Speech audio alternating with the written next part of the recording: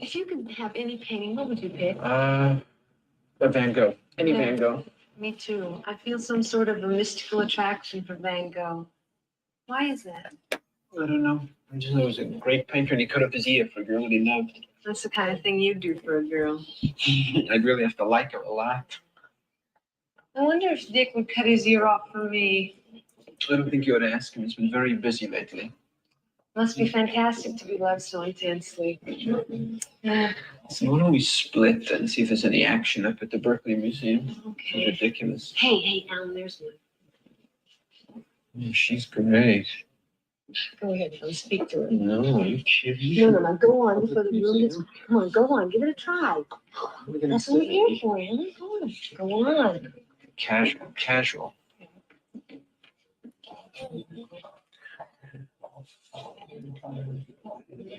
It's quite a lovely Jackson Pollock, isn't it? Yes, it is. What does it say to you?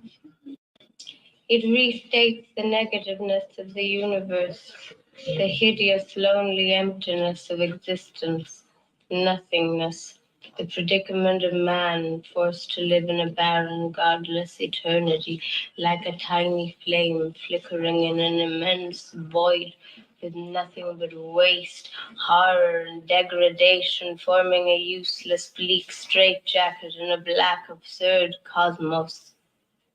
What are you doing Saturday night? Committing suicide. What about Friday night?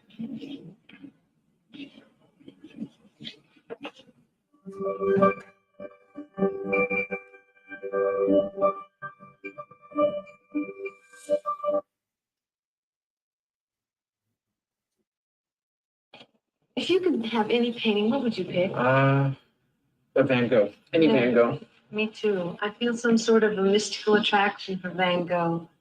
Why is that? I don't know. I just know he was a great painter and he cut off his ear for a girl that he loved. That's the kind of thing you'd do for a girl. I'd really have to like her a lot. I wonder if Dick would cut his ear off for me. I don't think you ought to ask him. He's been very busy lately. Must be fantastic to be loved so intensely. Yeah. So why don't we split and see if there's any action up at the Berkeley Museum? Okay. It's ridiculous. Hey, Alan, there's one. She's great. Go ahead, Phil. Speak to her. No, are you kidding? No. Go on before the room gets. Come on, go on. Give it a try. That's what we're here for, Alan. Go on. Casual.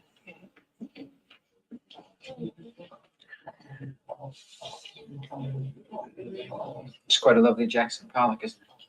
Yes, it is. What does it say to you? It restates the negativeness of the universe, the hideous, lonely emptiness of existence, nothingness, the predicament of man forced to live in a barren, godless eternity, like a tiny flame flickering in an immense void, with nothing but waste, horror, and degradation, forming a useless, bleak straitjacket in a black, absurd cosmos. What are you doing Saturday night? Committing suicide. What about Friday night?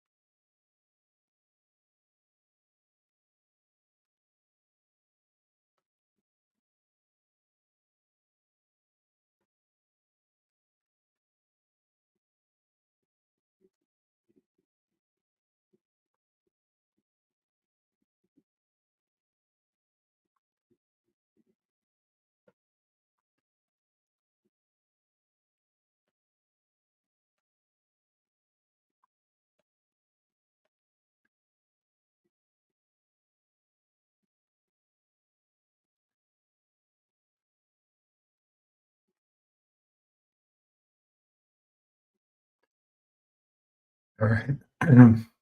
My camera's on, I see. Okay. I forgot I have to do something, which I can do while I can do my talking, walking. I can do my talking, walking.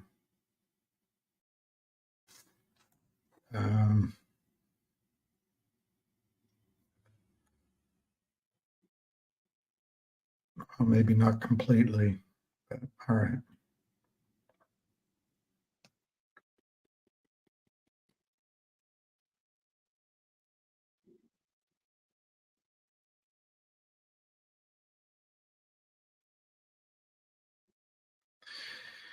Okay, let's see what you're saying.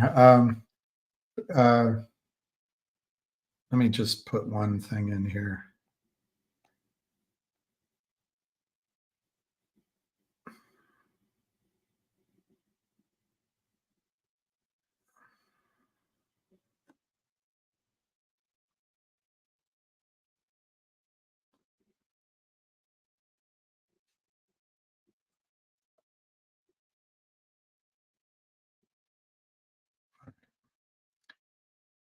All right, let's look at some of the scores around the league. Not all of them, just the American League, I guess. Logic is at 3 cents. We can talk about different stocks. Well, I don't get it, but HNRC is well less than 2 cents. TELO is 8.30. Oh, shoot. Oh, I see. Sorry. Finger motion is 309. Hard to borrow. Volume 157,000. It's not a bad sign, actually, that it's up on lower volume. I don't know why I have MMAT here. That's 280 down 19. Let's see what Northwest Biosystem, I have it, 51 cents.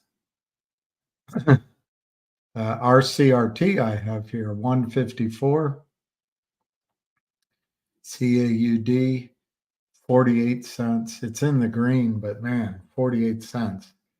The yearly low, 43 cents. I don't know who I'm forgetting to look at. Anyway, there's some of the scores, an incomplete scoreboard. Yesterday, I visited Telomere. We can go over that. I received my complimentary copy of this book, which is very interesting. And Ham is having a call. If you go to Twitter, Ham is having a call at 2:30. You can dial into his number and under Ham Short Killer and put in the code and listen, and I'll be on that call. I don't know what to do with this. Maybe I'll leave this running, but he doesn't want me to interact with questions, which probably isn't a reflection on you. It's probably more a reflection on me. So,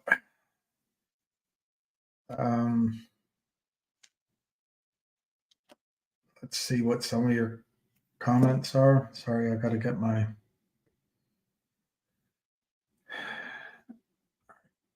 Go from the top. Hey, Red Pepper, you were first today. Cat Zone, Darren, Stony Bones, Cliff Duran, Saber Delta, Pat.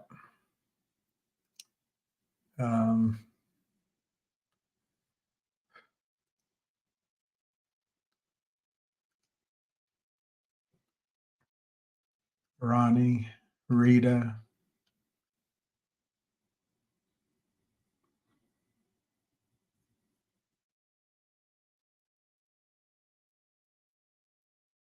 Cat Zone, I'm going to skip that comment.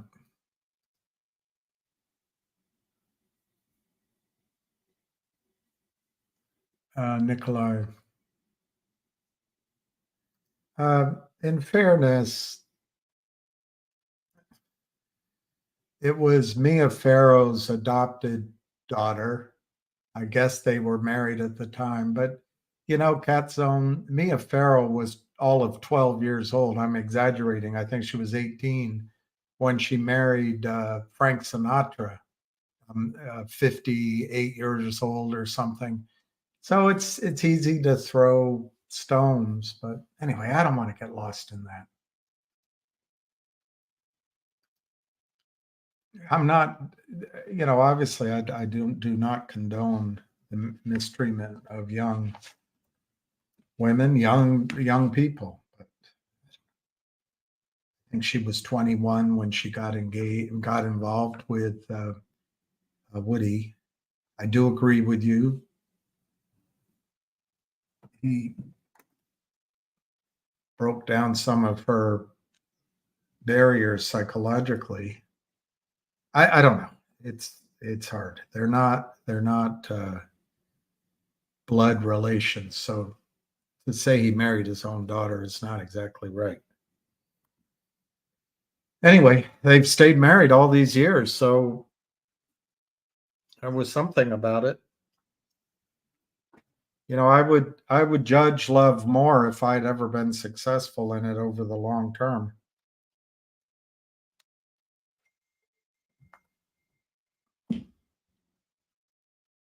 Hey, Candy. I heard Ham talk on TELO.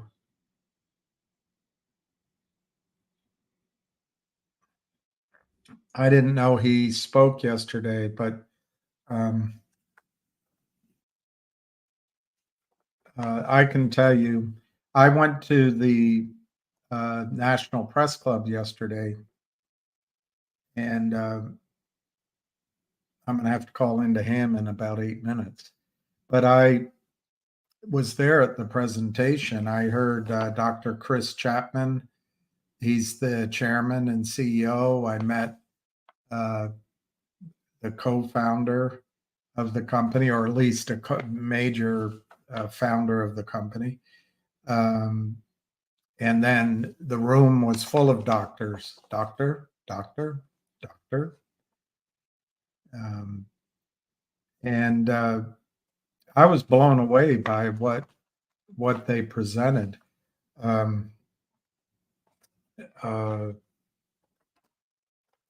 There's a presentation which I'm going to try to do. I did a short interview. My mistake with my interview, though, was that because people were still there and I hadn't eaten, so I wasn't thinking quickly. I carried on the interview sort of as question and answers after the presentation, and I forgot, if I put it up and you watch it, you weren't there. So I feel like I need to do a video setting the table, and then for that video, which I'll do. Dr. Michael Roizen was there, and if I had to summarize as a non-doctor, what I heard is that TELO came in with a technology or a therapy trying to get rid of inflammation. And one of the ways was to get hard metals out of your body. I suffer from gout, so I kind of understand that inflammation. And, that I kind of got that. But they have some sort of molecule, an alkaloid or alkaloid molecule to do that. And it's with 5 angles instead of 6, and that somehow makes it effective. Well, during their testing, they noticed that it was having an effect on the name of their product is Telomere 1. And there's these things,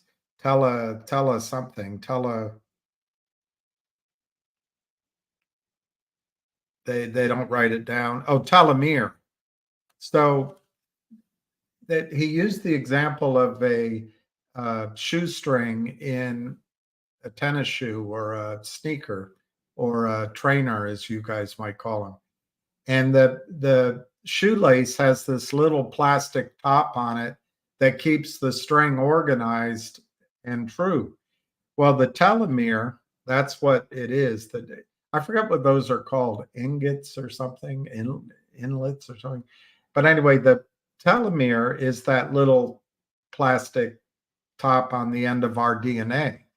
And when those are long, stronger, organized, our DNA our own stem cells replicate. Now, you got me confused, difference between DNA and stem cells and all that. And that's why the presentation was fascinating, but it took a lot of concentration, and I don't have any basis to remember anything, using a lot of different terminology I'd never heard before. But point is, we each get a certain amount of stem cells to last a lifetime, and the replication of those stem cells. I might have written it down. We get something like 70 to 140 replacements of our complete replacements of our stem cells over a lifetime.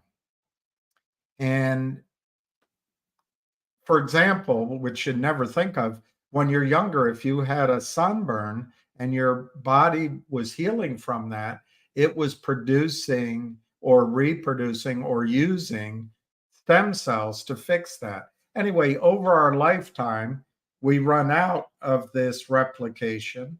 And in our 30s and 40s, it kind of starts ending.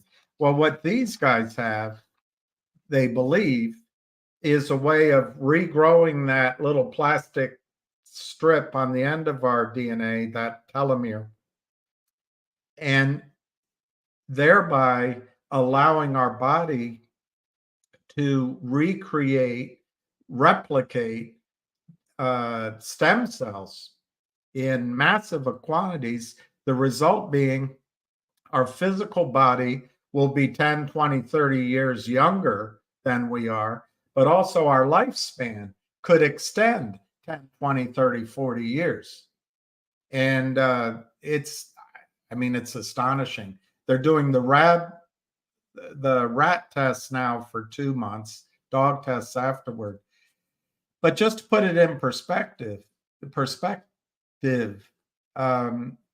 Ham's told you all that he got an injection in his knee of these stem cells. That injection, if I remember the presentation yesterday, is 8,000 stem cells.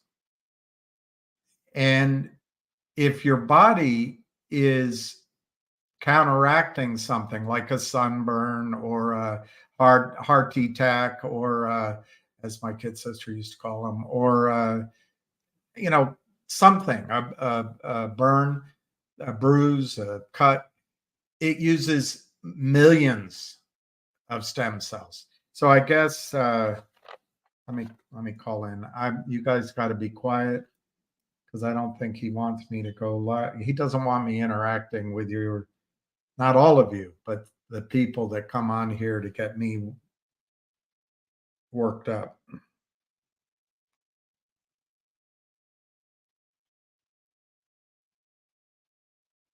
And it's not your fault.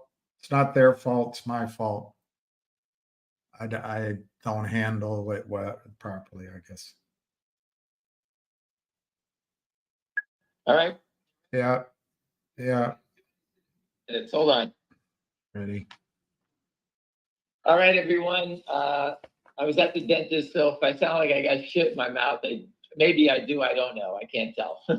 Anyway, I'm going to move through it quickly. I have William on the call now. Richard, it's not legal advice, is going to join us in a few minutes to give us an update on GTII. To give us a joke or two. He'll give us a joke or two. Now I told him keep it short because I can't really speak that well. Not that I spoke well before, but I'm trying. Anyway, let me You just are start. trying. And William, we'll get to you on TELO at the meeting yesterday, and just wanted to give you a call. My good friend called me up. I missed the activity today. They know of real big buyers here, and someone keeps selling into it. So it's traded 261,000. And based on just a quick thing, based on the meeting, and I'll let you give up all the details after Richard is done. Do you feel that the stock is worth to blast out after being at the meeting yesterday? Just your gut. My gut, I just, with the caveat of what none of us know what the shorts will do.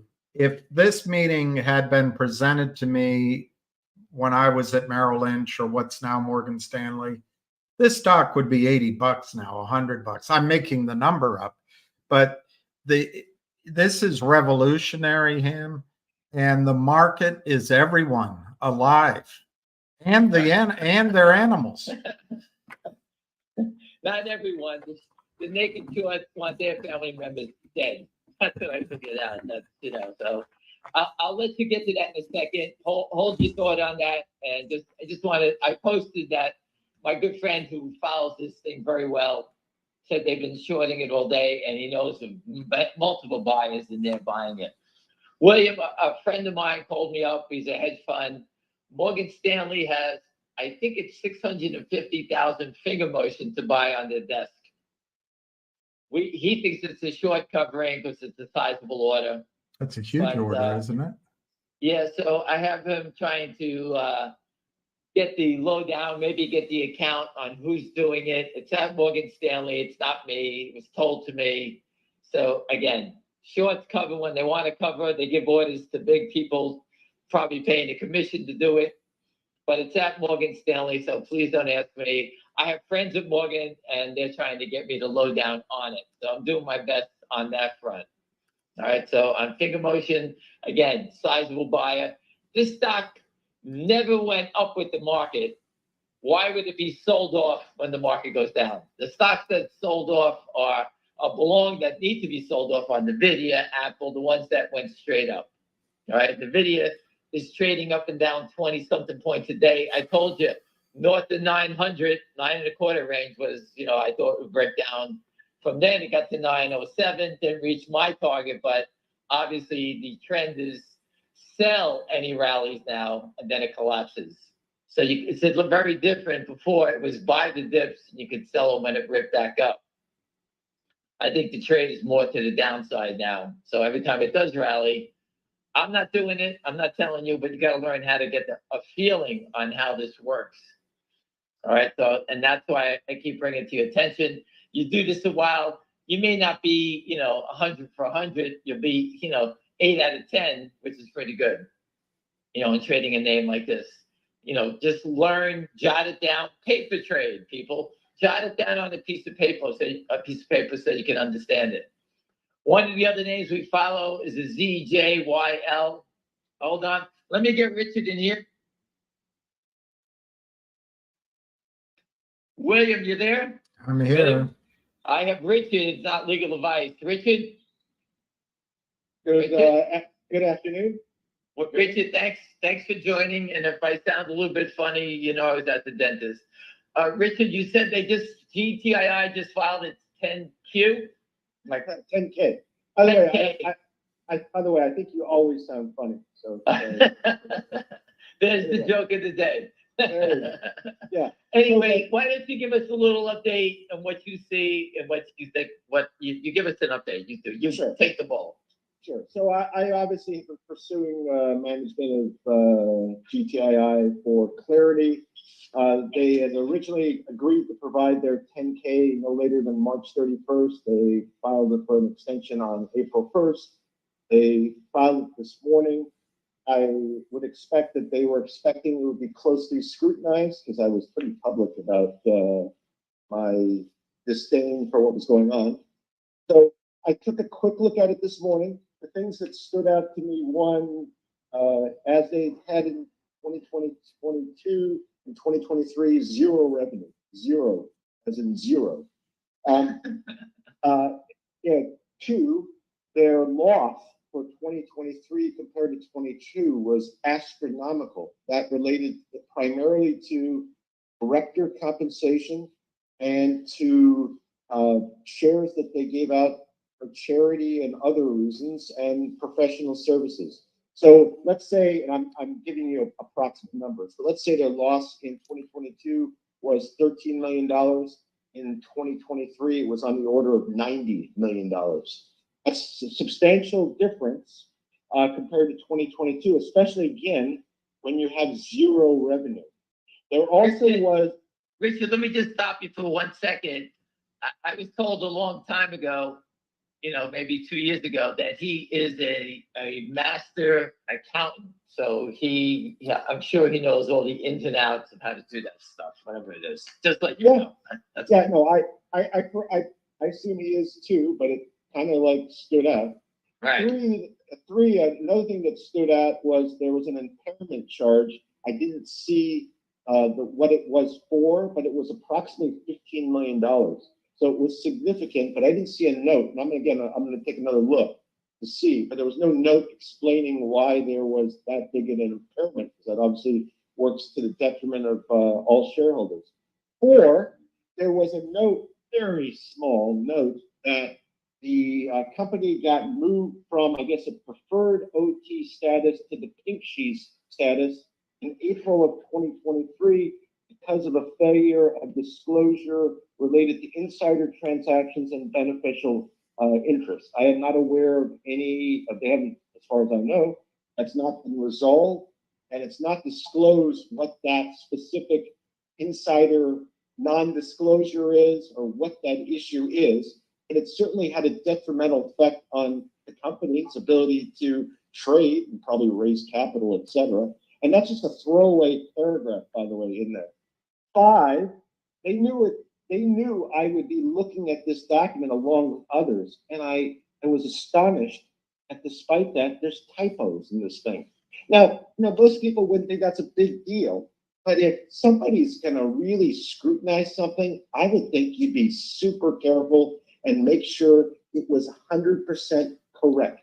And so even though it's a little thing, it catches my attention. Just a lack of attentiveness of this particular crew.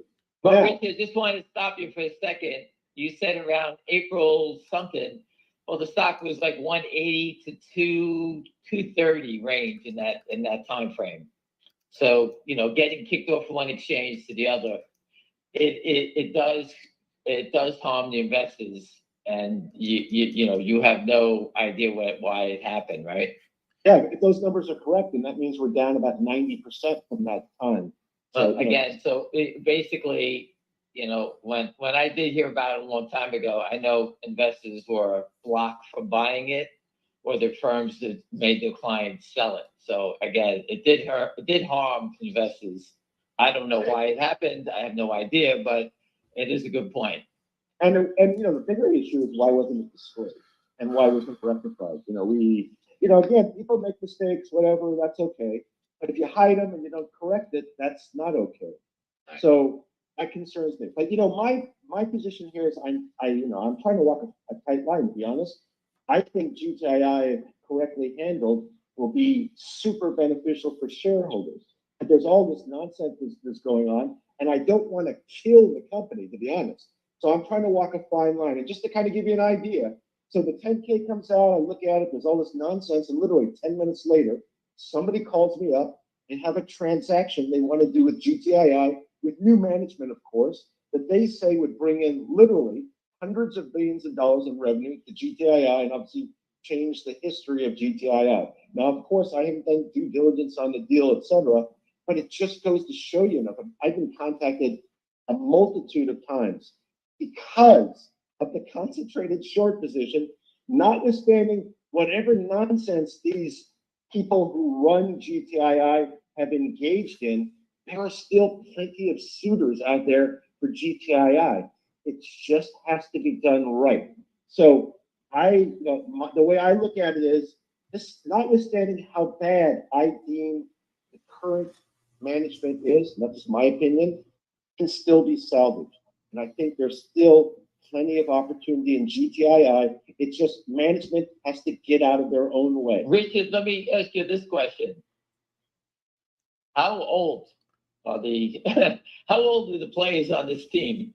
Well, I was gonna, it's interesting. The key players are David Reichman, who's the CEO, the CFO. He is, at least he's listed as 79. I thought he was 80, but he's 79.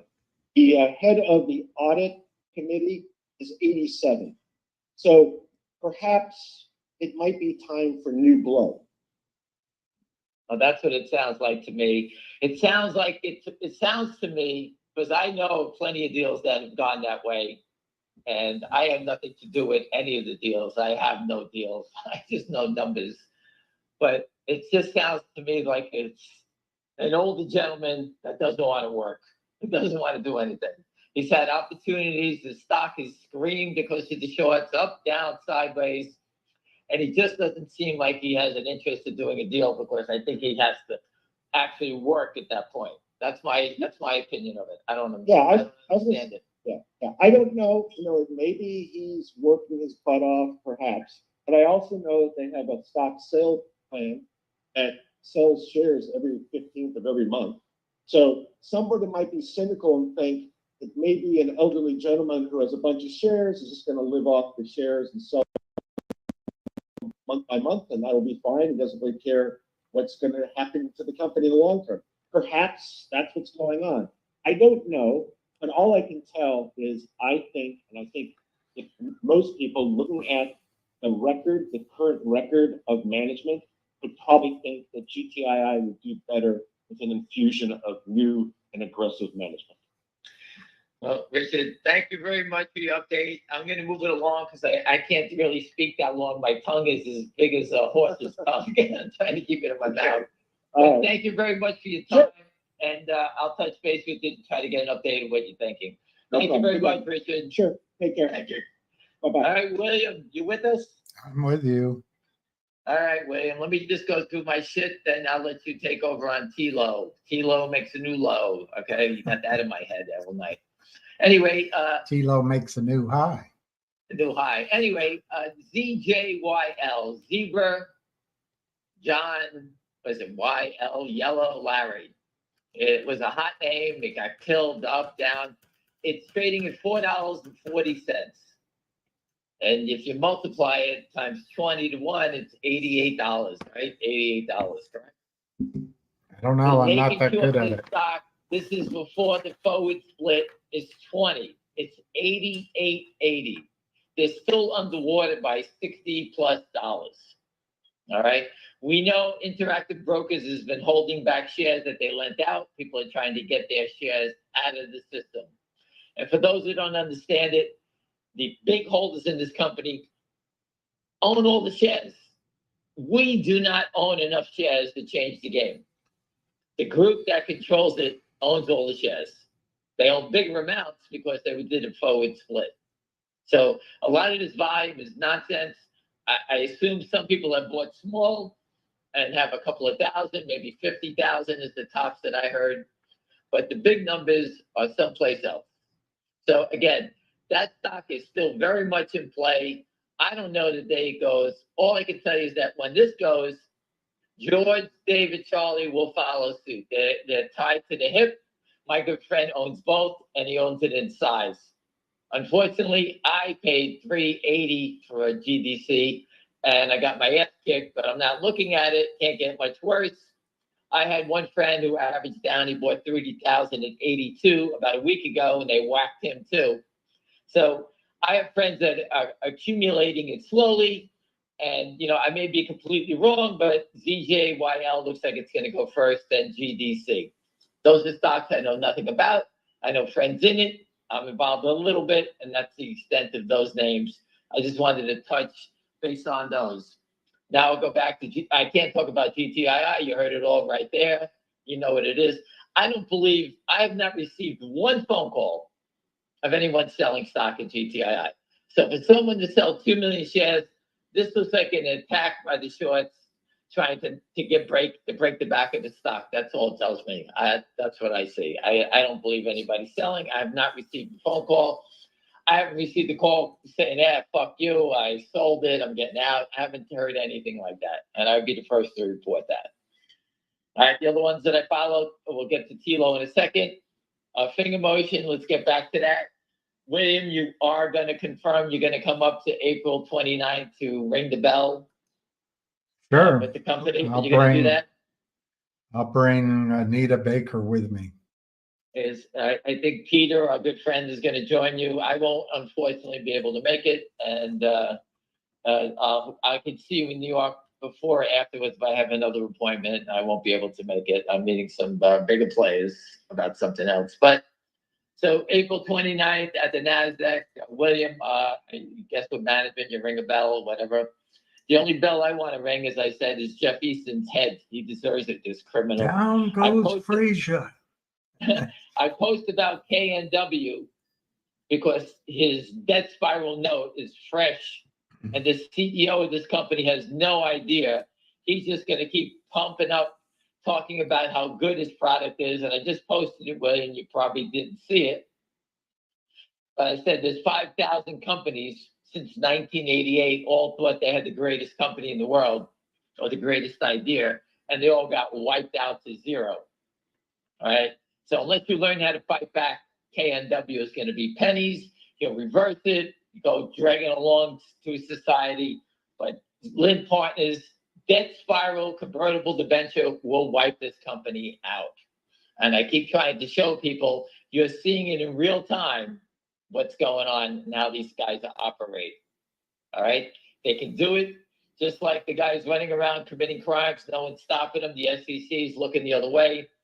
You know, the SEC knows all about GTI and Finger and MMTLP. They know what's going on. They're not saying anything because they have to show us the proof. And that's why they're not saying anything. But in Finger motion, again, the stock went up just before the market started to get soft, and they pushed it down from 4. They want no momentum. William, I don't think I told you about this, but I calculated with my friends. We think the average price on all the naked short sales by Lynn Partner and their cousin or their friend or their mother, whoever they're hiding it from, is around $4.75. All right. Once it breaks that, every share is in the be in the red then. Once it breaks 495, there's no more in the black anymore. So when the stock started to move up to 394, they beat it down because it's starting to get very nervous because 475 and they start losing everything. Margin, you name it, it gets brutal. All right. So this has been a fight. My friend, who's an expert on naked shorts.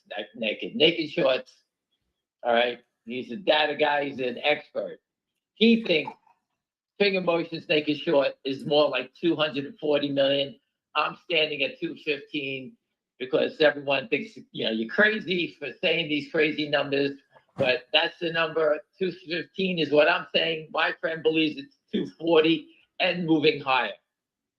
All right. So whoever's going to do this wave is going to basically walk away from these trades. And once they go bust, file for bankruptcy and, just walk away and leave a bloodbath on the street. All right. So I gave you my Finger motion. I have a couple of more thoughts about that. But I wanted to talk about TELO because if you show up at a conference, you can actually get a feeling about what's going on in a stock. I'm not telling anyone to buy it, just giving you an opinion about something that I thought, or I was told, that could enhance and extend your life. And William actually got a chance to meet with everybody. So you tell us, William. Well, it's, I'm not a doctor. Everyone there was a doctor. I felt rather overmatched, but there were a few people, dummies like me. But the company told a story which was serendipitous, but it was also, it's gigantic. In the broadest stroke, they were going after a therapy for anti-swelling, pain in your, arthritis, that kind of growth in your joints from pain and swelling. And as a result of those tests, they discovered that their therapy is causing this telomere, if I pronounce that correctly, telomere, to grow. And this is on the edge of your DNA. And I think it's where your stem cells come from, but I could be confused on that. But forget explaining it. What it does, it both has the potential to increase people's lifespan by 10 to 40 years. So we could live to 90, 100, 110, 120, maybe higher, 130 years. Everybody. But also, if you're 90, you can live with a body that feels like you're 60 years old. Or if you're 70, you have a body that feels like you're 45 years old. That's what they believe is happening. And, they just went public, I guess, in February. They're based out of Baltimore. I met the doctor who founded it, Chris Chapman, really a gentleman, smart guy. He also went to Kennedy, one of the Kennedy schools for something as a doctor. He went to Georgetown here. And then I met a bunch of other people, not to overly confuse you. And then this Dr. Michael F. Rosen, who's a New York Times bestseller, got up to speak. And he has a new book out, The Great Age Reboot. And I've gone through the book a little bit, but it's this whole idea that we can change our longevity to over 120 years and improve our lifestyle. And Ham, to bring it down to something you talked about with everyone before, when you flew somewhere, you got an injection of stem cells in your knee. And I'm going to get it all wrong, but our bodies are able to produce our own stem cells. And sometime in our 30s or 40s, that starts fading away, and maybe quite rapidly. As an example, they used, if you get a sunburn when you're a child, your stem cells in your body fight that burn, and they're used up. And I wrote down, I don't know if this is, my writing it down doesn't mean my memory of it is good, but each of us, our bodies are able to replicate our stem cells 70 to 140 times in our lifetime, and then they're gone. And partly this is because this like on your tennis shoe, your racquetball shoe, you have that little piece of plastic that keeps the string together. That's the telomere. This therapy, this molecule you inject, it causes that to grow, which allows the stem cells, even if you're 50, they think that's what they're going to try to prove, or 60 or 70, it allows your body to get back in the business of producing these stem cells. You got, if I remember the numbers correctly, when you were injected in your knee, you received something like 8,000 stem cells in that injection. Your body, when it attacks and it tries to cure something, uses tens, if not hundreds of millions of stem cells all at once. So the magnitude of having your body replicate stem cells versus being injected is just revolutionary. And I'll just say one other thing about this product. They believe that once they prove it out, they can create a cream, a lotion, so you can put it on your skin. The next 2 months, they're going to be testing with rats.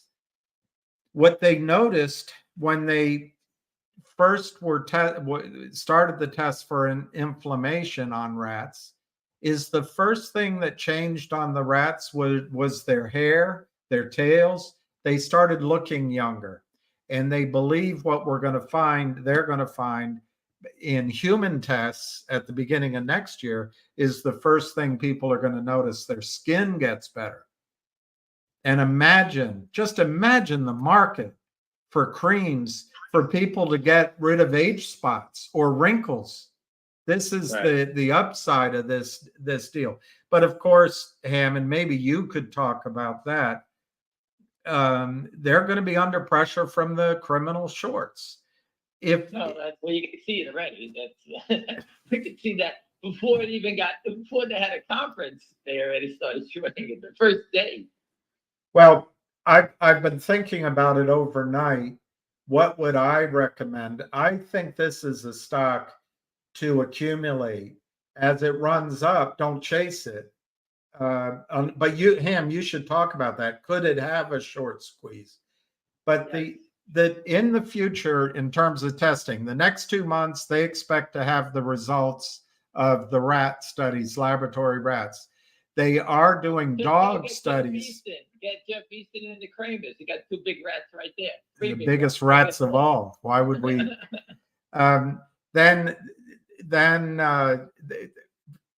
During that, but after that, they'll focus on dogs, laboratory dogs.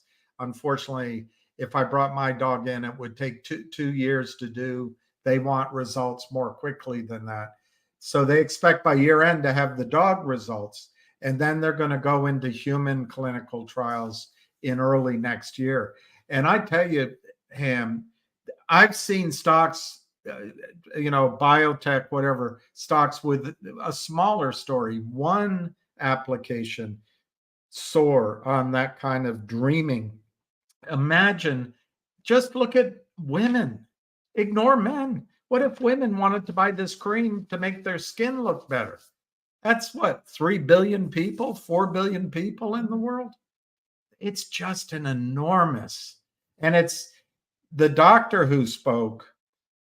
That was fascinating. This Dr. Rosen, he said this is going to set up societal moral issues that are going to have to be debated. For example, what if because you take this, you live to 90 or 100 and you're still physically able to work? Should you be collecting Social Security? That was one example. What if your 20s, your youthful flings extend from your late teens through your 20s all the way to your early 40s? How does that affect society? Anyway, we'll leave that for the dreamers. But listen, again, I just wanted everybody to see. One question, William. I heard that John Hopkins was doing the testing. I don't where is that what they're doing? I have no idea. There was a doctor there they were all doctors. I felt like that movie with Chevy Chase and Dan Aykroyd. Doctor. That's the Three Stooges. That's the Three Stooges. Hi, I graduated. Nice to meet you, doctor. But anyway, there was a doctor from Johns Hopkins there. And yes, I believe they are doing studies. The company is based in Baltimore. The gentleman that founded it, Dr. Chris Chapman, lives both in Atlanta and Georgetown, DC. He went to Georgetown for his medical degree. The other sort of founder /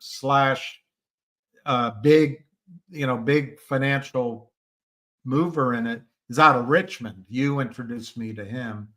I called him J Dubs. His name is Johnny Williams. And I met him. He's a very nice man. And then there were the audience were really smart doctors, some newsletters, some guy that does email economic reporting as well. And, it's well attended. I wouldn't say it was, gangbusters. My opinion, it was the first presentation they've made. They didn't tell me that, on a longer term roadshow. Guys, when I was younger, companies like TELO would have a banker like Alex Brown. Alex Brown would raise the money, and that before the money was raised, the company would go on a roadshow, and they'd hit all the hot spots, Boston, San Francisco, wherever, and they'd meet brokers, they'd meet institutions, and the Alex Brown would put together a book, and they would get the soft circles, the hard circles, indications of interest, and the whole offering would be placed with a green shoe for extra demand by Alex Brown, with institutions, with research analysts, and then retail guys would get a little bit. That's where Ham would come in, but that's not the way it is anymore. So these guys don't have the built-in roadshow capabilities. But I was really impressed with the presentation. Well, they have the brain capacity, that's for sure, right? Oh, the brain. I'll say one other thing. Both Dr. Chapman and Dr. Rosen, both because they both were part of the presentation, they both said that today's announcement was a big deal. Now, the problem is I'm not a doctor, but what I think the big deal was of the announcement was this molecule has caused provenly to cause these telomeres, these little plastic things at the end of the shoestring on your DNA. They can show they've caused the DNA, that little bit, to grow by 40%. That's what's got them excited.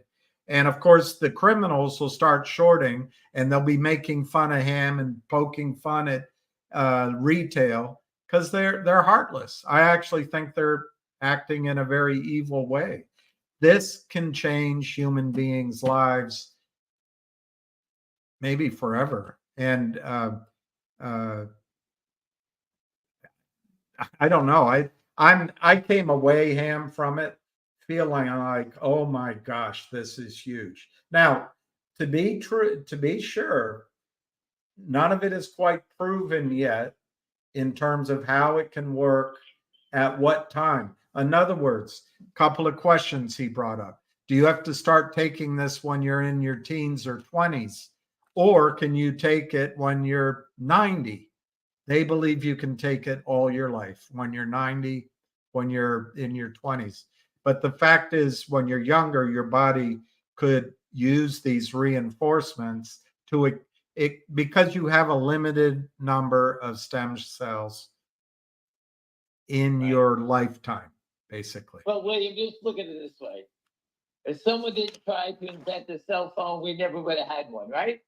True. You have to try it. If we don't have someone trying something, where are we going to go? To a witch doctor to cure us? You need to do something. It has to start somewhere. All right? It's an idea brought by doctors, very smart people. All right?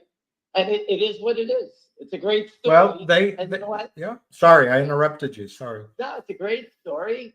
And the story's, you're getting in at the beginning. Would you like to get the story? Call back in 3 years. Why don't you just accept at face value that I believe this has the potential to be the big thing in biotechnology? How do you see that playing out with the shorts and with the stock price? Is it overvalued now? Do you wait? What do you do? I think it was Imclone. Imclone at one point came out with a story that they were curing cancer in lab rats. And the stock went from nothing to 120 like in 2 days or 1 day. There you go. At any given time, a stock like this can have that type of run. And it did it already. It ran from 6 to 23. The short speed it down. Remember, they put the wall up at 9. They did that already. So these stocks like this have these massive runs. And, if you happen to be long, you have to make a sale when it goes crazy like that.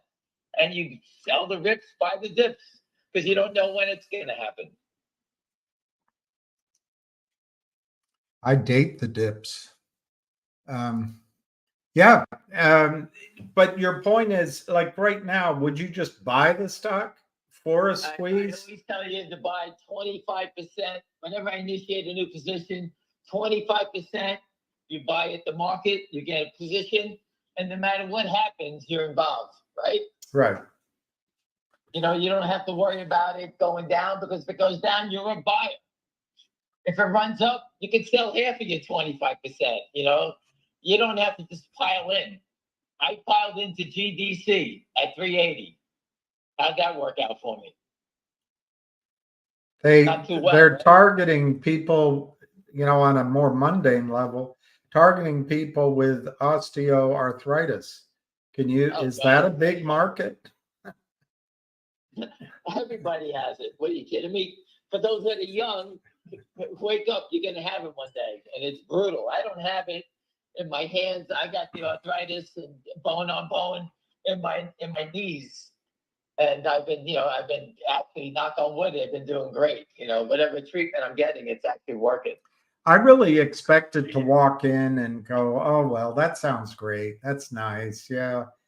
I came out floored. I really think look, they need to prove rat, dog, human, but that could all be done within a year, which is nothing for something this big. Wall Street is funny. All right. A stock like this can turn on a dime and be 100. All right. Or it could languish, be attacked by the shorts down here. But the people that my friend knows close to this company these are very serious people with big, deep pockets. So the shorts may beat them up a little bit, but these people are pretty powerful, and I think they'll. I don't think they have a bad financing in place, by the way. Right. So I'm just saying that the people here, they're not rookies. They're very wealthy, and I think they know how to ward off the devil here. So I think it's a little different. Finger Motion was a group that is not as sophisticated as these guys are on Wall Street. I think they are now. And that's where we're lucky with Finger Motion, is that now Finger Motion is up to speed. They've been through the battle, and they understand it a lot better now. That's what happens. They're also going to test whether or not I'm not a doctor, but they're going to see if this molecule can cross the blood-brain barrier. That's what I was trying to get at. That's interesting. You said that. It's the first time I've heard anybody say it, but it's very good. Yeah, and they want to get to eyesight. They want to get to repairing your eyesight for people, but also dementia or other brain disease or traumas like strokes. I'm like, wow. But of course, the shorts will want to kill that. I mean, obviously. Do you realize the damage on the insurance companies on these diseases that happen? I mean, it's remarkable. Go to a hospital and stay, it'll cost you a fortune when you have one of those things. And if you don't have the proper insurance, you get wiped out. Yeah. I mean, so that's why I wanted you to go, William, because my friend was telling me exactly what you said, and I wanted to get your opinion of it, visiting. And because, William, when you met with the CEO of Finger Motion, you came out and your video to me showed me that you really felt very good about what you were hearing and seeing. I did an interview with these guys at the end of it. However, I kind of did it in a way that it was a continuation of the presentation, like a Q&A. I forgot. I hadn't eaten. I was up in the moment. I forgot that people watching the video when I put it up are not going to have that hour and a half of introductory presentation. So I'm going to do a short video explaining it and put both of them up so people can see it. But I think there's, well, listen, let's look at it this way. To wait a year to try to get results, that's something that can extend your life or save your life. I could deal with it, and that'll be a stock that I'll watch. And when I get that few money, I'll be able to invest in it over time, and hopefully I get one of these things that's if this thing does what it's saying, you know, this will be hundreds of dollars, and Merck or one of the Johnson and Johnson. That's what I big think. boys will come. When I was younger, I raised money for a company out of Arizona, high tech, they used to call it technology, out of the Middle East. And we flew in for the board meeting. And one of the new board members, I forget, it's Alan something, he afterward showed me this new company. He said, you got to invest in it. It's better than Yahoo. It's better than whatever the other one was at that time. And he said, this is in beta, but this is going to be bigger than anything you've ever seen. And it was called Google. And I came back, showed it to everybody, and I got my Gmail handle early on, but there was no way to invest that early in it. But that's the reaction I'm getting to this, if it works. Now, the thing is, they need to prove that's why you have testing. And they're really enthusiastic. They believe it's going to work, but that's why you got to go through it. But, going to your observation about the stock market, markets used to get all hot and bothered just about the potential. So you would have a stock like Telomere go to 150 or 300 or whatever the ultimate place it's supposed to be before results, because everyone didn't want to miss it. Now you have these blessings out there called Kurt Kramer and Philip Vallier that keep everything on the ground. You just said the magic words. Whenever Apple came out with a new phone, the iPhone 5, 6, the stock always went up in anticipation of the new cell phone. It's completely different now. Yeah, it's just... It's different now because you can see the manipulation has destroyed companies, and companies have to weather the storm. Finger motion has weathered the storm. It's like they've been on the front line for 10 years. They've learned the devil works. They bumped into Lynn. They cleaned it up, but look, it almost knocked them out. So if it did knock them out, it made them stronger now. So that's where they're at right now. Well, finger motion is at the stage where they're very strong now. That's how I look at it. The market used to, they call it discounting, but the market used to be predictive. I think it's lost that complete ability. It's both rigged, but also it's a trailing indicator rather than a predictive indicator. But all of us, you listening, me, you, Ham, we all look at the price and our first reaction is, oh, the market knows something we don't know. I think that's totally wrong right now because completely false. Because settlement is not enforced, supply and demand is out of whack, and criminality rules because the regulators don't. I think they're paid for by the big boys, and that's what's going on in finger motion is an example of that. The company doesn't need funds. They raise the money. They're under attack from a toxic debt lender, which is Lynn Partners. I don't know what account they're using it in, but the origin of the attack has come from Lynn. That's their MO. Remember, everybody, they're up 220%. Everyone is wiped out. Go look at SYTA. Go do their history on that stock. And when they got involved with Lynn, what happened to the company? It got destroyed. So, I mean, you can always see it, the debt spiral people, what they've done. They killed Mullen, they killed CELU, they killed CEI.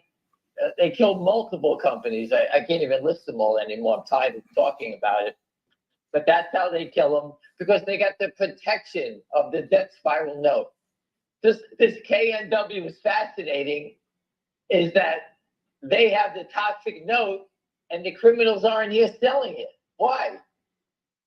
I told you, naked shorts only short their own things. They do not go in other sandboxes. They don't control the note, so they don't get involved.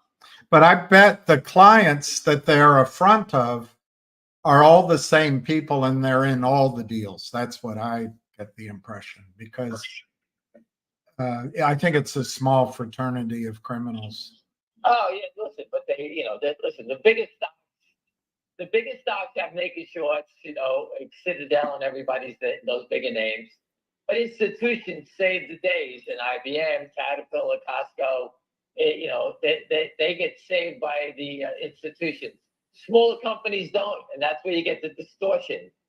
You say finger motion is fairly valued here. That's because the shorts decided that we're going to make the price here, right? Well, there's That's yeah, go on. Sorry. That's what Citadel said, right? Ken Yeah. Griffin said we determine the prices, right? Yeah. Well, wait till we do. His life will change quickly. Right. Look, there's going to be change coming. I don't know when, Oh, no, it's not quite. but pitchforks, metaphysical pitchforks are coming to the banksters.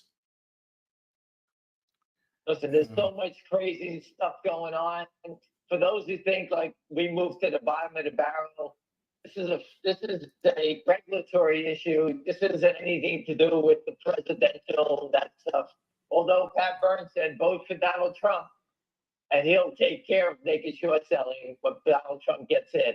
And Patrick Byrne is a man of his word. So everyone I tell, I don't give a shit. You don't like this, you don't like that. I'm here for stock settlement and the financial future of my family. And no one can survive getting wiped out all these times. No one can do it. You may get hit once, twice, the third time you're out cold. And that's where we're here to stop that. We're in single motion right now. New York City. I have a meeting at 4 o'clock, and I hopped in the car, so I'm driving while talking to you. I have no idea. Well, I'll put my life on hold so when you're in the meeting, you can get a quote. It's 315, up 23 cents. The bid is 312. The ask is 314, 4x2, and the volume's 189,000. There's 650,000 to buy Rubin coming out of Morgan Stanley. So either it's a short covering or somebody knows something's coming. So I tend to believe that it's a short trying to cover. Maybe they got a feeling that what the company was presenting 2 weeks ago in New York City at some conference, maybe the short got a scoop on something. I don't know. I have no idea. These things pop out all the time. Wall Street's a small place for people that don't understand it. We all talk. If you're on a trading desk, people talk. That's why when people ask me about a stock, what are you following, this, that, and that? If you hear anything in it, let me know. And someone said they heard something, so that's how I reported it. Well, I tell you this, I think you and your connection stumbled onto something here with TELO, but it's not my field of. Listen, just tell everybody, listen, he's going to put up a video, pay attention to the news and follow it yourself. And besides making money, it may save your life. What else can you say? And I think there's smart people that understand toxic lending. As a matter of fact, the one guy put up all the money, so they're not exactly poor. So his book that he wrote, he puts a chart in there. If you're 75 right now, the average lifespan predicted for you when you were born was 68, but for now to live would be 100. But with this with this strategy, you might be able to add 25 years. Listen, if I'm turning 75 and I can take the pill to live to 76, give me the goddamn pill, right? My boss used to say, nobody wants to live to be 99, but you know who does? The guy that's 98.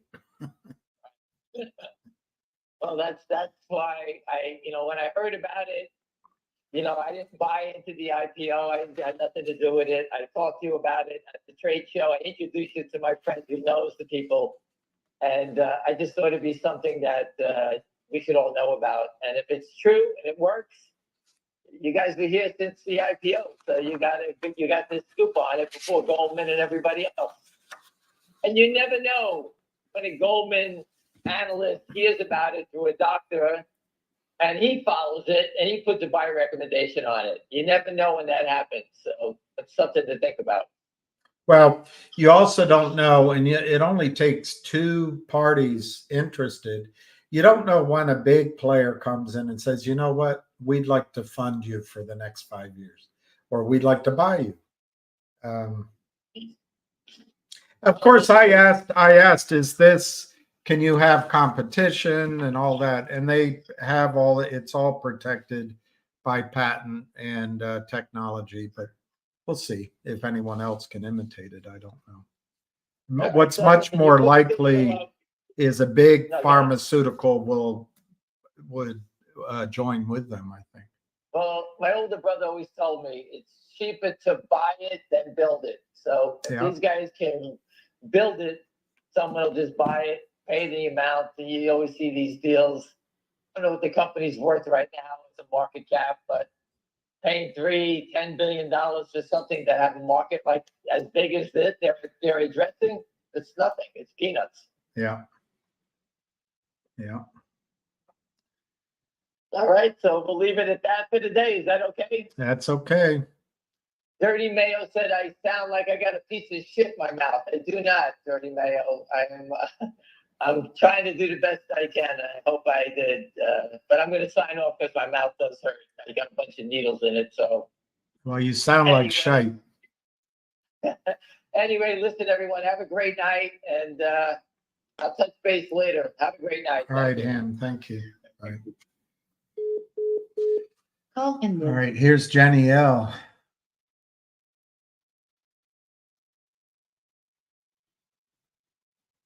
Yeah, Jenny. The analogy I use, which is unfair, I wish I could think of one with guys.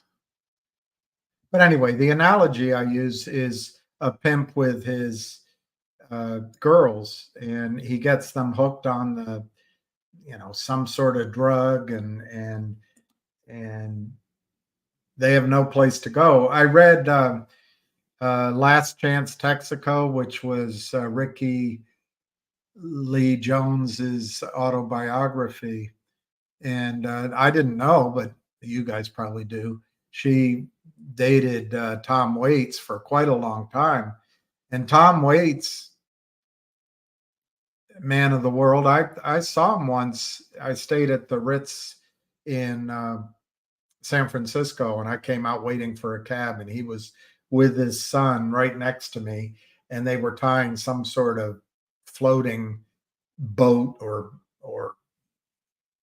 some sort of thing on top of the car. I didn't interrupt him because he was with his son, but it was pretty neat. But Tom Waits got upset with her. She went as far as heroin, and this pimp helped her with this gold Cadillac. And she thought, because her life went down to she had nowhere to turn. And she was a little bit, I don't know what word to use, looser than Tom Waits wanted by her standards. But by today's standards, I mean, it looks tame. Anyway, there were some issues there, but the heroin, it made him, it was a shock when she admitted that to him. She's fine. Chucky's in love. But my point is, Jenny, she ended up with this pimp who saved her and apparently wanted her to go into the business. She wouldn't. And he was there one more time as well. But that was his lure. But it was also his kindness. But his lure was to get young, desperate girls into his ensnarement, and they never get out. She was able to get out because of her own strengths and her songwriting ability, singing. but I agree. That's what they do with these little companies. They're the pimps. They get them hooked on they take, just like a pimp, they take all the money.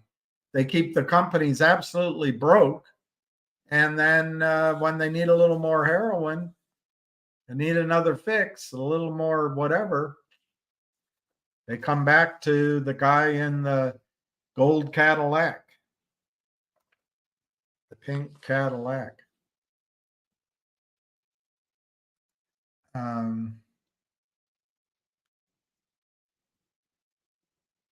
I don't know, Matt Berenston. I have mixed feelings on it, partly because I lost a lot of my position, my money in the options in, I don't know, August or September, whenever that was. And I stopped emphasizing Finger, and I think correctly, because the market was telling me it's dead for now. So my vested interest in it working is not as big as it used to be, not because I took profits, but because I took pretty considerable losses. Not by choice. Anyway, that's all yesterday. So I don't know if my view is colored by that at all, but I think in Finger, there's a partial issue of whether or not the criminals have it under control, regardless of news, regardless of events. On the other hand, to go to the other extreme, if, as Ham just said, there's over 200 million shares counterfeit, and that has to be covered at some point. Yeah, you could make some silly money. I mean, I think Ham believes, sorry, my computer, I got to get a new computer. I believe Ham thinks it can soon. I personally think you need to, Matt, there's a lot of investors out here who listen to Ham. As stocks run up, they sell, and then they move to another one. In other words, they don't get all caught up in the stock's going to go to 500. They see Finger go from 1 to 9 or whatever, and they get out. Why do I bring that up? Because I think you're going to see a lot of that potentially. How do I say it? You're going to have to play it by ear as it goes. And I think there's going to be selling in the 6, 7, 8, 9, 10 range. Now, the question comes, which I can't predict, is that going to be enough to stop it from really moving? Okay. Now, Matt, what I think the consequence, the situation that I think is going to make a complete difference in our lives is, for the last 2 or 3 years, the Kramers, the Hurries, and the rest of their criminal clack have been able to keep the stock from going above 10, from going above 17 for a prolonged time.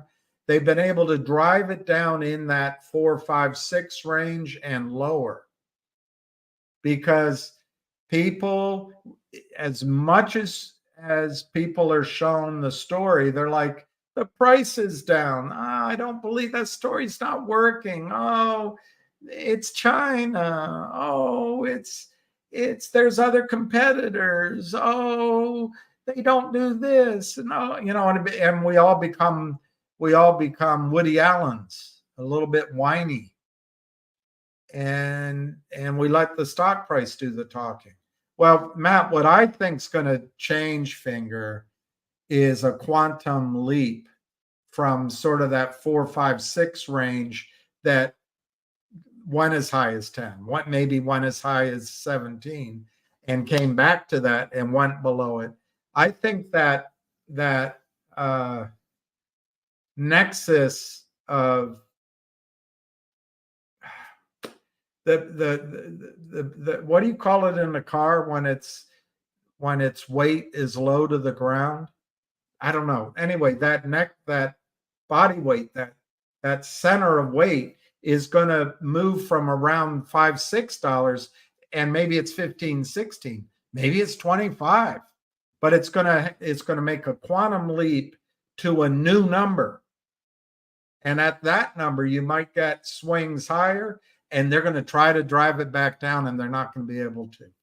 That's when I think you'll get your short squeeze with a little bit of a delay, because there's going to be no prime broker that's going to leave the blood on their, can I say bloodbath, or will the mainstream media say that I'm calling for something beyond financial bloodbath? Anyway, the bloodbath on their daily runs, when the stock's $20, no prime broker is going to carry it for the shorts. So anyway, I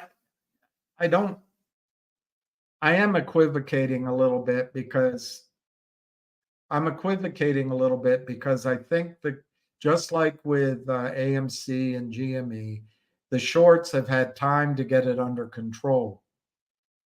But what I think is going to make Finger really run is when it finally makes a quantum leap to a new core price. Rather than 5-6, let's call it 20-25. And they won't be able to short it back down to 6. They'll probably not be able to short it below 16 or 17.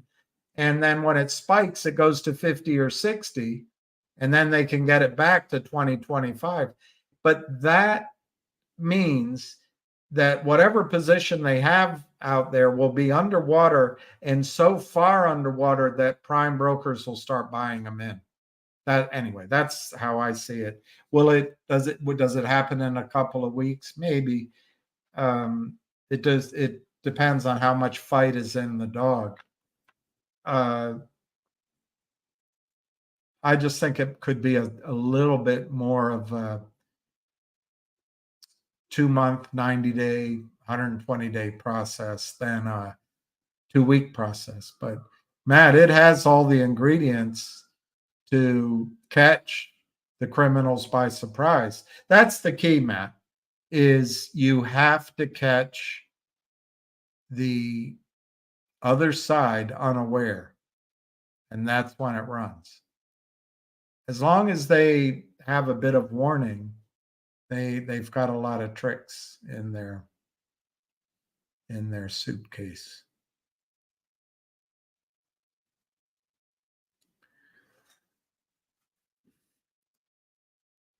Thank you, Matt. I need to start running like that. I haven't jogged in a long time.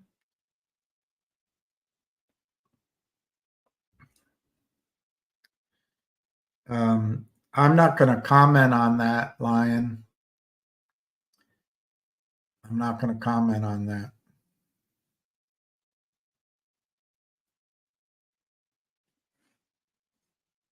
Well, Aaron, the longs are holding because of the potential of a massive squeeze. But, it's funny, Richard comes on and he's an attorney, and now he has evidence. And I think he's a good man. He's somebody that's in the fight, and calls it as he sees it. But he now, I think, is seeing from evidence that he's getting what I said months ago. And I'm going to say that I started saying it in October. It might have been earlier, might have been slightly later, but somewhere around then. And I think it was earlier. that GTII needs a change in the palace. There's palace intrigue. It needs change in anyway. But now that Richard's saying it, maybe that message will come across with more gravitas, because I think his analysis is very good, and I think he's processed some information that I don't know if he would, in a court of law, call it facts, but I think they are. He would call evidence that he sees. I was making my judgment some on what I saw with some information, but also just having done it so many times before and making a judgment call. But anyway, hey, Sunil. I'm not going to talk about that one.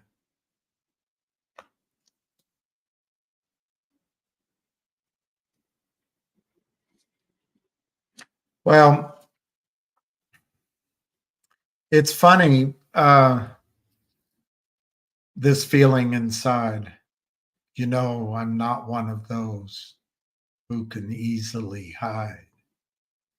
But the thing is, what I really mean, those are the bluest eyes I've ever seen. What's funny is, Spiny, you can sell, and there's some other things to probably put the money in, and you could get gangbuster returns if they worked, and then come back and buy GTII again. But there's something telling you not to do that. And I'm in the same situation, because ultimately the story about GTII is a buy-in story. And the apologists for Wall Street, and 6 months, 9 months, a year of price action, get us all believing that the criminals win and they'll never lose. And the selling will never stop. But counteracting that, if you get an Alpine buy-in, for example, it doesn't matter about the 10K. Stony Bones, did anyone read the 10K on AMC or GME before those ran? Before popcorn, the stock went up supposedly because of COVID money, but I think it was institutions too. And then he took advantage of it. Are his 10Ks any better? I don't know. I don't know, Stony. Wall Street is completely different right now. It doesn't predict Jack. It doesn't predict Jack. Everything is manipulated. There is no way that prices mean anything. And that's on the good stocks too. The S&P 6, the Magnificent 7, and maybe it's 8 now. They're all manipulated.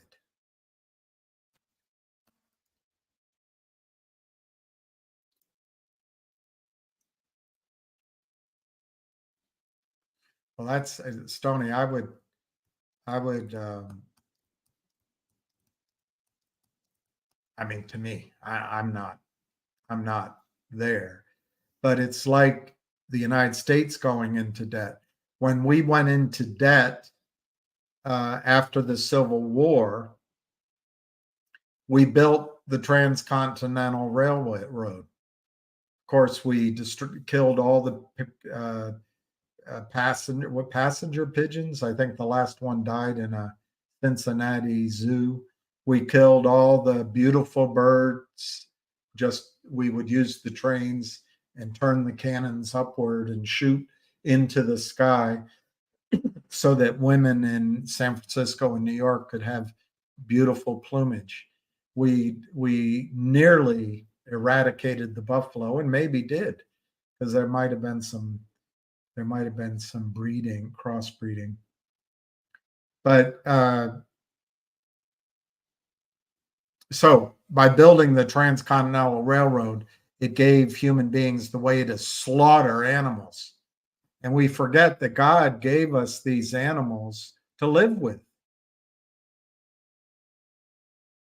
But there's some devil in us that we destroy them. Wolves. I think we could live with wolves. But why do we have to have a farmhouse in every acre of every continent? Can't there be some green for them? But anyway, on the economic level, we built out the Transcontinental Railroad. We moved west. We found gold. We built our productive capacity, particularly in the north. We got back to the cotton farming, which was, as much as people make fun of, who was it? It wasn't Kamala Harris. It was it AOC? Anyway, there was a female politician who got in trouble for being tone deaf on the causes of the Civil War. And I've studied it, not as much as many of you, and I've got Shelby Foote's book downstairs. I haven't even started. I want to read when life calms down. But I personally don't think the Civil War started because of slavery. I think it was an economic war. I think wars are economic, and it was cotton. But it's all intertwined with slavery.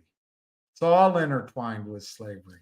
And the Emancipation Proclamation, which we rightly give great praise to Lincoln for passing, he actually did that to win the war. So there's, things aren't black and white, if I can use that terminology, when you look at it. So whoever that female politician, was it Nikki Haley? Maybe it was Nikki Haley. I felt a little bit sorry for her, because one of the great productive engines of the world, caused by the British Empire, was cotton. And the reason slavery came here in such scale was cotton. And cotton was one of the first, the creation of companies and the formation of corporations started this vast creation of wealth and bubbles and collapses, the South Sea bubble, spices and all that. But it was cotton into India and the southern United States, but also in other parts of the world, they tried to make it work. And I can't remember when France came in on the side of the North, but I don't know when England supported the South, but it was because of cotton.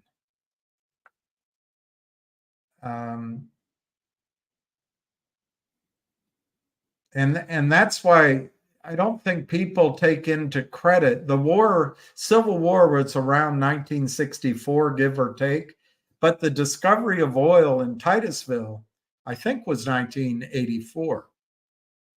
That's 1864, sorry, 1864. The same dates, 1864 for both. And I don't know if the cotton gin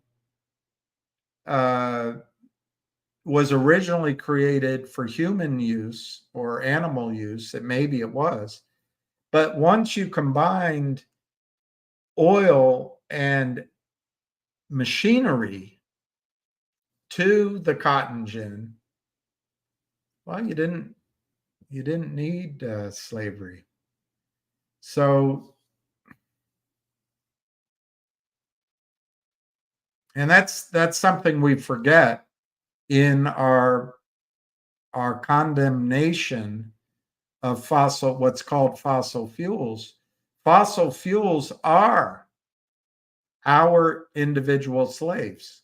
And I do not condone slavery, but we live, each of us live as if we've got a whole staff of either indentured servants or slaves around us working for free, from our automobile to delivery to irons and washing machines and vacuum cleaners and heat.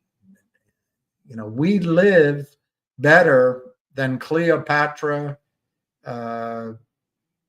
Croesus, any of these people because of fossil fuels. But then I don't know what's going on with our country. My brother thinks it's a Marxist, it's been a long-term Marxist attack. I don't know, but we're destroying everything. I don't know if you saw in the paper, but when you bring in these millions upon millions of people who are not screened for health, which scares me because I'm a germaphobe, but they're not screened for language. They're not screened for knowledge of the American ideal, a free country, the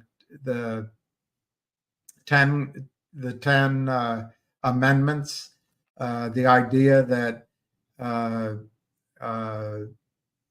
we have individual rights, all of this stuff. You bring in as much as 11 million people over the last 3 years. And let me tell you one right that we presume to have. The last time I rented a car, I drove to Cincinnati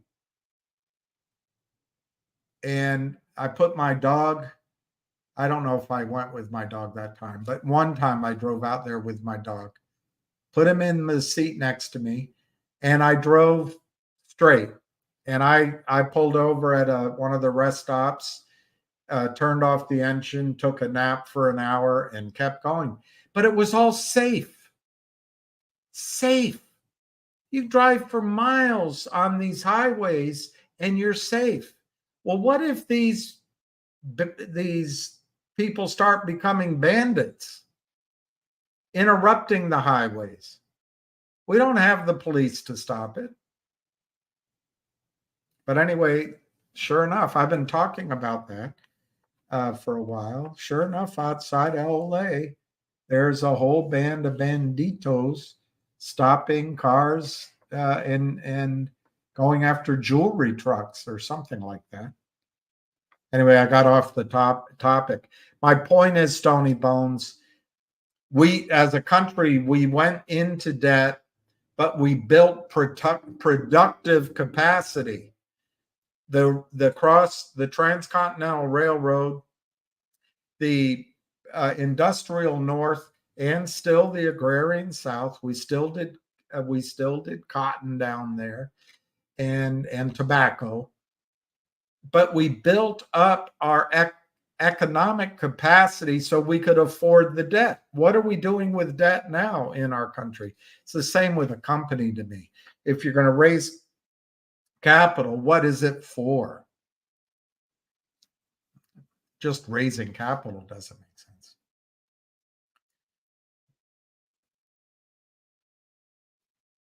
ABN Pro, MacBook Pro.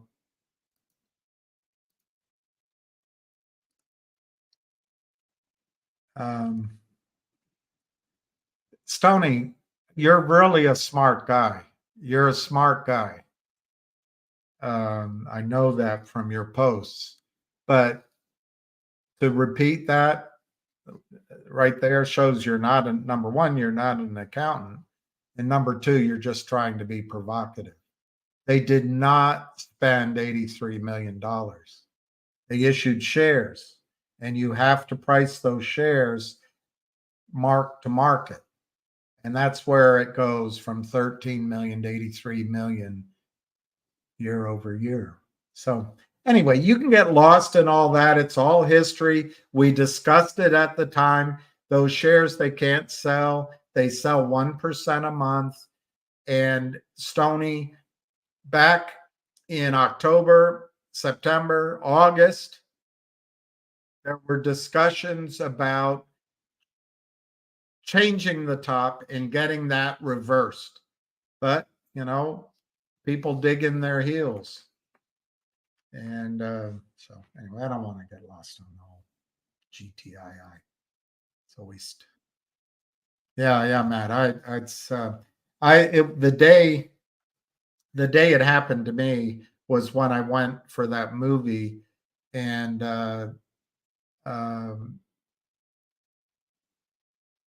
my brokerage firm. I mean, number one, I got destroyed during the day because I was involved anyway.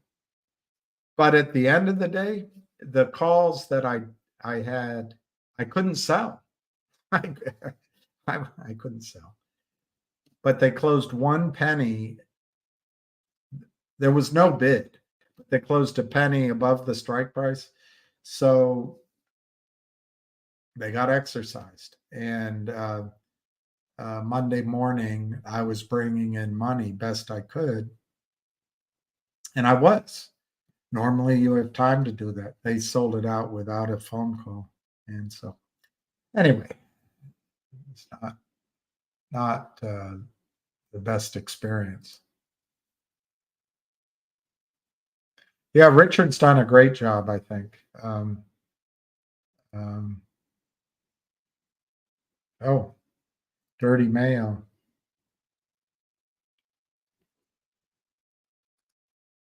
Exactly. And by the way, Jenny, it's not, most of these pretenders don't use any money at all. They start selling the company's stock without locating it. I mean, just to use an example,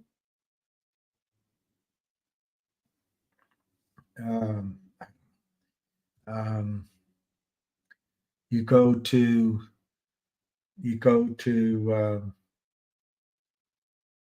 I don't want to use a provocative name. Anyway, I'll just make one up. If a company's trading at $2 and they need to raise money, they go to Jeff Easton. Hey, we're interested. We saw your advert in the Buller supplement. And excuse me, the Buller supplement.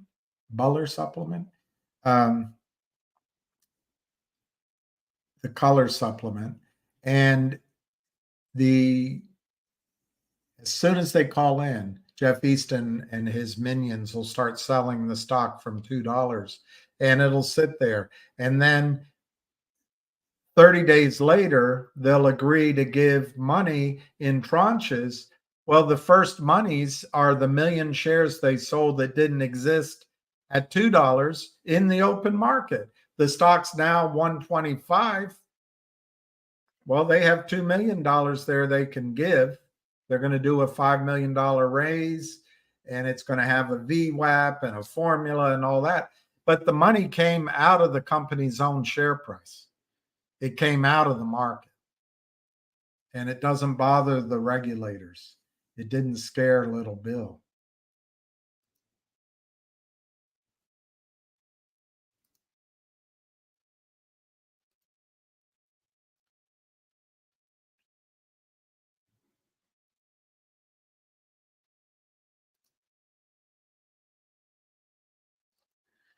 Yeah, Spiny, we need a Teddy Roosevelt or half of FDR or Jimmy Carter.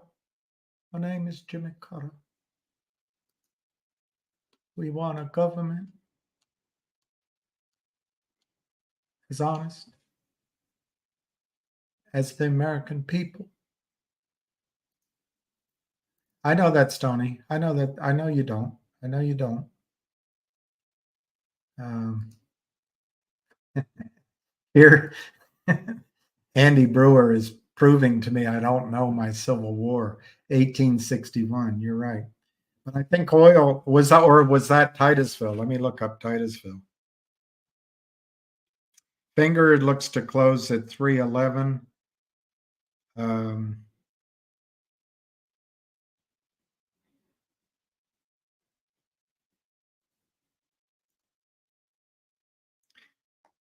Guys, I know you've heard it.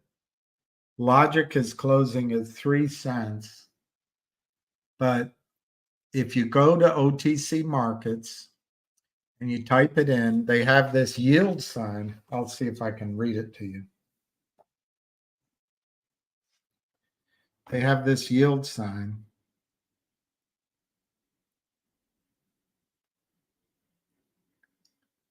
Okay. You type it in, LGIQ, and it says yield. And then you read it. It says warning, limited information. OTC Markets has confirmed that this company has limited disclosure and financial information. It does meet the requirements for a public quoting company under rule such and such. But I'm abbreviating, they're delinquent in filing obligations with the SEC. Well, the company they've raised enough money to make the filings, and they're not going to be delinquent much longer. And how soon could that be? That could be end of the quarter is March 31st. Add 45 days to that. May 15th is a logical time that they would catch up on all this, but it could be sooner because they've been working on it all along. But you have to pay an outside accounting firm, CPA firm, whatever. Once that's done, once this shell is clean in terms of its filings, remember, before Aubrey Advisors stepped in it, by mistake, I assume, because they're good guys,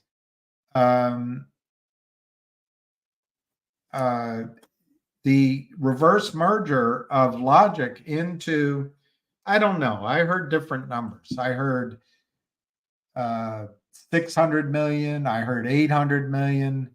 There were a dozen or more companies that came to Logic wanting to do the reverse merger because a clean shell, a reporting shell, and one with meaningful shareholder base, hard to find.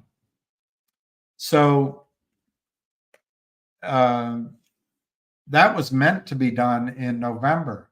But, Aubrey, who's done Aubrey Advisors, sponsored over 100 SPACs, didn't foresee what happened because they're good guys, but they just somehow didn't know what they were doing, or they were just so overwhelmed by market forces and obvious potential pratfalls that they missed somehow. It would be unfair to call it malpractice because they're good guys and they've done so many of them. But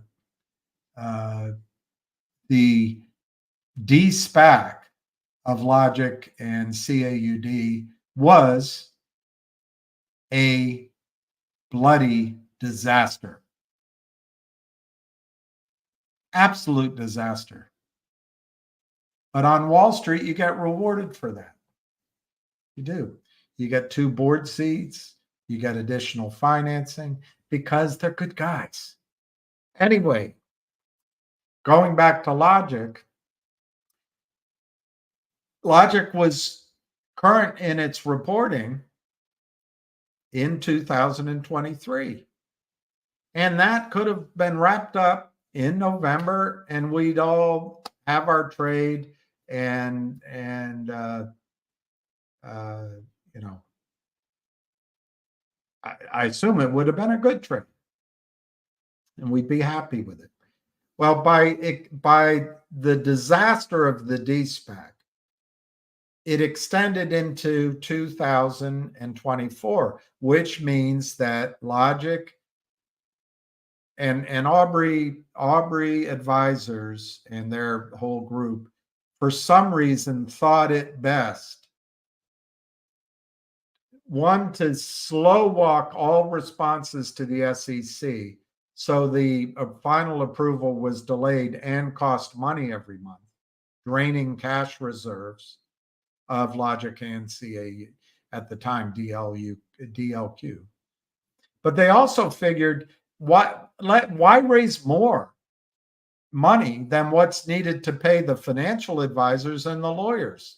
We don't need to leave the company with any money, Logic or CAUD. This is the kind of exceptional skills shown by the brain trust at Aubrey Advisors. But they're good guys. No one could have thought forward that young growing companies need overhead, need capital, or that a company like Logic might need money for its filing and all that. But Aubrey Advisors has been through this over 100 times. Far be it for me to criticize their strategies and their abilities to help companies, or to point out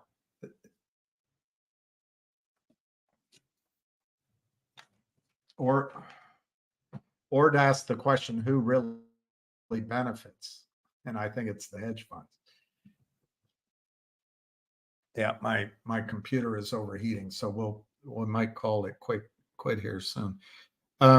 Anyway, with the Logic, they had to come up with the money to do the 10K. That's essentially what's coming up.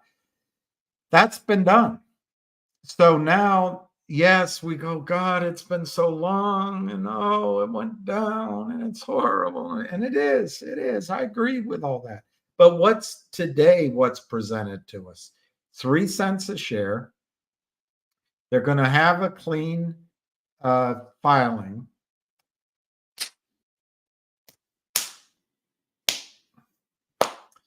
They're going to have clean filing here.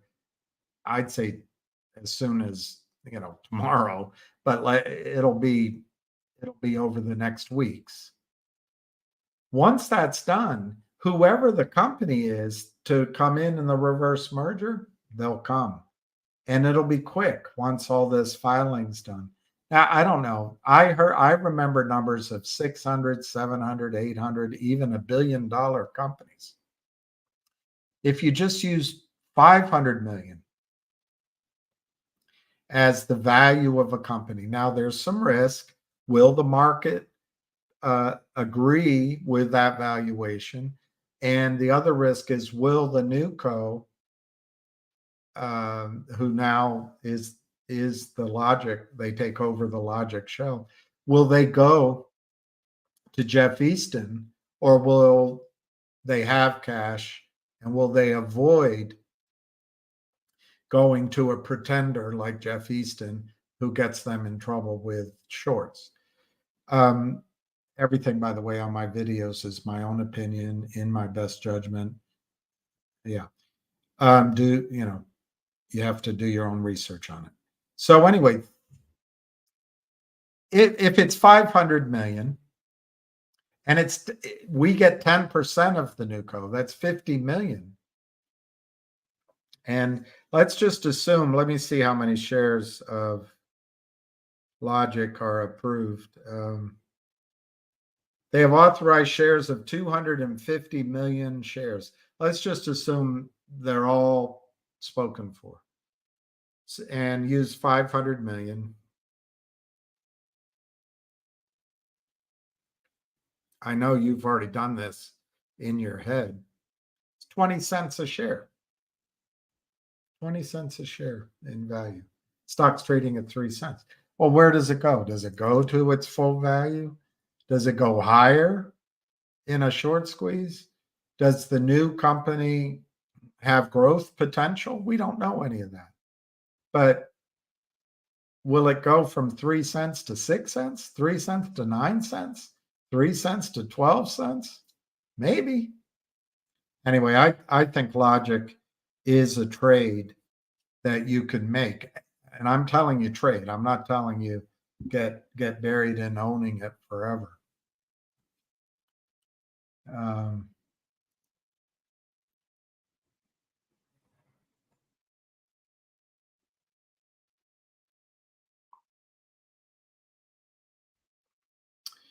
Mark, I don't know. I don't remember all the deals. What the company was trying to do was to trap the shorts. And they did beyond blockchain. They did the distance learning educational service. They did the gold company out of Dubai. They did the Bronx eye care company. They did some other small company I can't remember. They did can't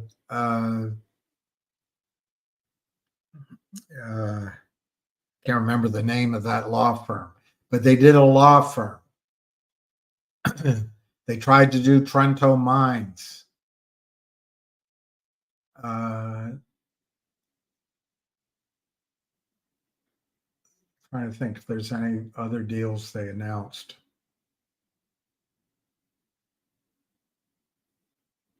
I think there was one other deal they announced, but I'm not going to say it out loud in case it's information I have in my head that's not supposed to be disclosed.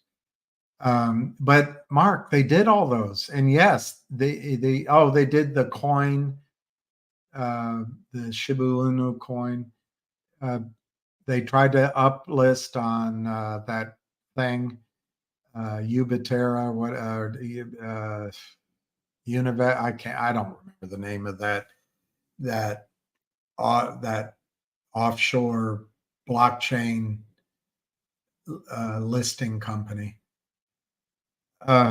It'll come to me. I just can't think. I can't pull the name out of my head right now. Anyway, they tried all of these, Mark, and yes, the SEC blocked, FINRA blocked, and in the case of the law firm, I wonder if they ever really intended to do it, but they backed out. So yes, did they all eventually fail completely? I don't know. I don't think they've all failed completely. But yeah, Mark, GTII is a shell company with a strategy. I don't want to talk about it. It's a public incubator of companies, and they've tried, and maybe it failed completely. And it's if you've been listening to me for the last 6 or 7 months, it's not a surprise to you. But I get a lot of heat for that. But that's just because it's a piece of shite company doesn't mean it can't have a short squeeze.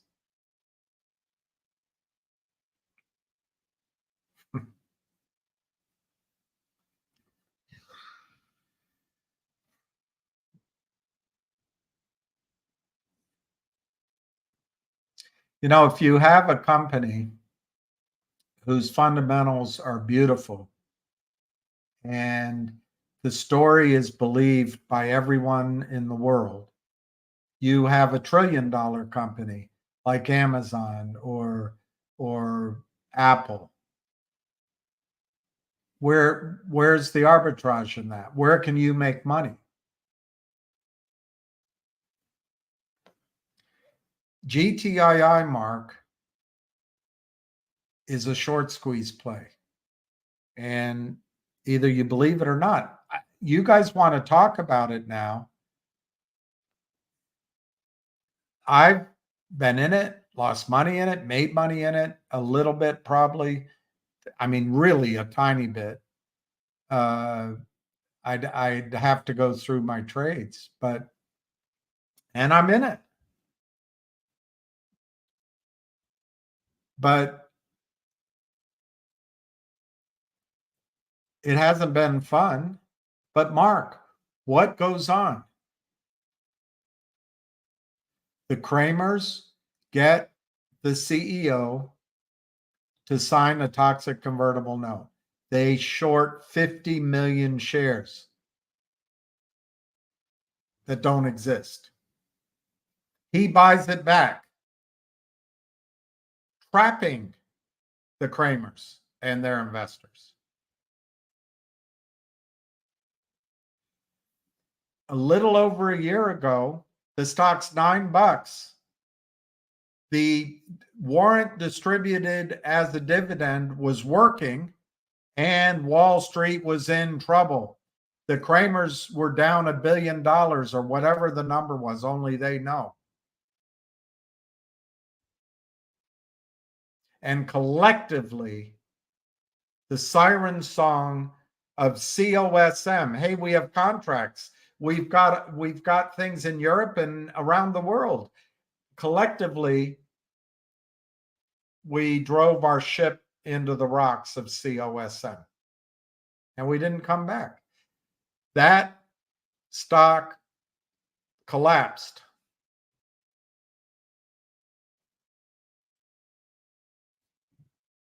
Was it in the middle of a squeeze? I think so. Can you prove it? No, you can't prove it. Can people on here get mad at me like Cindy Lou Who that I call out Lou Bravo for that as well? I think I can call him out for that one item, but I can also, as I often do, praise him for his vision, how he educated people, and for the trades that he recommended that did win, including for the quick actors. Some people made money in COSM. So I don't find it inconsistent. This isn't a popularity contest. This is about trying to make money. So I'm not going to call it a one way for feelings. I'm going to call it so that we can make better decisions next time. Because if we base our investment decision on feelings, what do we have to make a better decision now? What have we learned? Feelings? It's not a good basis. But if you can get some guideposts, maybe the next time you make a better decision. But GDII, in my judgment, was in the middle of a short squeeze, a little over a year ago. For some reason, we gave up on it. We said, hey, that's enough. We'll get out. So since then, it's just been a steady cashing out, I think, by some of the elderly leadership. And yes, deal after deal after deal fades away. And we turn to blame here or there. But the dynamics of a short squeeze, the dynamics of a buy-in is when you make the bastards lose money and you turn it on them, they have to cover so they don't get totally wiped out. But we walked away. Whose fault is that? Whose fault is that? I'd say it's us. It's we. We were the ones that decided that COSM was a better place to be. Two disastrous results.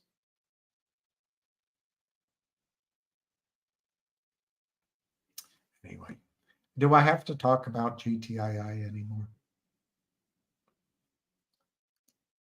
Hey, Billy Ray Valentine. Yeah, here's a good point. Remember, GME was a failing company, shutting down stores. It went from 3 to 500, and now they've got that money inside. By the way, Aaron, it was Ham's idea to have GTII distribute that warrant as a dividend. That's the money that GTII raised, not as much as they possibly could have if we had kept the pressure on longer, but enough that they didn't need to go back to the market. So anyway, guys, it's not so much blaming people. Our foe is implacable. Have a strategy that they've implemented thousands of times. The regulators are captured, bought, incompetent, complicit, and on the side of the criminals. The United States regulatory system of the financial markets is on the side of fraud. So that's what we're fighting.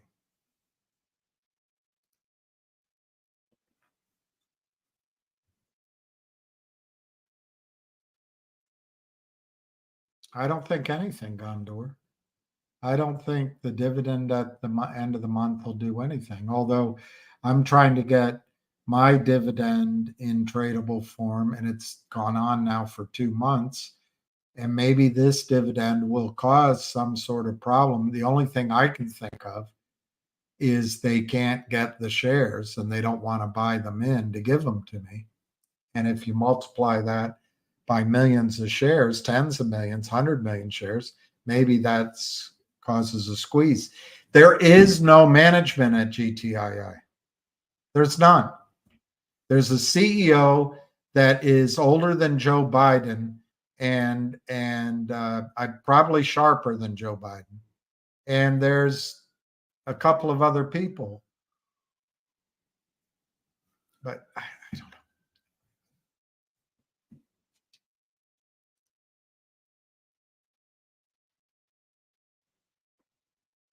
Yeah, I'm glad you made money on COSM. I bought a little. That's one of the times I sold GTII to buy COSM. Remember, when you've done your study, one of the times to sell is when you see a better opportunity. I got all caught up in it, and I told him that I had done it, and he dressed me down. He said, "You better sell that. That stock is Greek. It's offshore. That guy's probably trading against his own investors. He's probably got trading his offshore accounts. You better get the hell out of that."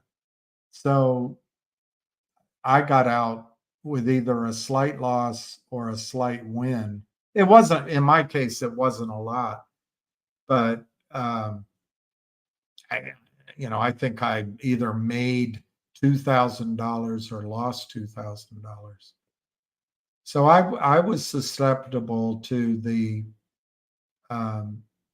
madness of the crowd. I was, but I didn't do it with very much. But it's why I remember the numbers, though. It's why I remember what the trading was like. That's all.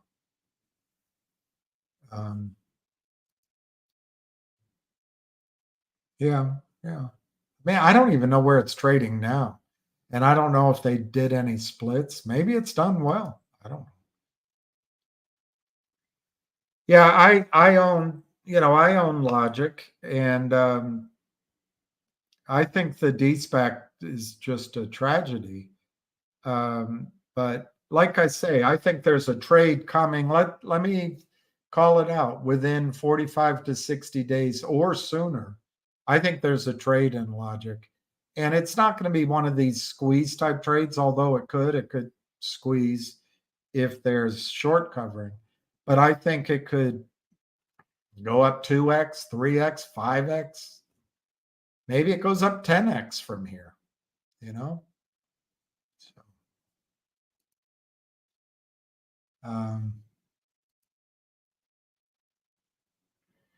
yeah, I think I spoke to the CEO of Power Nickel, I think, but I know I listened to him. And when we were meant to travel before, we were going to meet him, but our trip has been delayed. I think I agree with you, Mojo. I think he understands how corrupt Wall Street is. Upstream, thank you. God, I didn't think of it. You're my brain. Upstream. I couldn't think of that. I hope I don't have Alzheimer's.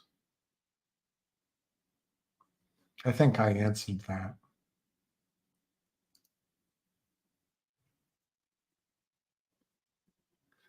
I don't think they're going to let Trump be president. I don't see it. We still believe we have a democracy, and anyway, we'll see. It's just going to boil down to the media is going to say he didn't win, and they're going to tell us that there were more anti-Trump votes than for Trump votes. And we'll see how it shakes out. We'll have another honest election. And if I had to predict it, Kamala Harris will be our president. And she will have been elected, I guess, on a landslide.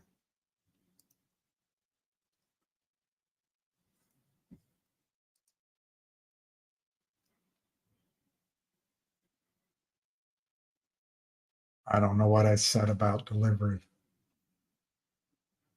Delivery is free here. Amazon, other companies, it's all free. Oh, I was going to look that up, Andy Brewer. Oil,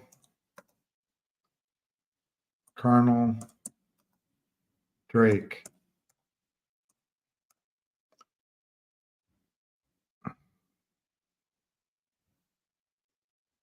Edwin Drake, first person to strike oil in America.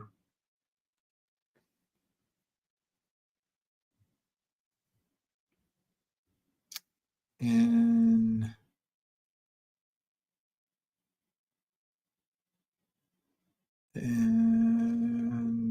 oh God, can't find the date.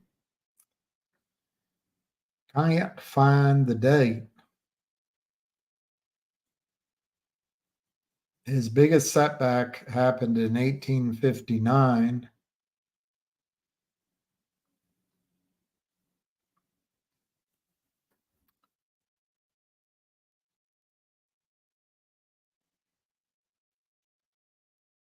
Why don't they just give the date of the well here?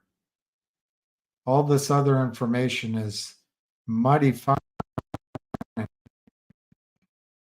just want the date of the well. All right. They called that article the first oil well. I can't find the date. All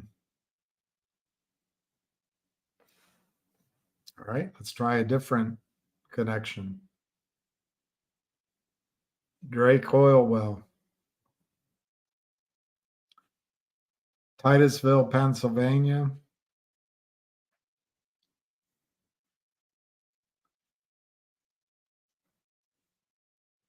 $1859. So it was during the Civil War or just before the Civil War. 1859. But here, Oil Creek, 1864, it became the richest oil producing region on earth. And maybe that's what I'm remembering in my head, 1864. But it's interesting, Andy. You can see the population. You can see wealth, population, money, debt, all sorts of things you can just see grow after oil was discovered.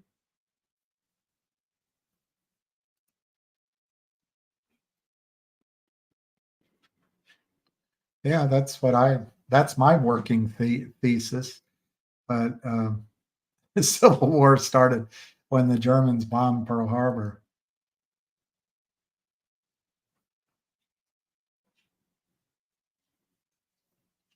Yeah. Well, machines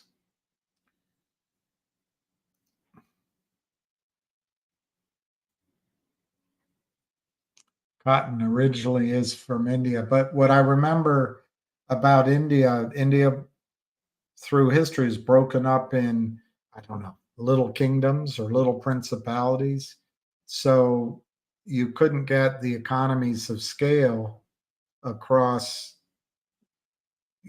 tracks, endless tracks like you could in the South here. But the Brits did it somehow. It was Haley. It was Haley. AOC belongs at Hooters. I don't know. She's got the same talent Trump does to get media attention, and that's that is a talent. I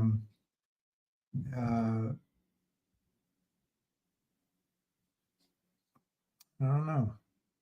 Being able to get the 2 or 3 minutes of news time every night is a skill.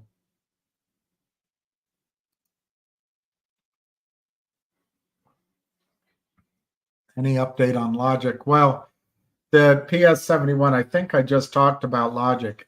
I'll just summarize it in 2 or 3 points, and I'll try to do it very quickly. It's been a disaster.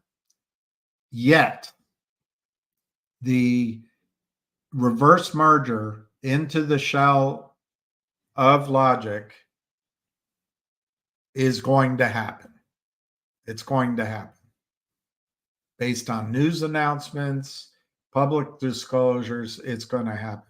The only thing holding it up now is Logic needs to be compliant in its filings, which means a delay, yes, but you can only, if there's a time constraint, both from the regulatory side, but also you want to get the deal done.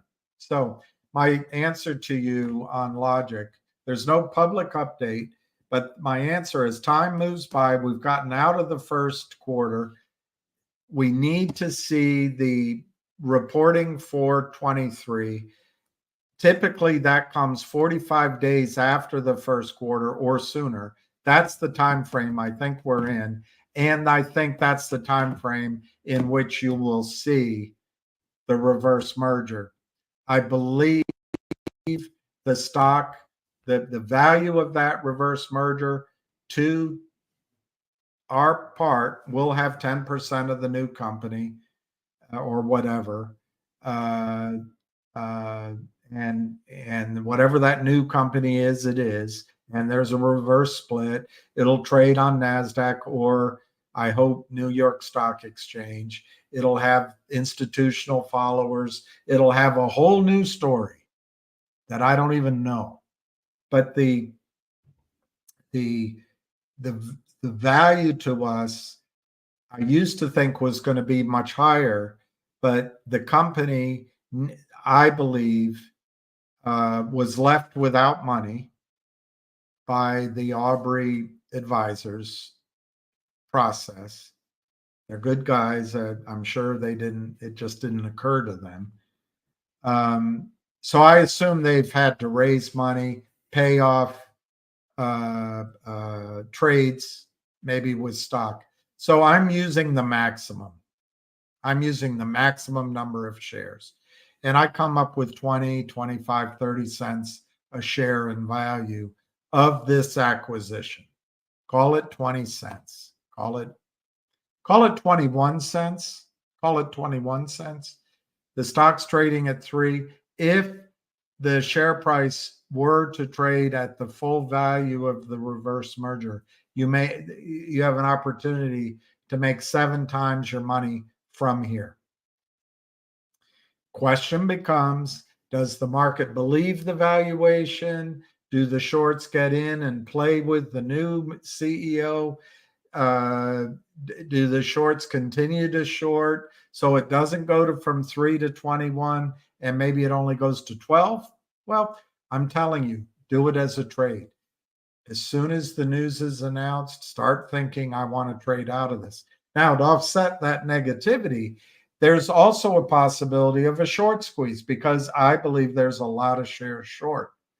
And if there's news and it is going to be uplisted and it's going to be a $20 stock or whatever the arithmetic works out to, and it has institutional buying, the shorts are going to cover their position. And they're going to walk away from it if it's got cash and revenue and all that. So, I don't want to challenge the devils or anything, but there is a possibility for a short squeeze, a small one, not a big one. But anyway, PS 71. I think over the next 45, 60 days, sooner, I think, you're going to have an opportunity to trade out. And I see it as a trade.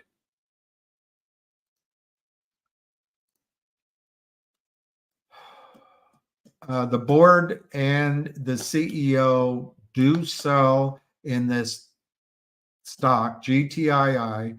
They've been doing it for a year. Every month they sell 1%.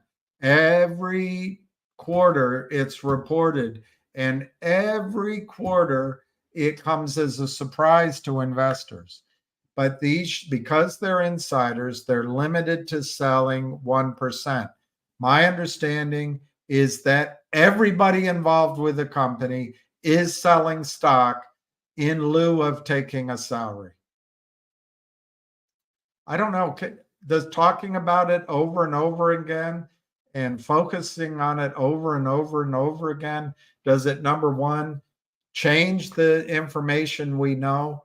Two, change the dynamics of what goes on with these small companies? I don't think so. We already know this. We already know that there's this, we're up against naked shorting, counterfeiting. Now, the only question is, the company has tried everything they can think of to fight it, and it hasn't worked. Now, Spiny, and I've been saying this for at least 6 months, I would guess if I went back, and I'd never go back and listen to myself, 8 or 9 months ago, at the top levels of the company, there is a battle for the direction of the firm. And to me, the only way out for GTII is for the CEO to retire, or they use the 24th Amendment against him. I've been saying that for a long, long time. But we can focus on this. No question. Let's bring it up. They'll do their 8K in about 40, 60, 90 days. Let's bring it up again when the 8K comes out in 90 days. We can talk about it again, how the insiders are selling. Let's talk about it again.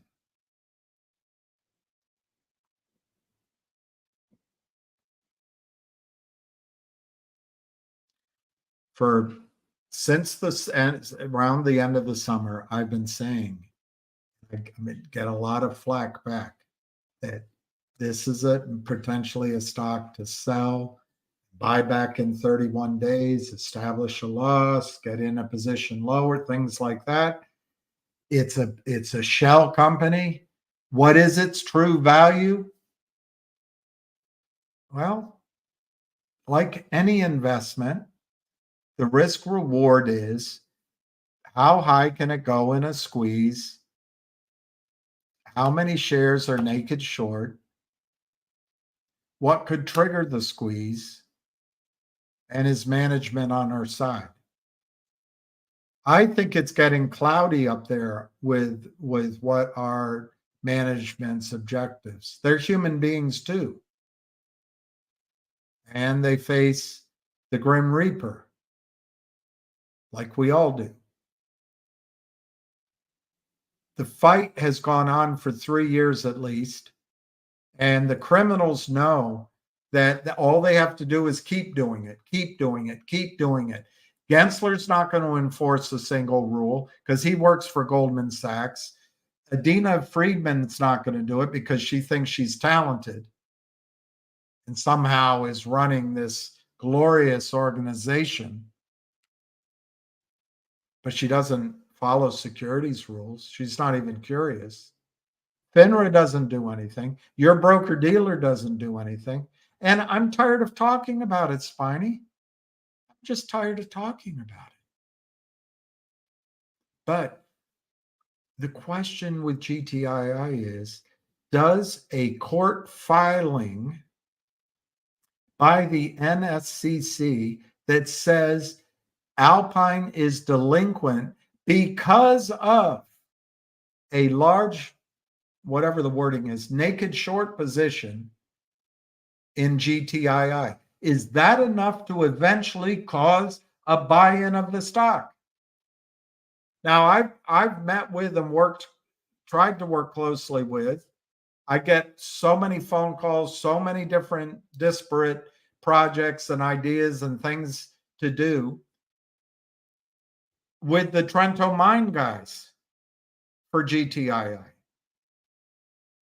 But ultimately, Spiny,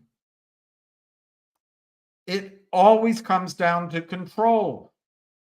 My vision versus your vision. What are you going to do? Why are you going to do it? What? And that's the debate that goes on. It's trust, it's vision, it's raising money to put deals together. And it's clarity of direction. But behind it all, the Kramers, the Hurries, and whoever else is involved just keep selling. They just keep selling. They used to send to me on my text message, we're going to bring it down. And this is collusion. This is criminal. But hey, it just keeps going on and on and on. Is it enough, the question comes, to, in Ham's words, have as much as 500 million shares short? Or if you want to listen to people that come from the Amex exchange, there's no short. That's your extreme. Who do you believe? Guys that have retired from Amex, guys that traded like Ham, guys like me, we remember a market where compliance enforced the rules.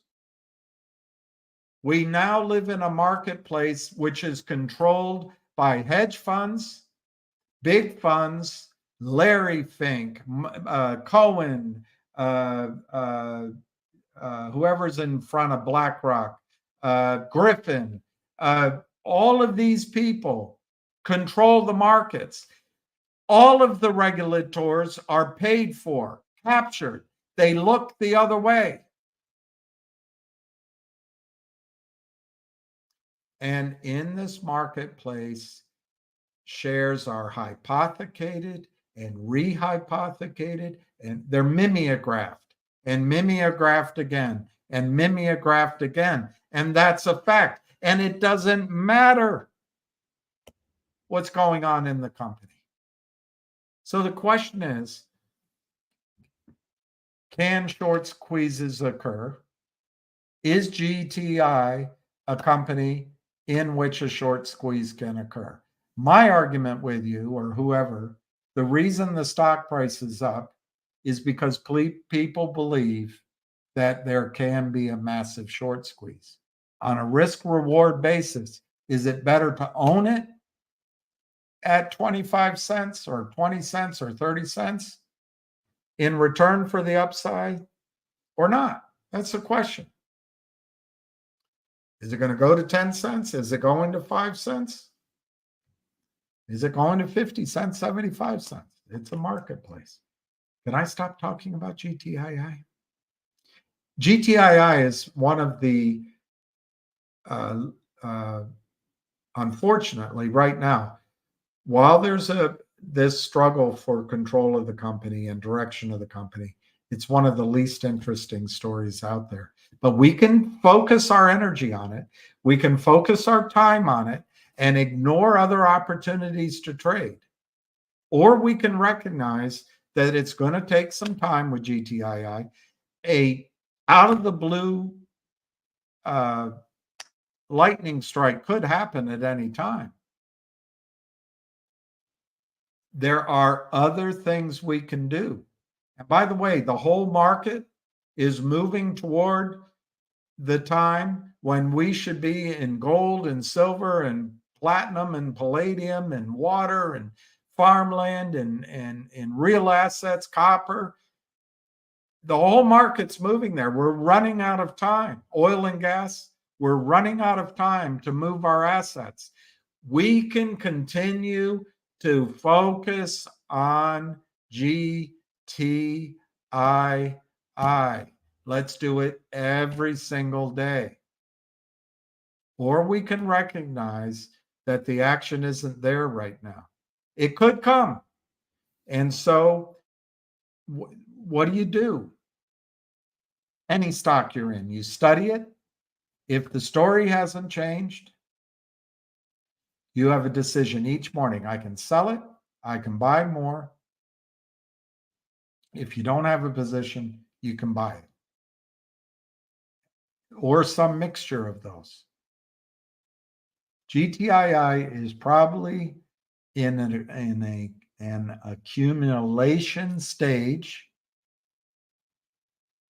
but I think there's other stocks out there which have a better chance of giving you 3x, 5x, 20x, 100x first.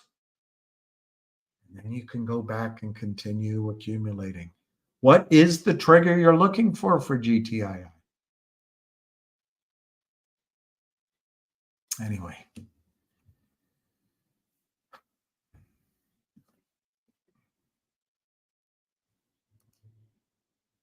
I had a good point.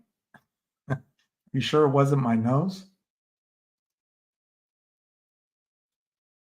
What if I became CEO of GTII and made it squeeze? I know exactly what I would do if I became CEO of GTII. I know exactly what I would do. And I know exactly, it wouldn't necessarily be immediate, but it could. But I know exactly how to make it squeeze. And I know exactly how to bring the people together, everyone together, and we would win. But I'm not CEO.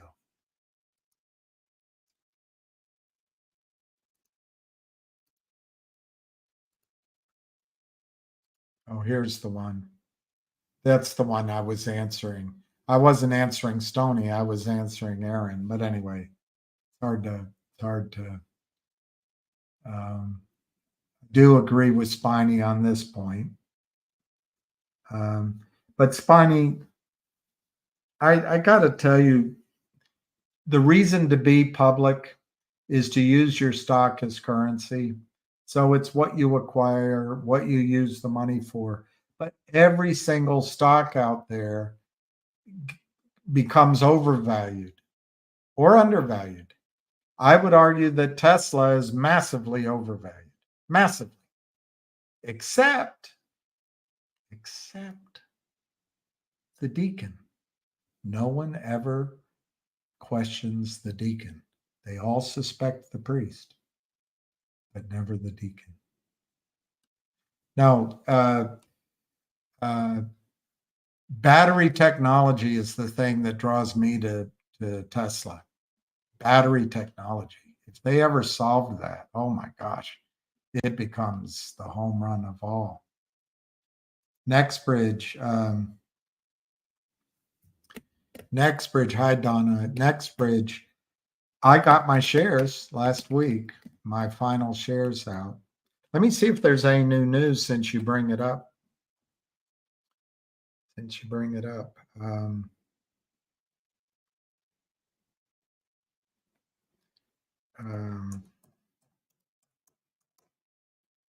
I'm going to the investor page. Sorry to look down there. That's where your picture is. I know I should look up there. Let me just see if there's any news. Because they're pretty good about putting out news. Right, April 1, they announced transactions. I already read that out. Okay, so Donna, I don't see any new news per se on Nextbridge, but I strongly believe, I put my shares over there, but I strongly believe that each of us should move our shares from our brokerage firm to Equinity, AST, whatever. Now, I can't give you that advice because I don't know each of you individually, but I can strongly recommend it because, in my judgment, as soon as there are no more shares available, there's going to be a panic. Oh my gosh, what do I have? Right now, shares of MMTLP, Nextbridge, are blurred together because and I just proved it. I got my last, whatever it was, 1,263 shares, something like that, delivered to me. But right now, the system can tell us, well, your shares of MMTLP are Nextbridge. So you can leave your shares at your brokerage firm right now. And in your mind, you can say it's Nextbridge, right? At some point, that's not going to be the case. At some point, all approximately 165 million shares of Nextbridge, which exist as a private company, will be allocated to the MMTLP shares. Afterwards, when you own MMTLP, it'll just be a little placeholder that will have value because of legal actions, congressional actions, and the risk that the financial system sees of having to pay up. Those are or some combination. Those would be the three avenues of value to that MMTLP chip. But the lawyers and the gamblers on the financial side are going to say, we're never going to have to pay it. They don't deserve it. They're speculators. They'll just drag it out. Congress is going to do nothing, at least in an election year. And until they grow a pair, they're not going to do anything. And the legal system, the legal process, ask yourself how long it took to prove tobacco companies culpable for cancer. How long did it take to prove Roundup in our vegetables or to the people spraying it causes cancer? How long did it take to prove asbestos causes cancer? So, Donna, without elaborating on that point much further, I just think it's really important that each of us take the step in our own life, in our own financial system, to move our shares of MMTLP to Nextbridge. Okay. Now, what is Nextbridge? Nextbridge is as Torchlight called it, the largest new field discovery on shore, on land in America. I don't know, I can't remember if they said North America or the United States. But anyway, in the United States in the last 50 years. The timing of that makes it seem like to me that the last one was Prudhoe Bay, but I don't know. That's speculation on my part. So you potentially have an enormous oil field discovery. Now, it won't be Prudential Bay in the sense that this isn't conventional drilling down, and you could make arguments that Prudential Bay wasn't either because of the temperature and the pipeline and all that. But basically, it was drilling a vertical well and the oil came up.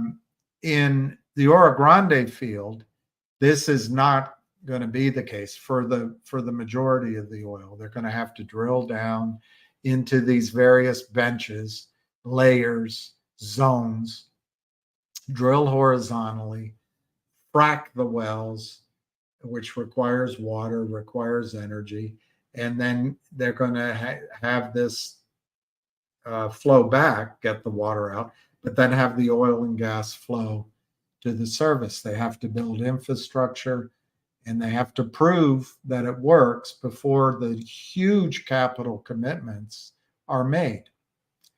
On all fronts, the news is good. I think the news is that we have seems excellent. I did a calculation more than once with you guys that where I tried to be as negative as possible based on the fact that oil's gone from 20, under 30 to over 90. We're not drilling enough in the United States, or for that matter in the world, to beat the decline curves. Even in a recession, we're going to have demand for oil. Is it possible that we have a war first? Yes, which means huge demand for oil. High prices for oil will destroy demand, but each of us knows that we still drive everywhere. We still fly everywhere. We still require delivery of food and other stuffs. We get our food. Our bounty is oil-based fertilizer. So anyway, the picture for Nextbridge looks good. I have not seen an engineering report. I've seen huge numbers on Twitter, like 11 billion barrels of oil, 13 billion barrels of oil. And I have made projections in videos after it stopped trading.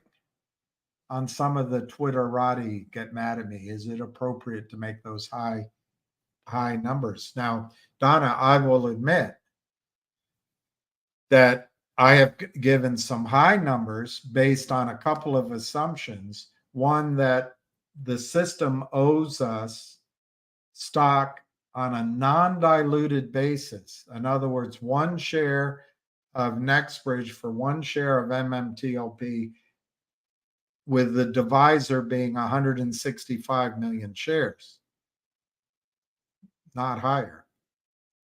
Also, I think the numbers that Torchlight has and they've given us, I use some of the higher ends of that because I want higher numbers out there, because attorneys are the number they're going to go with is 287, roughly $3, where the criminals got the stock price down to.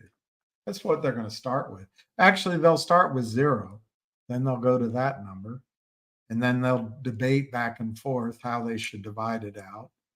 And then they'll, so that goes back to my argument. Control your own destiny. Get your Nextbridge shares so you don't have to listen to all the facile arguments from attorneys on the other side. They're going to delay and delay and delay. And then they're going to take our side attorneys will take 40% of any settlement. So own Nextbridge. Now, what is Nextbridge doing? You can probably correct me, Donna, but they have drilled or will have drilled something like 30 wells. And I think 5 or 6 of them are this shallow zone, but several are deeper and horizontal. And I've gotten some feedback that we should be concerned that they haven't started producing those wells. Well, if I were McCabe, I would say to myself,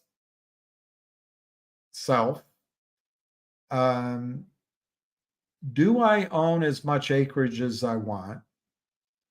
I'm the only guy, well, my team, we're the only team that knows the seismic, the only one that has the concept of how this play lays out, we have the science of all of these wells. What is it telling me, self, about where I should be? And if there's more acreage for me to buy, I'm not announcing my results, and I'm not producing my wells. Now, you may find I'm wrong on this, Donna, but I believe once in Texas, once you start producing the well, you got to report it to the Railroad Commission. So to keep the information tight, to keep the hole tight, you don't produce. The other thing I understand is they don't want to produce for tax reasons yet. So if I were Greg McCabe, my logical process would be twofold. One would be to drill enough shallow wells to hold the leases and to pay overhead. Then operationally, I would drill the deeper wells, learning science as I go, and tightening up my ownership of the Oro Grande, which he's done. They have increased their ownership from 75% of the working interest to 100% of the working interest. The working interest is you pay for the whole cost, but you only get revenue net of the overrides. But anyway, they now have moved their ownership from 75% to 100%. And I would be tightening that up, bringing my team in, arranging financing, acquiring companies or leases that I want around me. I'd be doing all of that. But that'd be my operational side. But on the other side, I would be driving my negotiation with the criminals, Wall Street, such that I get a settlement, and I think he wants a settlement over $600 a share. Maybe my number is $11.50, maybe much higher than that. Remember, the short squeeze got numbers 4,000 a share, and I won maybe at 24,000.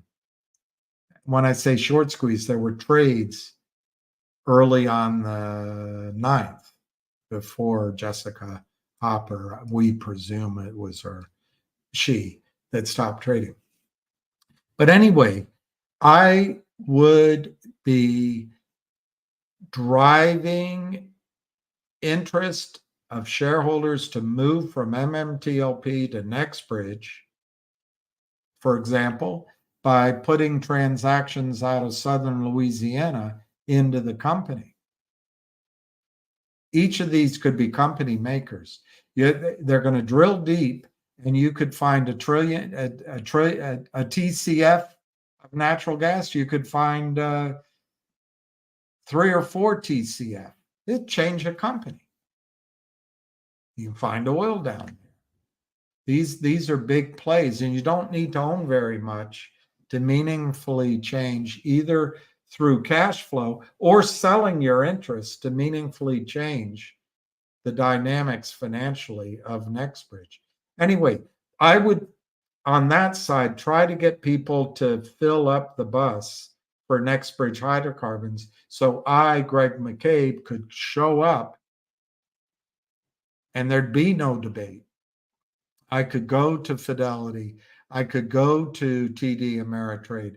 I could go to Wells Fargo, and I could say, look, whatever shares you have of MMTLP in your client's name, they're counterfeit. Well, you don't know that.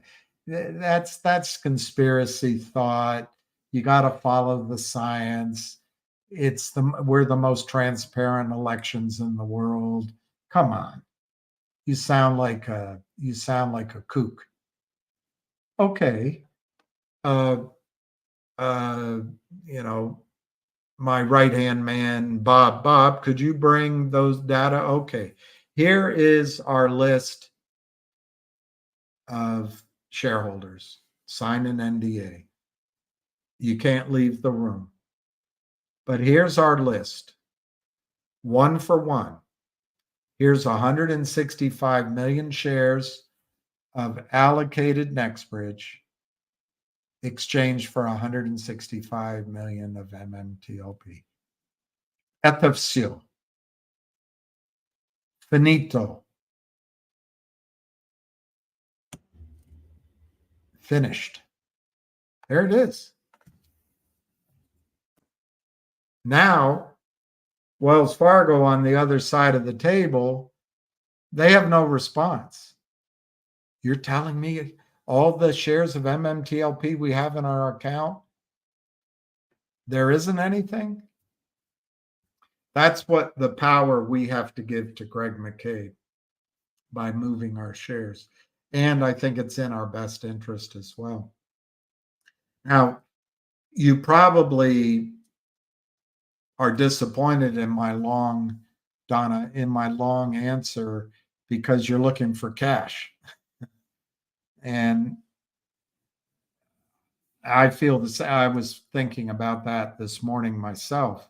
I would have loved to sell my shares into the short squeeze on the 9th and the 12th, because I think there's evidence that there was one happening. That's never coming back. And I don't think Wall Street is going to ever give us the rates of money we might have achieved in a true short squeeze, which is what we were due. It'll never happen. So we got to get that out of the way. I don't think there's going to be 2 days of trading, a week of trading, a month of trading. And if there is, we'll get zero. We'll get next to nothing. So that's off the table. So the other two ways to get money, Donna, in broad stroke, one is a settlement, which either will come the legal way, Congress regulatory way, or the brokerage firms will volunteer to do it, either out of urgency to not lose more money or some sort of integrity they don't have now, or some combination of all three of those. I don't see that happening this year. I'd be surprised if it happens anytime in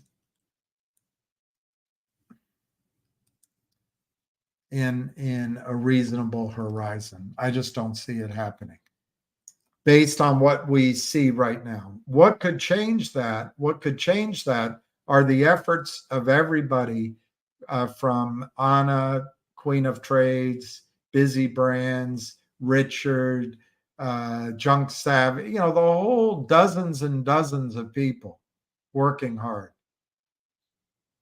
This could change the perception, and you get that tipping point, and then there's movement. That could change it.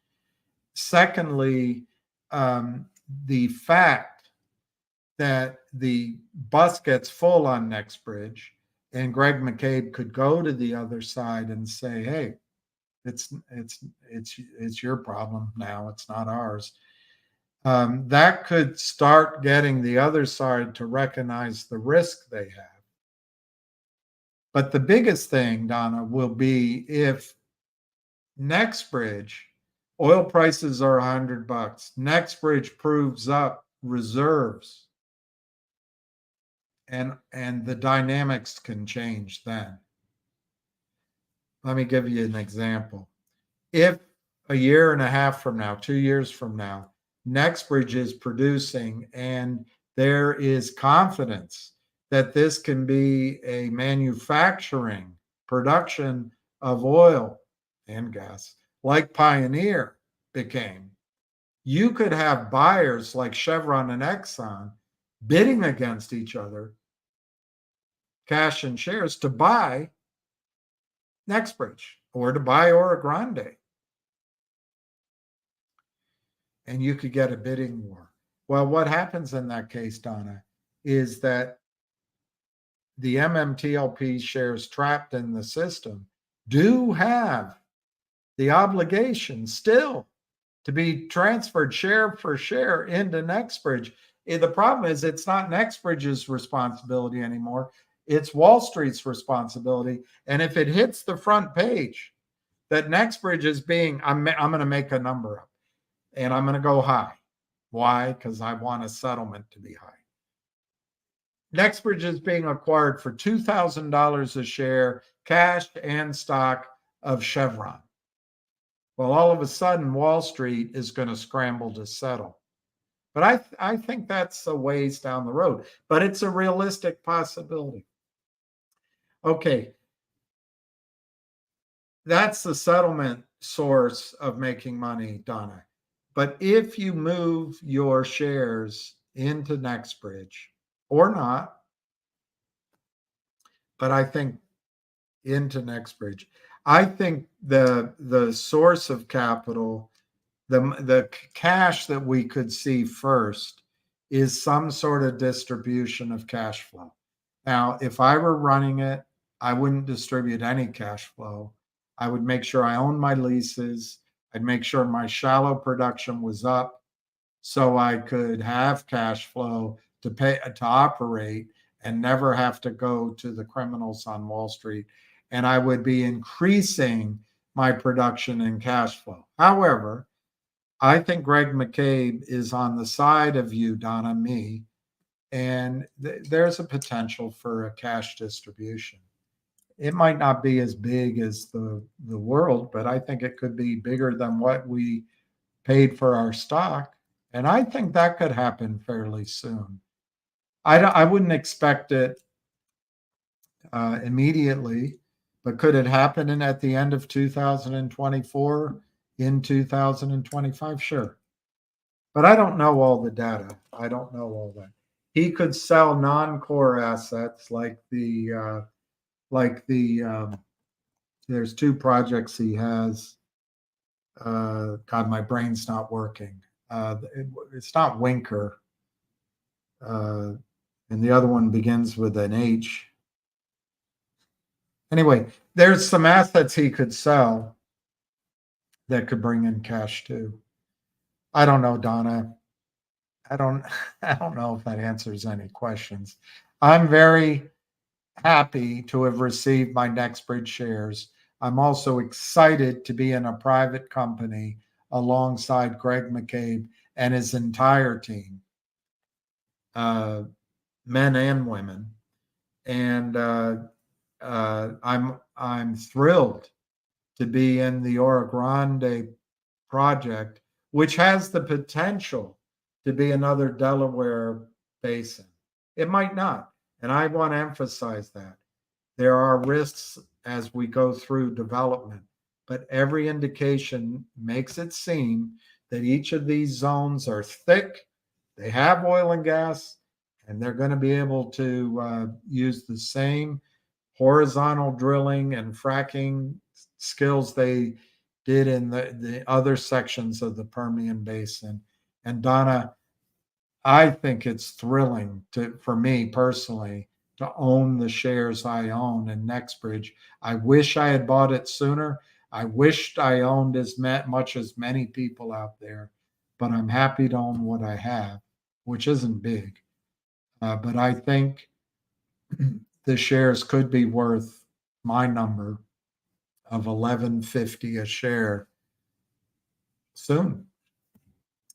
And even in a disastrous calculation, just assuming all the negatives you want, using all of the calculation against us, I keep coming up with a number of basically $100 a share or more.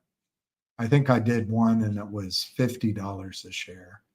But Donna, I'm talking about assuming very little oil, no gas, and using maximum shares. And anyway, to me, Donna, the risk reward from here, if you own your shares of Nextbridge, your downside is up.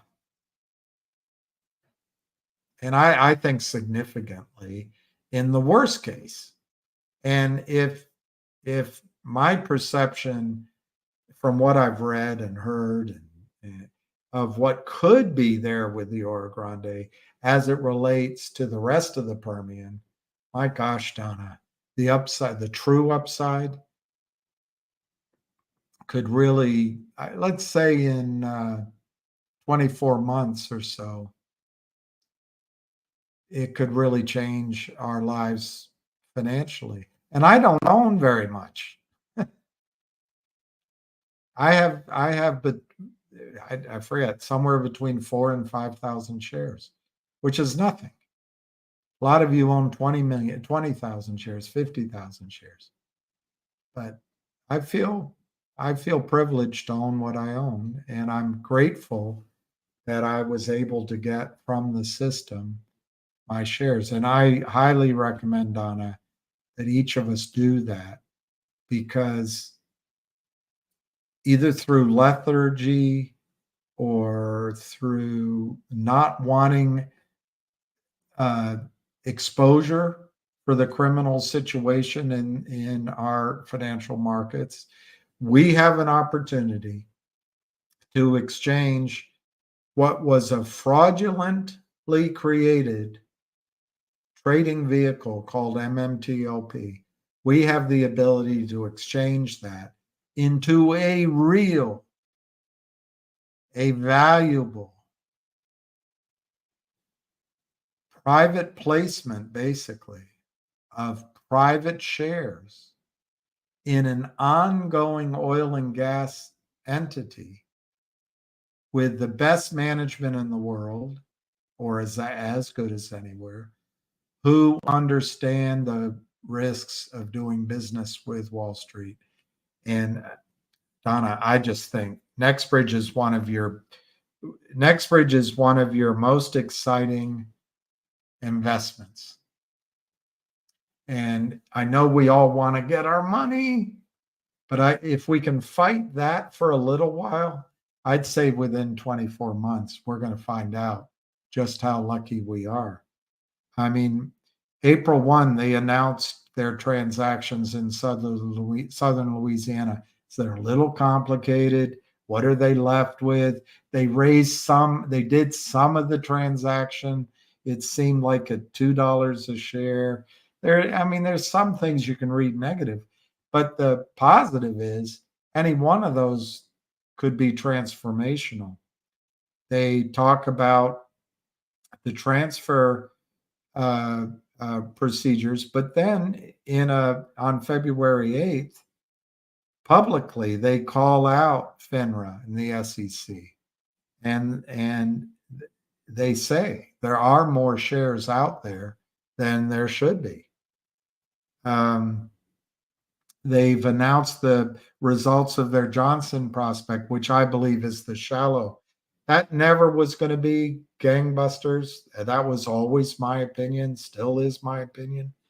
But this is the steady production. This is the bunts and the singles that give you cash flow, that allow you to go for the stolen bases, for the triples, for the home runs, the 0-3 home run swing, grand slam swing.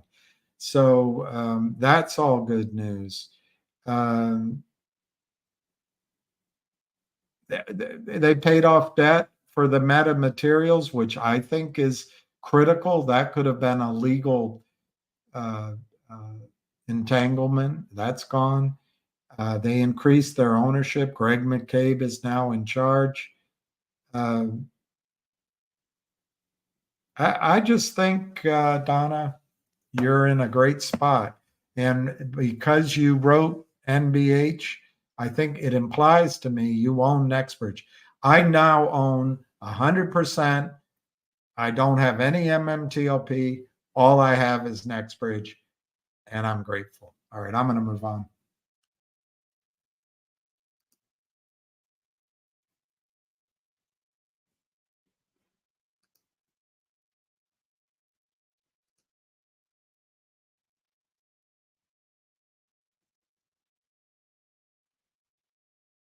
I don't know anything about Hawaiian Electric.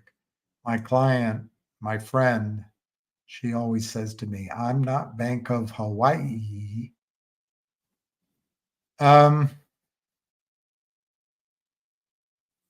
Hawaiian Electric use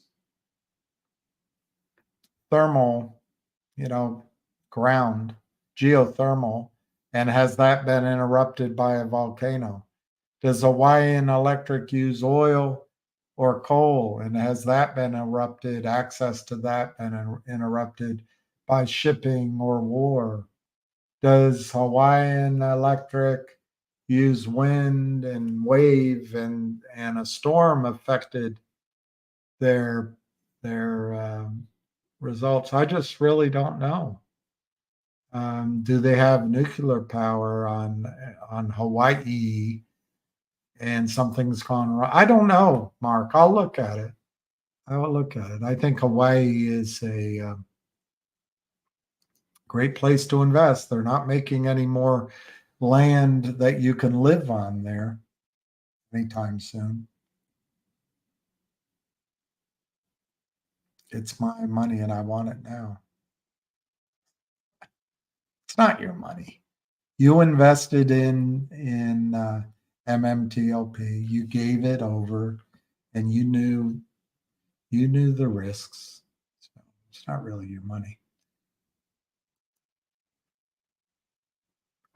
Lucky I can't pick him up, and he can't stand up anymore. His hind legs are too weak.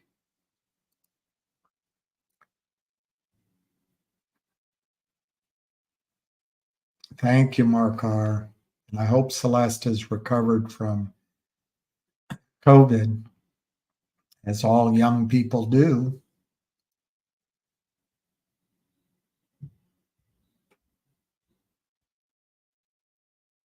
Well, Davialio, the original was 165. Maybe you're adding a little bit for management.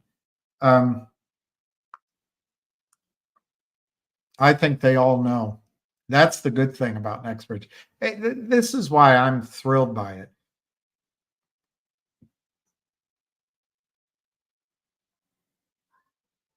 I know the head of investment banking at Roth Capital, and I really like him. He and I both, if you were to ask him what his favorite book that he ever read was, it's the same one as mine. I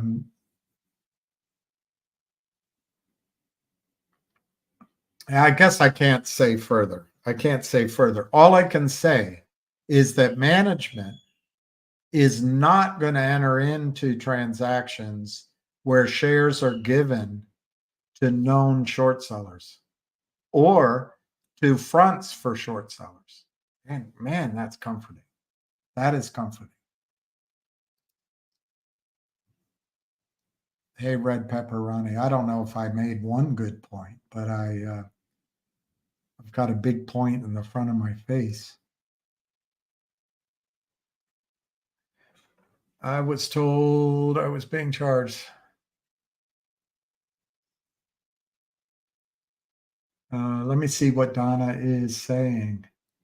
Oh, Donna. Will it cost to move your shares MMTLP to AST? In my case, I did twice. I did it last year in my regular account in August. And when I first called in, I'm making this up, but it's close, Drew. They told me it would be $260 for my regular account and $260 for my IRA. As I went into I said, that's not right. That's not fair. I think you should be doing it, blah, blah, blah. And I called in the two more times. On the third call, they said, we'll do it for $60. It might have been 80, Drew. I can't remember.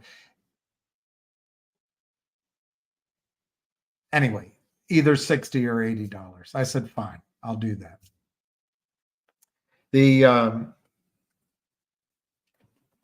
They then did it. They moved my shares August 1st of last year, and they never charged me, as far as I could tell. Perhaps I missed it, but they didn't charge me. But then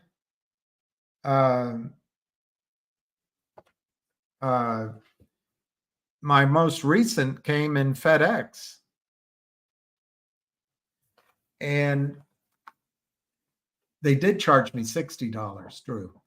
I had to move my shares from my IRA to my regular account, and they charged me $60. But this FedEx right here came from Central Delivery, the Depository Trust, Central Delivery, Washington Boulevard, Jersey City. So they obviously, E-Trade, had to send certificates to the DTC, and then the DTC sent it to me.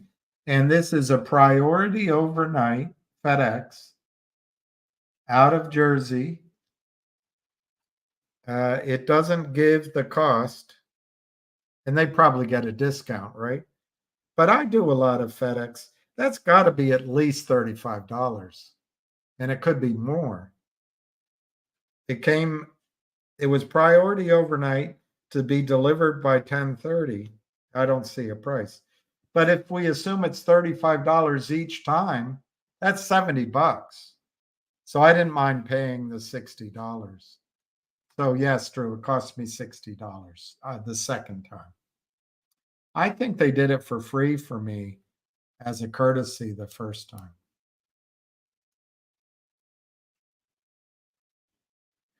Well, MMTLP has been going on a long time. I think we've proven to ourselves that the SEC is not concerned about it. FINRA stopped trading, and they're not concerned about it. Your broker dealers, have they called you? They're not concerned about it. Congress, it's taking a while to build a consensus, but there's people. I had dinner with Don Fizz. He said to me, he sends, I don't remember, 1,000 emails a week or a month, and then he processes those and he sends again, and he just works it like a system. Anna Queen of Trades has built a network. She's gone on her own dime. Nobody's sending her money to be there. She's there. She visits. And I've sat in meetings with her. She is incredible one-on-one, meeting with congressmen and their aides. And others are doing this too.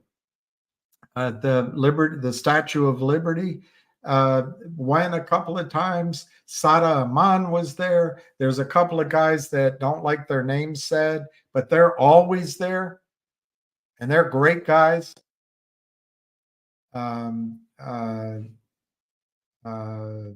Anyway, there's a bunch of people. Patrick, LT. These people are showing up and they're doing it. But Mark, I think we've shown to ourselves that there's no urgency in your regulatory bodies, in your government, or in your brokerage firms to correct this theft on a massive scale. So what are you left with? And I'm not going to go back through it, but I think what you're left with, get your shares delivered to you. And then you've solved it for ourselves. And the reason I feel confident in that this is the best solution, we're never going to get 2 days of trading. That's my opinion. If you think differently, maybe you don't want to move. But a corollary to that is if we get 2 days trading, I don't think we'll make any money. That'll be the briar patch that the shorts want the farmer to throw the rabbit in. And then my further assumption, Mark, is that if you get these shares and there is magically some sort of settlement, The imbalance between counterfeit shares and real shares is so large, and you have Greg McCabe on our side and his side. Any settlement, if there's a cash dividend, it'll be to everybody. Any settlement will give an opportunity.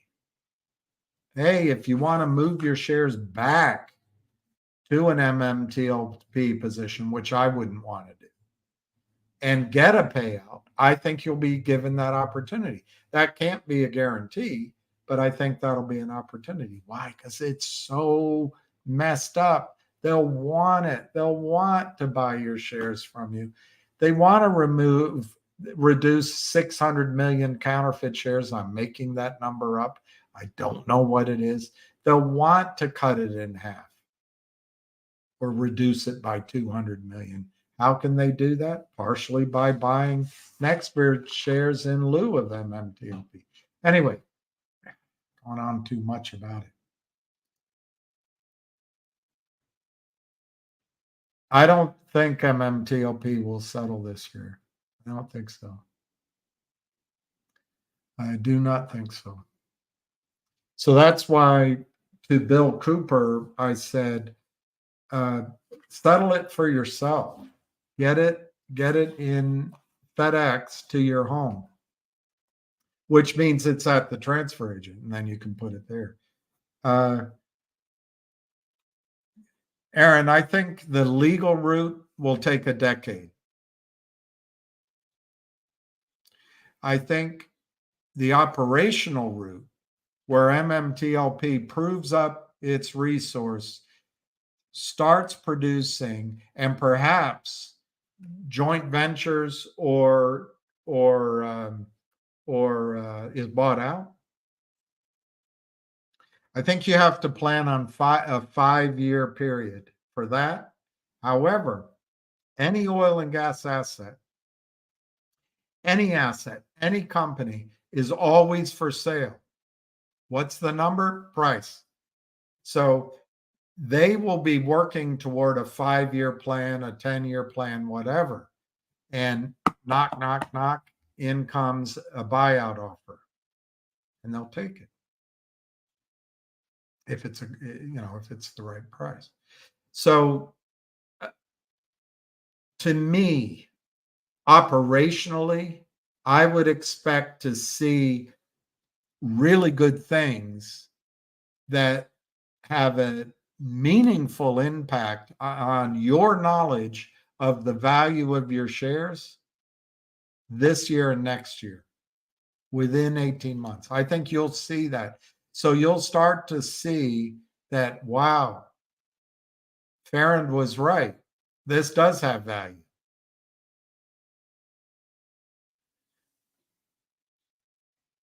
I think that'll happen this year and next year and the following year. In terms of Congress doing anything, I don't see it happening this year. They have an election coming up.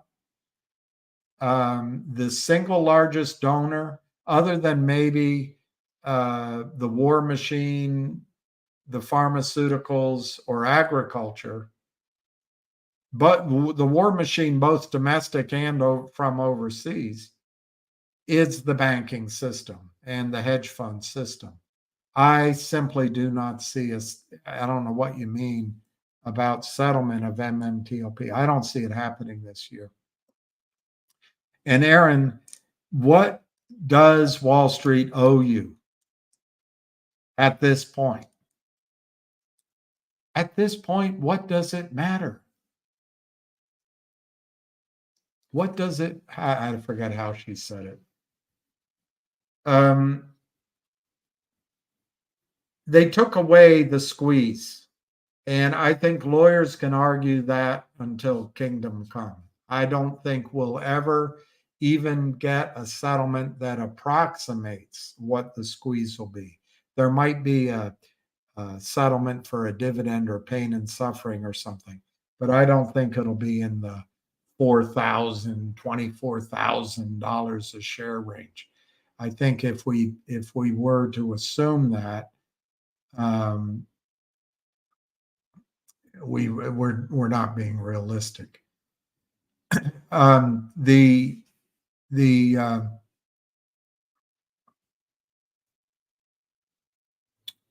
other thing Wall Street owes you is 1 share of Nextbridge for 1 share of MMTLP. Now, for a long time, Aaron, I would have argued and did that Wall Street owed us, in lieu of that share, X amount of money. And I can make a really high calculation, which I think is fair. I've made low calculations, which I'm not sure are fair, but I think it gives confidence to the value. Well, Aaron, after a year and a quarter, I just don't see a settlement happening in any quick time frame. There are people out there that hear rumblings there'll be a settlement. And Aaron, I could be wrong. If Congress tells Wall Street to solve this, or Wall Street says, we don't want this getting out and we're going to settle, you might see some number. But I think that number might start out a lot lower than what your shares are worth at this point. Because Aaron, a year and a half, let's call it a year and a half have gone by almost. There has been progress. Oil prices in the cycle of oil buyouts and in developments at Nextbridge. So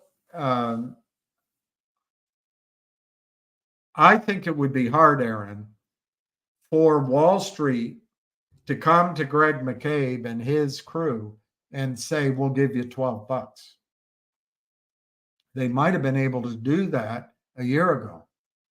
I think it's going to be hard for them, Wall Street, to come and say, we'll give you $50, we'll give you $100, we'll give you $200. I think the answer is going to be, thanks for stopping by. So I think there's going to be a very difficult coming to terms because of the value increase in Nextbridge.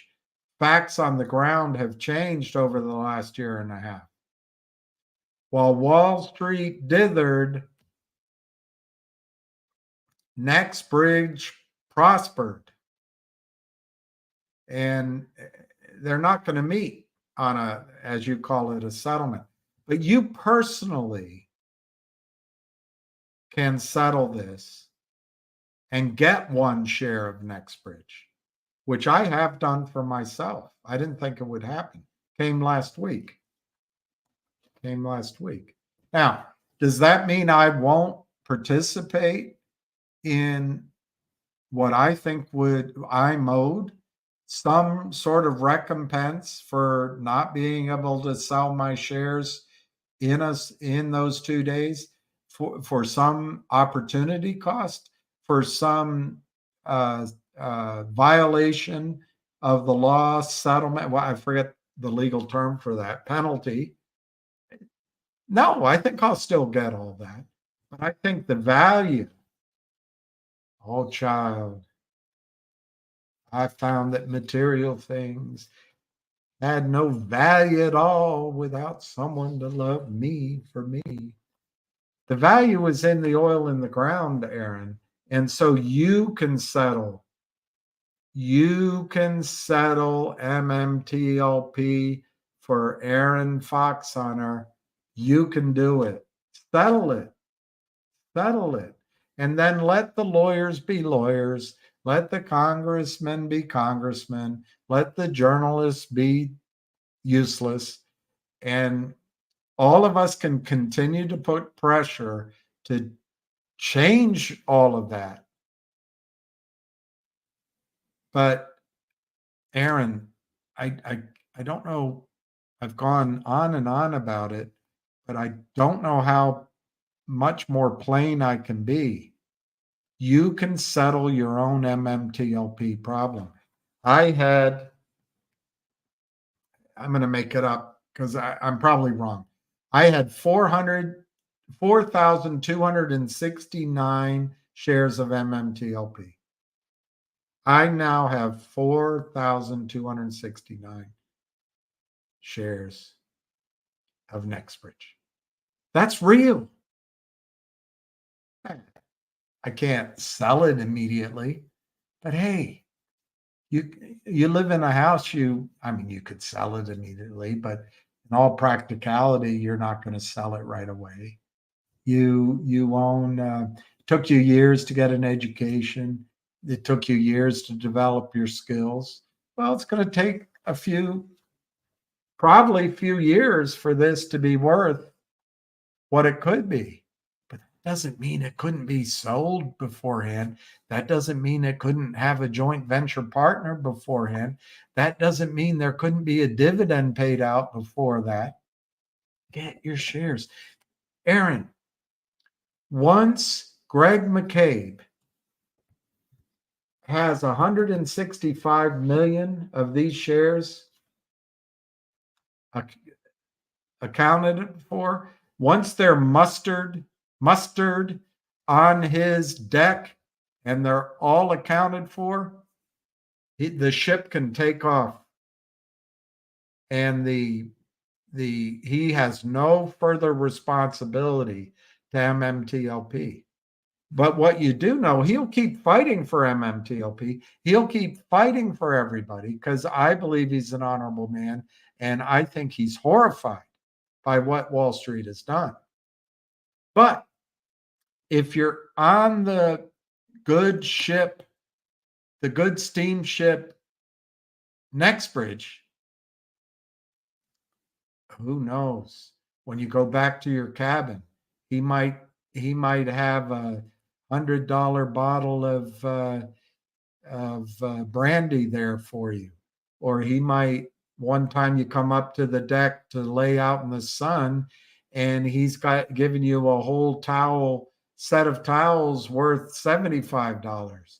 Or you go to dinner, and instead of a hamburger, turns out it's a celebration, and he takes you to a $250 banquet with booze and dancing and party gifts. Make it a goal for yourself, Aaron, to settle MMTLP for Aaron this year. This took me from January to last week.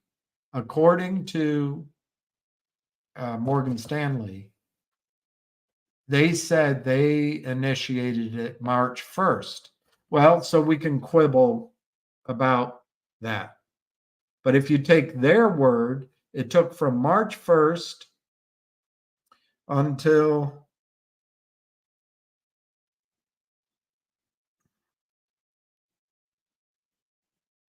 I don't see a date. The 10th of April. So it took almost 6 weeks. It took 5 weeks. Aaron, just do it. You can solve your own MMTLP. Don't leave it out there for lawyers. Don't leave it out there for judges. Don't leave it out there for corrupt Congress. Don't leave it out there for complicit regulators. Just don't do it. And your brokerage firm, they're going to start at $3 or $12 or $8. Just start benefiting from owning. You're never going to, Aaron, you're never, in my judgment, ever going to get a settlement that reflects a short squeeze. And I also further believe, if you're counting on MMTLP to trade, that is a sucker's illusion put into our heads by the shorts, because they would like nothing better than 2 days of trading. Because at the end of the 2 days of trading, you won't accept their bid, and they'll go to Congress. Hey, we gave them 2 days. Aaron, please, please, please, please. I don't know what else to say. Move your shares, settle your MMTLP for yourself. I'm not thinking about settlement anymore. I'm not thinking about MMTLP settlement anymore. I'm thinking about when will I start getting updates directly from Nextbridge that talk about production and reserves and a sale and acquisitions and all of that?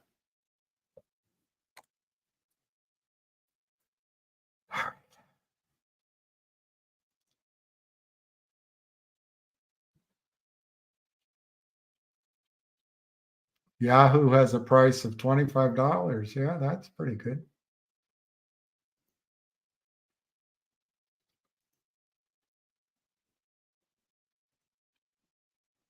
BlackRock president Robert Capito. Yeah, but who's the big owner?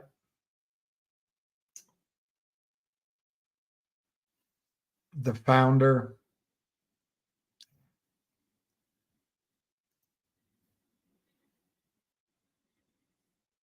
I agree with you, Miles. And they have so much money, they can buy lawyers, they can buy brokers who love the commission flow. It's amazing. Hey, Frank.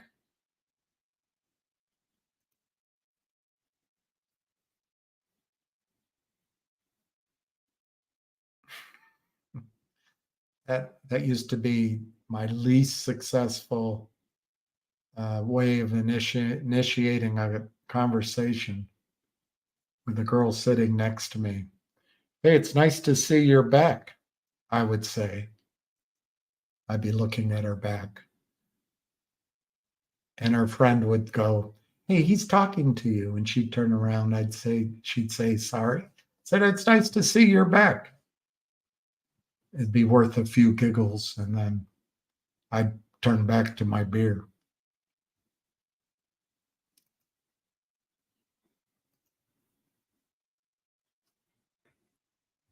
I know, Jay.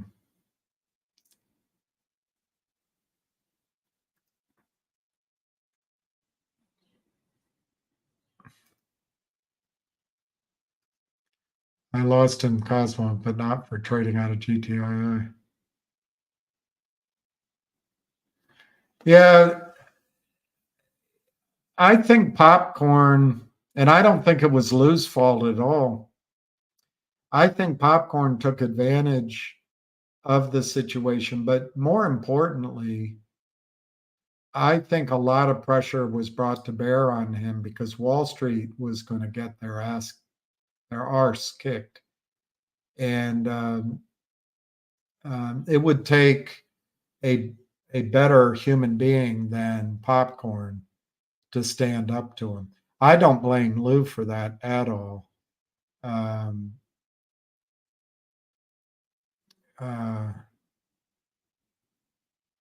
That's on Popcorn.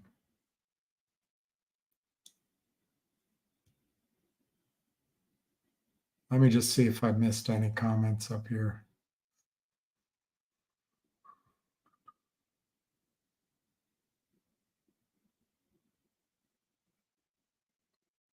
What do you expect for nothing? Rubber biscuits? All right, Jenny L, the best. So I'll go to the bottom. Attorney Anna Paulina Luna. I don't think her name was Anna. I think her name was Rosa. And I don't know the answer, DC. It's a good question.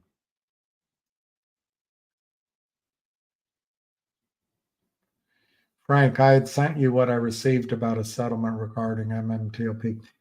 You know, I knew that I was going to get caught out by my own promise to go through everything this weekend.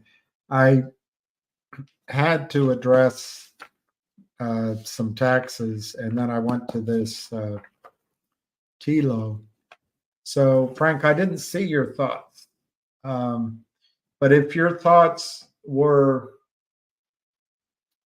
and I'm assuming, if your thoughts are that if you simply divide it into criminals on one side, whether they're active or neutral or just, complicit co-conspirators, and on the other side you have us and Greg McCabe. the obvious solution is for Nextbridge to issue a shitload of stock at a very, very high price to the criminals. That's the obvious solution.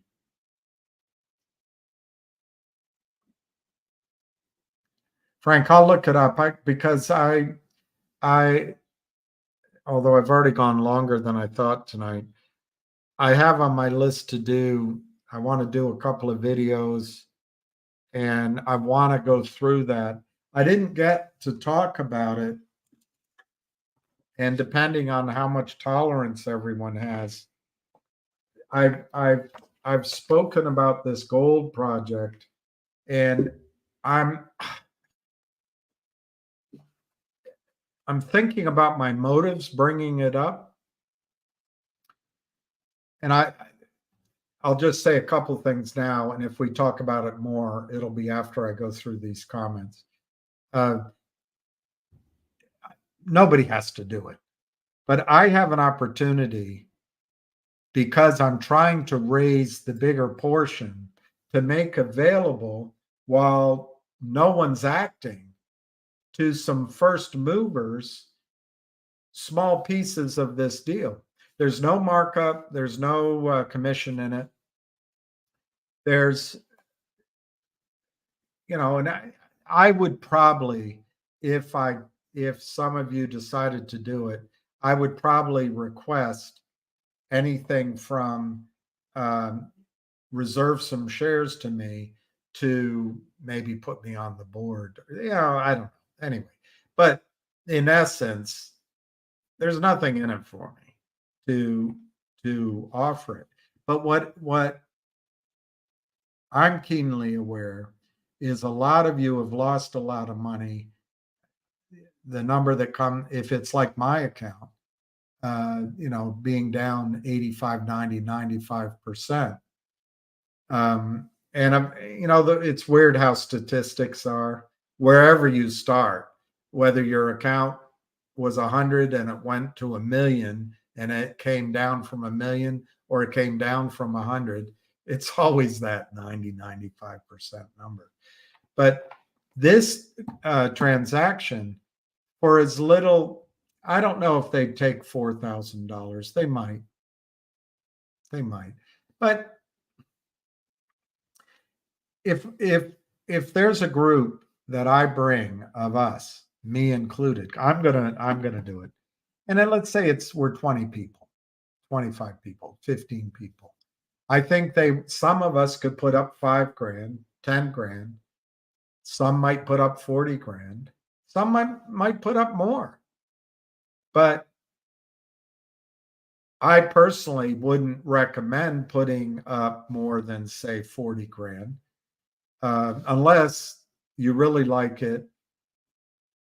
But my point is, for a similar amount of money that we might put in GTII or Finger,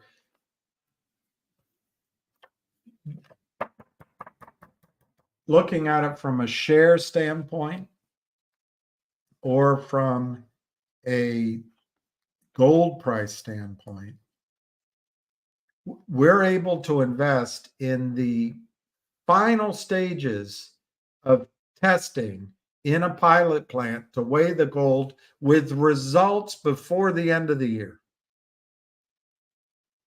I own the stock for 17 years, but we're finally there. Two risks. One, it doesn't work, and almost certainly something will come up. So the two risks are more time or give up. I don't think it'll ever be give up. Why? Because using existing methodologies, they can get a small result. And as gold prices now are headed higher, that small result will be worth something. That's the biggest risk, because I'm telling you this, we could know by the end of the year and be able to sell the whole company or JV the whole company by the end of the year. The biggest risk is they'll say, well, we need another 6 months. So those are the risks. But in return for that, The shares that are being offered here are 4 cents. 4 cents a share. 4 cents a share. And the numbers to the upside could be gigantic, but in kind of a really conservative get back to value number, where the stock, to my memory, did trade at one point higher. The 4 cents could be $4 in sort of a conservative, minimalistic recovery. But in a big deal, it works. And the reserves are, this could be the largest gold discovery on Earth over the last 50 to 100 years. I'm not going to even say the amount of ounces, but it could be gigantic, or it could just be big. If it's just big, this could be a $40 stock, 40. So 4 cents to 40, those are the kind of returns we've been trying to get in a short squeeze. That's why it keeps coming up to me to offer it. Now, I cannot offer it I can't give financial advice on it. I can't make a stock offering on it. All I can try to do is get you to show interest. I can screen you a little bit, and then I give you directly to the company. And then you wire the money into the company. Now, I'm going to require, if we're the first movers, that our money goes into escrow until a certain amount is raised and the documents are, all of that stuff. I wouldn't recommend that we raise, I use a low number, 100 grand, and we go in for 100, and that's all they ever raise. That almost certainly will never see that. Will get squeezed down, and that won't work. We got to go in and make sure they hit their milestones, and I can do that. I have the attorney, and I can do all, and I can pay for that, and I can do that. And by the way, they have achieved gold recovery. They have this plant and facility out there, but this could be the biggest gold excitement ever. All right, so that's on the share price. 4 cents, $4, $40, and maybe higher. 4 cents, $4, $40. On the gold side, if this works, for every 25 shares you own, you get 1 ounce of gold. So if you were to buy $5,000 worth,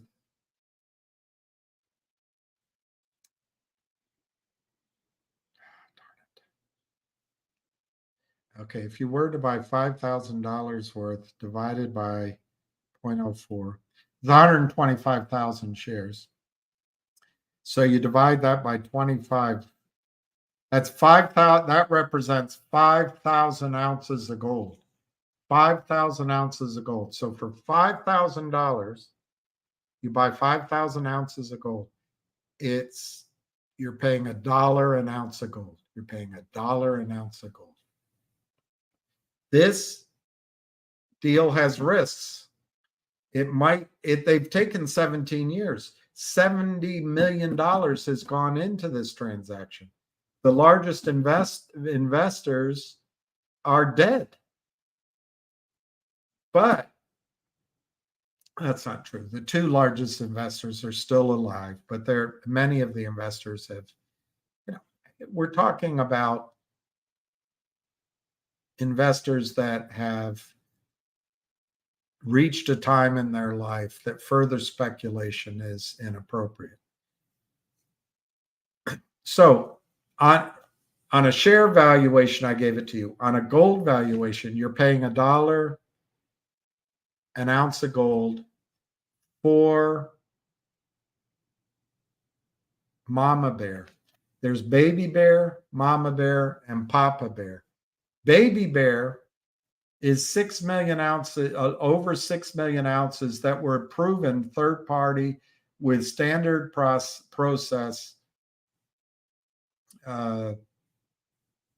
over a decade ago. Mama bear is 36 million ounces of gold, call it 30 million ounces of gold. That this new process of recovering gold in these labs here shows that it works over and over and over and over again. So this money is being raised to show that in pilot plant production, in real time, it's like opening a restaurant. It's a trial run of production every day.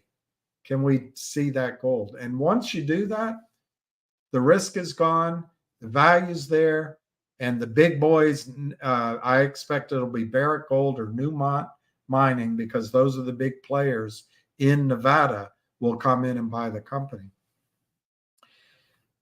But that's the mama bear, 30 million. Papa bear, I'm not going to tell you. Papa bear is even bigger. I'm not going to tell you what that is. But at mama bear results, you're paying $1 an ounce of gold. But the risk is time. And frankly, there is the risk that they come back and say, well, we didn't think about this or that. But I am telling you, I've known these principles. I've been an investor. I've met with them. My strongest instinct is there will be no problem scaling this to production. None at all. Other than maybe time. But hey, that's life. All right. So on a gold basis, you're paying $1 an ounce of gold. What does it cost to produce this gold?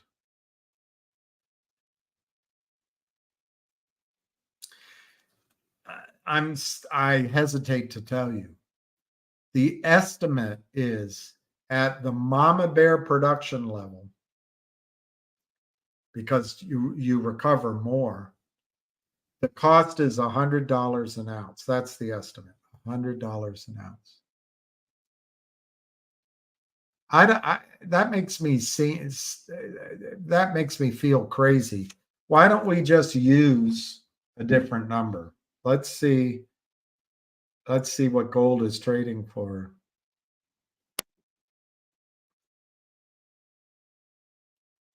Gold is trading for $2,400, almost $2,400 a share. So let's say instead of $100 a share, an ounce, it costs $400 an ounce to process it, to mine it, process it into bars. $400.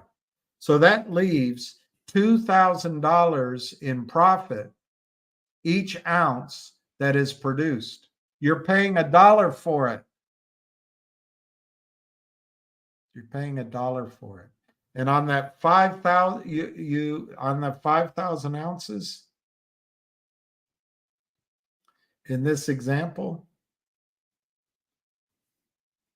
on a gold price, full profit calculation, gold doesn't PV very much. In other words, gold is presumed to trade with inflation, so you don't present value it too much. But this will be produced over time, and a buyer will not pay full price. But just let's go to the extreme. Your $5,000 investment at the mama bear production level, not papa bear, $10 million. $10 million. So if you owned your ownership and over time they produced it out, it'll take decades. You'd get that as profit if gold, ceteris paribus.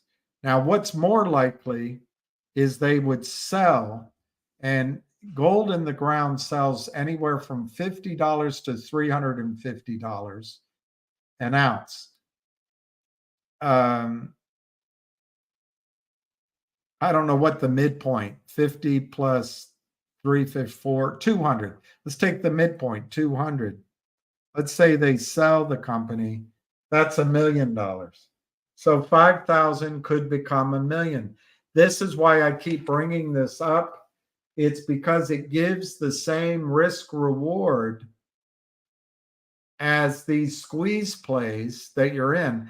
I don't want more than 15 or 20 people, maybe 25 people. I don't want everybody to do it. I'd like to see some bigger investments, but I also don't want people that I haven't a sense of either, because I will have to put you off to the company. And I don't want people, there's no crying in this investment. No crying. If it doesn't work, which is possible, you won't know. You won't know about it for a few more years. One of the risks, by the way, is the brains behind this deal. He's an older guy, but they have the technical team that can carry on. So anyway, if I've suggested this before, but if you have interest, and this is on my list to do today, Frank, tonight. I meant to do it over the weekend.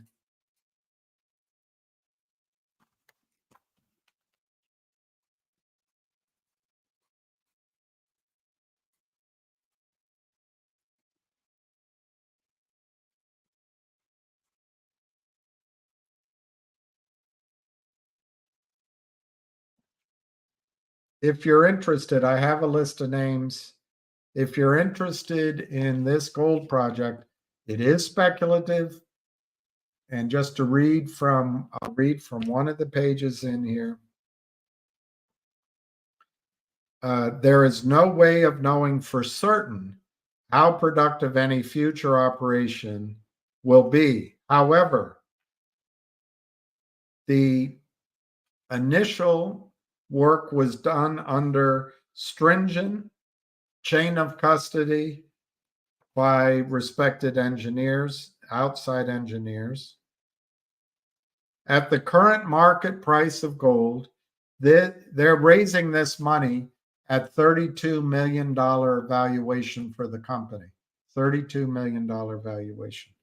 At the current price of gold on the Mama Bear result, this could be worth more than $70 billion. That I'm not telling you the Papa Bear. I'm just not going to do it. So if you're interested, send it to Fair and Balanced. That's how my name's pronounced, fairandbalanced@gmail.com. I'm not going to give you the name ordinary, not publicly. You email me. You have no obligation if you email me. I'll give it to you. Fairandbalanced@gmail. I'll give it to you. I'll call you or I'll give it to you by email. But I can't say it publicly.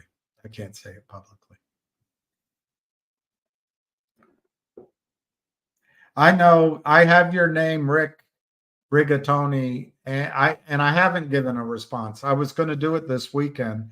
I got caught up on one investment with a couple of investors, a small investment, and got caught up with taxes. And then yesterday with TELO. But I have your name here, right there. And I'm going to get to my emails. I may be going to Dallas on Thursday. So that's why it's on my agenda for tonight, because I want to get it done before I travel.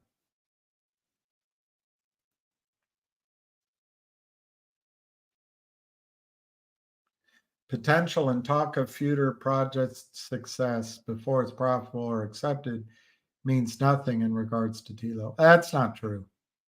That's absolutely not true. However, I do think the criminals are going to short the stock, but I don't agree with that at all. Yesterday's announcement was major on TELO. And you can, I mean, I know Beetlebug, you're going to live forever, but you can read this book by Dr. Michael Rosen, The Great Age Reboot, and you're going to be astonished. Here, let me just read what he says about stem cells. I just saw it. Let me see if I can get it again.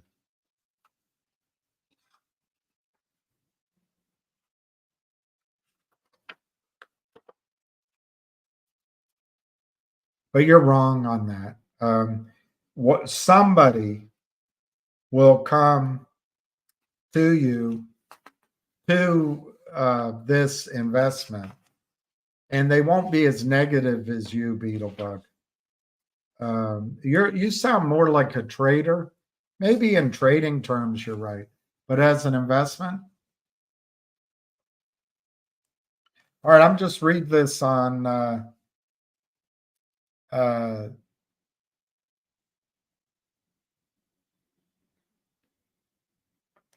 stem cells. I don't know what his point is. Stem cells and growth factors from specific exosomes are likely to be one of our major breakthroughs as a country, a world, and being able to use their strength for cellular healing and rejuvenation most probably will be part of the great age reboot. However, many companies are now claiming to do more in this arena than they actually can. It already is a $3 billion industry.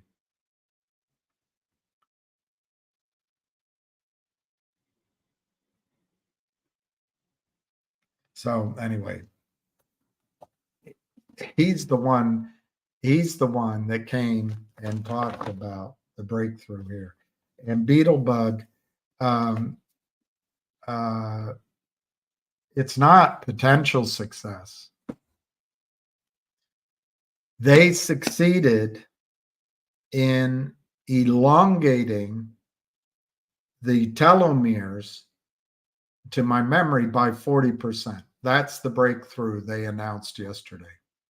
And that means that brings back the ability of your own body to produce stem cells and to rejuvenate organs, skin, and possibly your brain. They don't know that for sure. So you can be negative, Beetlebug. It's all right. You're probably short. But I wouldn't want, I mean, you're a trader, probably, but so you won't be around very long. But I wouldn't want to be short in front of this train. This train's going to run over a lot of people, I think.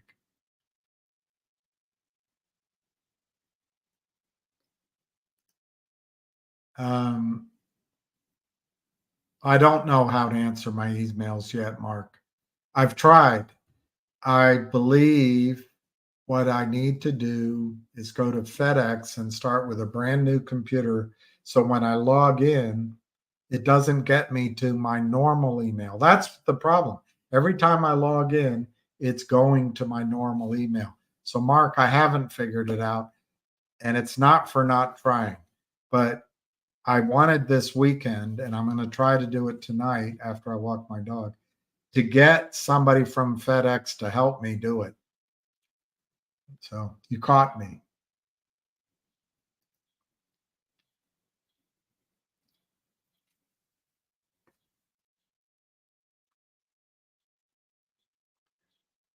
Well, Beetlebug, I mean, you're obviously talking your book, which is to short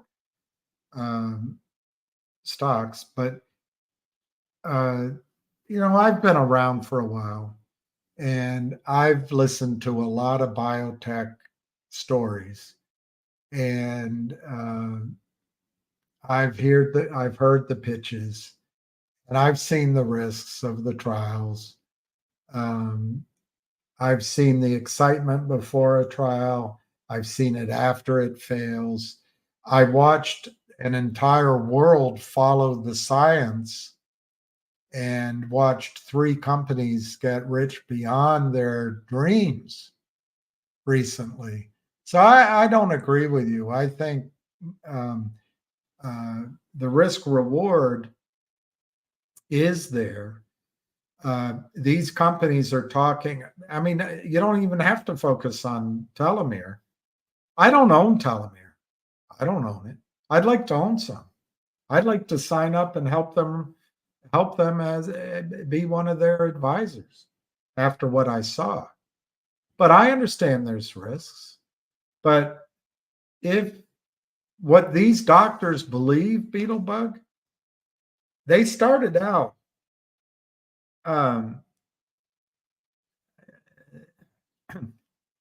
they have several here, but I believe this is what they were targeting. Age-related inflammatory conditions like arthritis. And as they were progressing in the testing, they discovered with rats that in fact other great things were happening to the rats. I'm not a doctor, but what it seems to be is, or it seemed to be, is they were allowing the body to increase the production of stem cells, increasing the length of these telomeres. Well, what they just announced is yes, that is what happened. Yes, they extended that growth by 40%. Yes, it works. Now, Beetlebug, you're right. And it's always good to be negative, always good. Because when people are pioneering, hey, Orville, hey, Wilbur, you're not going to make that plane fly. It'll never work. You know what? 2 or 3, 4, 5 dozen times it didn't work. But now 100 years later, Beetlebug, I bet you fly home every time you go to spend the money you make by shorting stocks. So it's good to be negative. And you've never met someone more critical raising my hand, asking negative questions. But if this works, this is bigger than anything you've ever. I can't. I mean, that's not the risk I would pick. The risk I would pick is can it be replicated? And apparently, it cannot be stolen from the company. But you would, before it even got to that point, you would align with the bigger companies and you'd win. I was going to make one more point on it.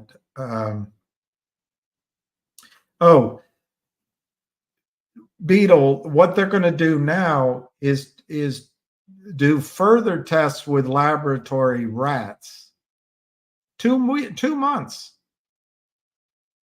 And you can be negative. And I predicted it to the CEO. I said the shorts will be negative for those 2 months. But as simultaneously, they're moving forward with laboratory dogs as well. Those results will come out within 6 months. Those are going to be 2 very important announcements. Now, you can ignore it for human beings, but if it works for dogs, how big a market is that? I'd pay for it for my dog. I'd probably pay thousands of dollars for my dog to live another 5 years and be able to walk and run like a puppy again. So, Beetlebug, I don't share your negativity, but I know why you're here, because you don't want TELO to hit a new high. You don't want TELO to hit a new high. You want TELO to hit a new low. That's why you're here, Beetlebug. Well, good luck. That's what a market's about. Good luck with I'm sure it's highly profitable.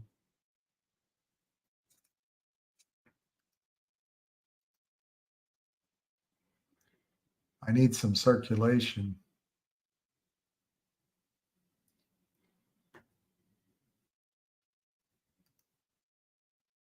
All right, I'm going to go.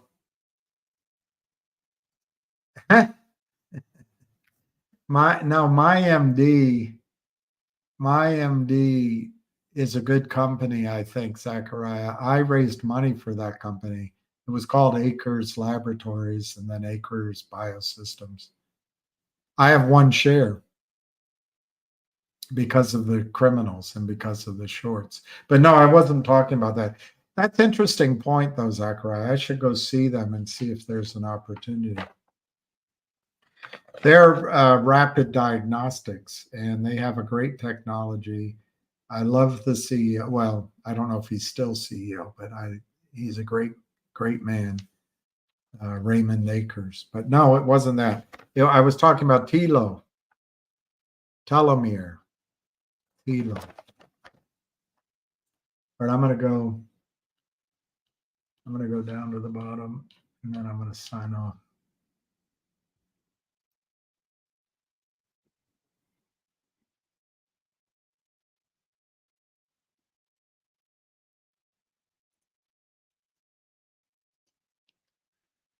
What's going to go on with Finger?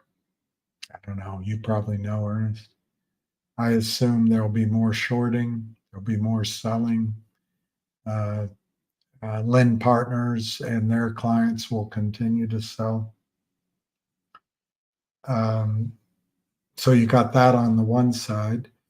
There's videos of the CEO of Finger.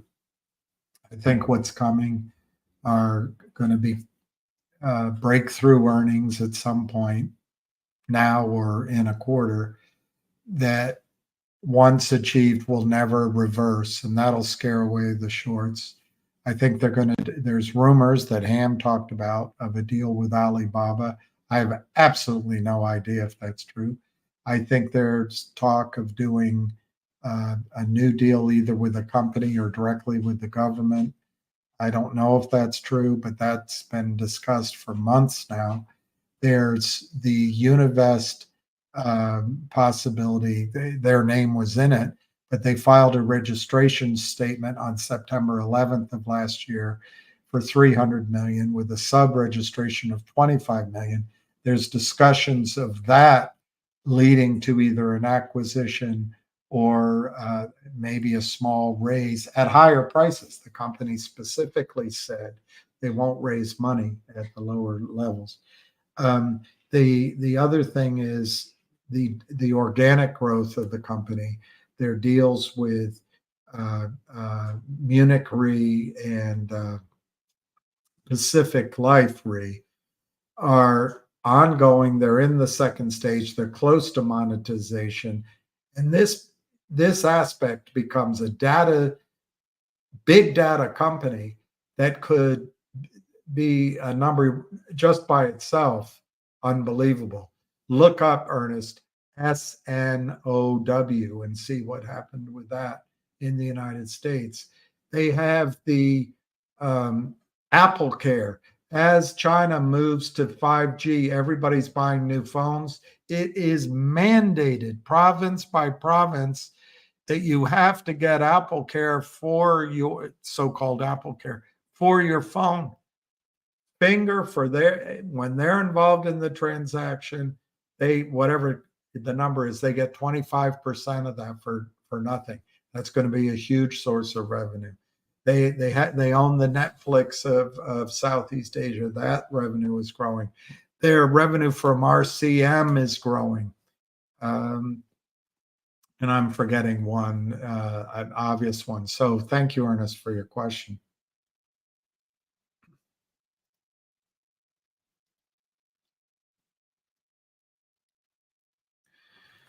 Okay, Lou, Schwab is 2 to 6 weeks. Well, at least it still says 2. Let me see if I can tie that to mine. I was told, Lou, by Morgan Stanley E-Trade that it would, by one of the gentlemen, that it would be 2 to 3 weeks. And I said, what's the starting point? And he says, we show your request at March 1st. As it turns out, it took until April 10th. So, or April 11th.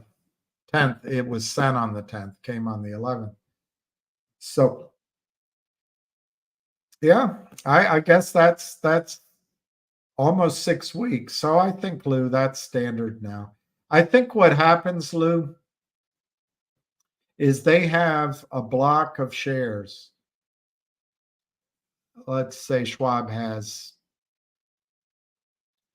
50 million shares in street name, in their name, at the DTC. They've got to go through the paperwork that you've provided, send some documentation, signatures, stamps. It's like going into Turkey or Egypt. You got to get all the stamps and everything done. And then that's handled at the depository trust. I'm sure they have a waiting list, the process. So depository trust has to print out new certificates with your name, your number, send it directly to you. And yeah, I guess it's probably expanded from 2 to 3 weeks to more like 2 to 6 weeks. I take that, Lou. I believe that out of the 65,000 shareholders, as awareness comes that they should be moving, it's going to get even more delayed. So I'm glad you've already done it. I'm going to bet that it takes you 5 to 6 weeks, because that's ultimately what happened with me. And but I think if they're telling you it's happening, it will happen.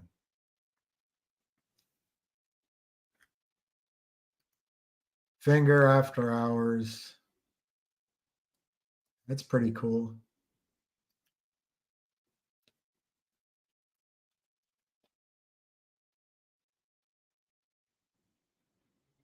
Richard Hoffman didn't make any kind of statement on that. And that I just listened to him. He may have an opinion, but I don't know it. And you'd have to ask him. I don't know if he thinks whose fault it is. And I don't know what we know now. I know what I think, but I've said it so many times that I don't see any benefit in repeating it.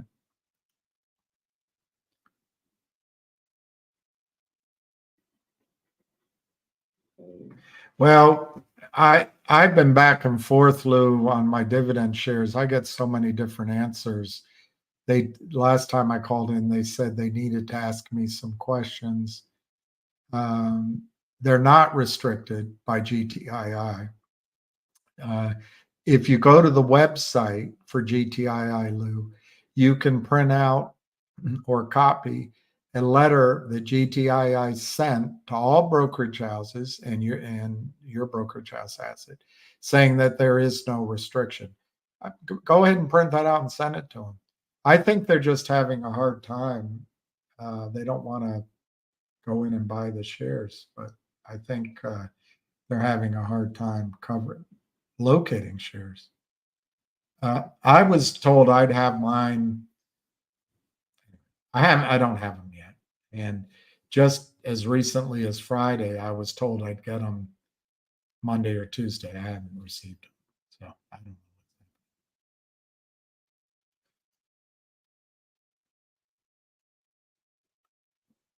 Oh, I don't think Finger will ever see $2 again. And I don't think you have to wait till next week. The news that from all different angles for Finger is coming, has been coming, will come. And I think the time frame gets ever shorter as it takes longer to come. It doesn't extend it outward. It brings it closer.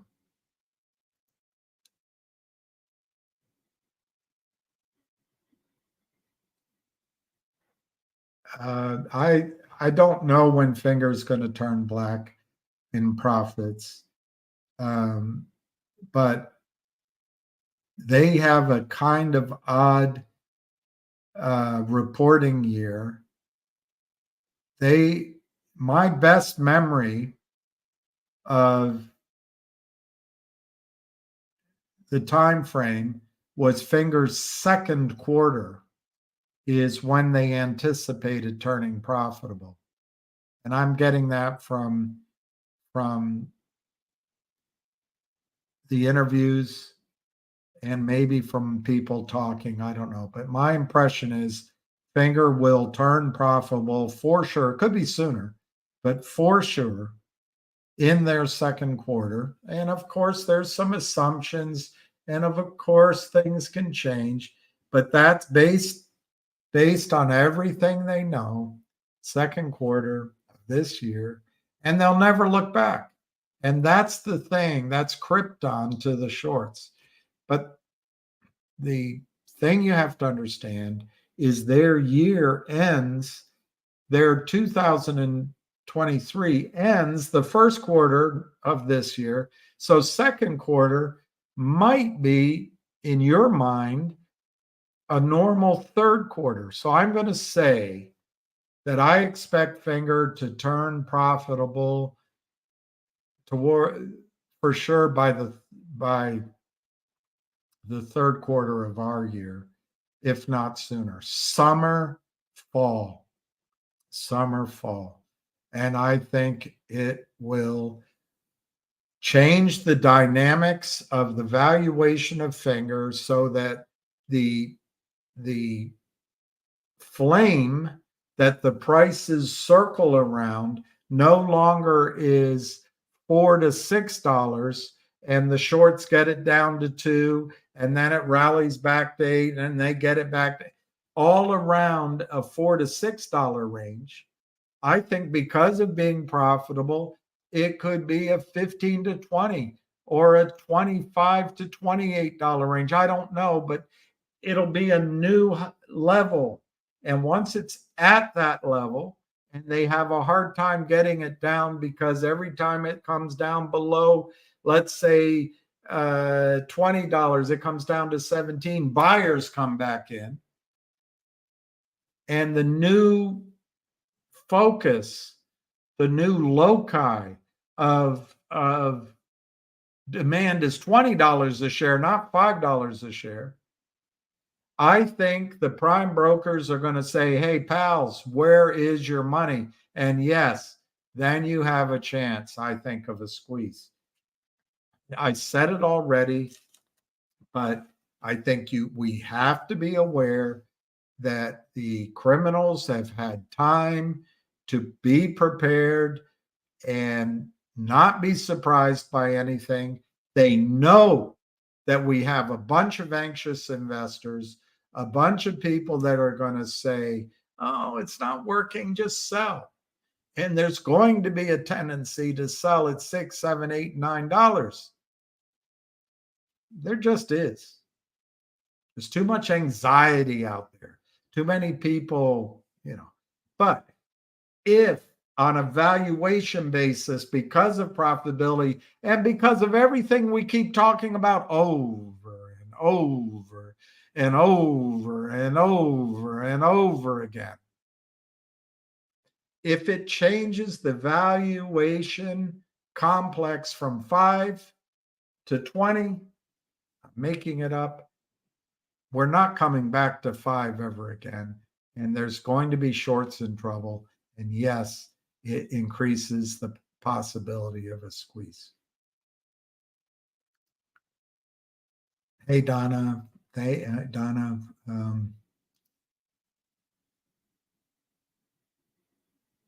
When do I think NBH will go public? Number one, I hope it never goes public. Because, well, let me slightly change that. I hope it does not go public before all shares of MMTLP are eradicated from the face of the earth. If Nextbridge goes public before Wall Street gets rid of all shares of MMTLP, Wall Street will simply create a short position of your MMTLP shares in Nextbridge. I don't think you guys understand what's going on. When you go to the bank, you give them $10,000. If you go the next day, your money's not there. They've lent it out 10 times. They've put it out to 100 people, to $100,000 in loans. Now, if you're the only client, you can probably get your 10 grand back relatively, because they have reserve requirements of 10%. You might be able to get that back if you really raised a stink, but then they'd have to call all those loans. But in general, across the whole system in banks, your money's not there. I've heard it's less than $1 right now, but in theory, there's $10 for every $100 lent out. That's called fractional reserve banking. In my opinion, I've heard no one else talk about it. In my opinion, that's what they're doing with securities, fractional reserve securities. So if Nextbridge goes public,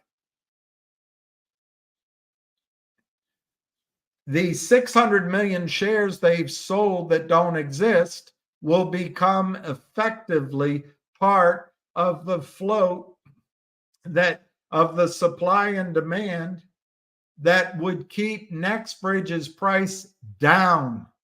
And when Nextbridge needed to raise money, the criminals would come in, they'd sell another 200 million shares to keep the price down.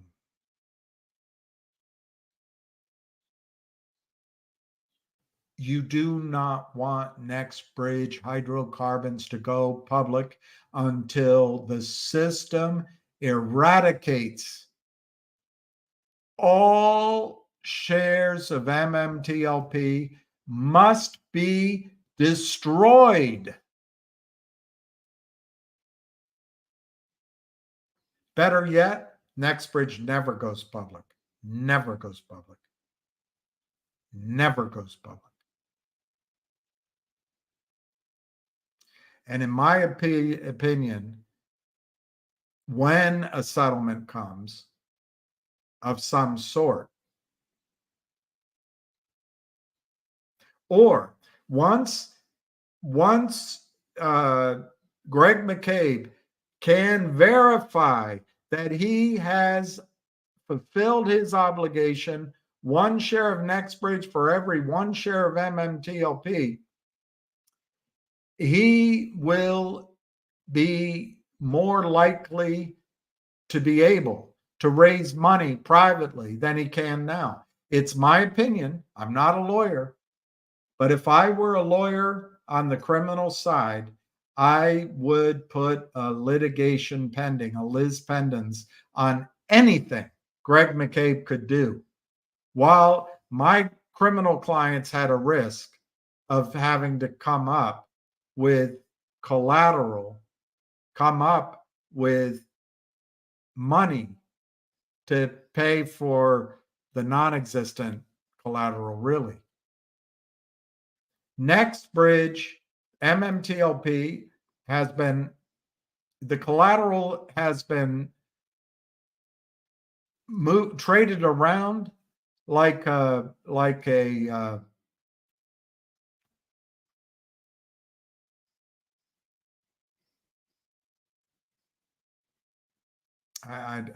there's only one example I can think of, and I don't want to use it because it doesn't reflect well on some women, but it'll be passed around maybe like a bong in a hippie gathering. But the last thing you want, the absolute last thing you want is Nextbridge to go public. And if we get it into a position that Nextbridge can sign an affidavit that every single shareholder of Nextbridge, every share of Nextbridge that was to be allocated has been allocated, I think Nextbridge can raise money as a private company. But further, once he gets to that point, he'll be able to go to the other side and he'll say, boys and girls, you have a problem. Don't tell me about it. Just talk amongst yourselves. But there aren't any shares of Nextbridge available. So whatever you have in your accounts, you got to settle up with your clients. And by the way, those shares are worth $1,200 each or whatever. I made it up. If that happens, and I made up the number, but if that happens, Nextbridge can be a source of shares for the criminals, a source of shares for Wall Street. Let's say at $1,200 a share, 100 to the lawyers, 100 for a cash dividend, and 1,000 per share to Nextbridge for new shares as a private company, which means your shares are worth 1,100 because they just sold shares at 1,000 and the dividend is $100 per share to everybody. That's what I think is coming. I don't know the magnitude. Nextbridge should not go public. Nextbridge should remain a private company until it achieves a Leviathan size, and it can go public on the New York Stock Exchange with pensions owning it, with big funds owning it, with a dividend, and it's owned across the world. Or it should sell itself, but it should never, ever go public. That's what the criminals want.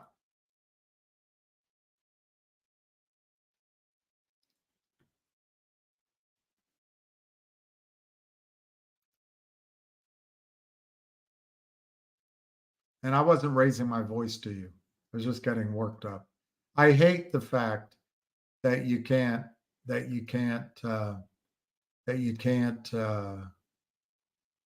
just hate the fact that you can't trust Wall Street. State Street and BlackRock are holders and finger. Well, I mean, you don't, whenever you see the data, it's old data. But number one, they could own that stock to lend it out. That's my guess. They're just lending, hypothecating and rehypothecating and lending it out, getting fees, and then relending it and relending it and relending it and relending it. I think State Street and BlackRock are part of the crime. Everything's in my opinion and judgment. It's also possible they, at some point, some of these bigger funds will buy the stock to benefit from the upside. And then finally, Carters, it could be finally that the fundamental story is so compelling that some of these funds want to own the stock for the long term. But we don't know. We don't know those reasons.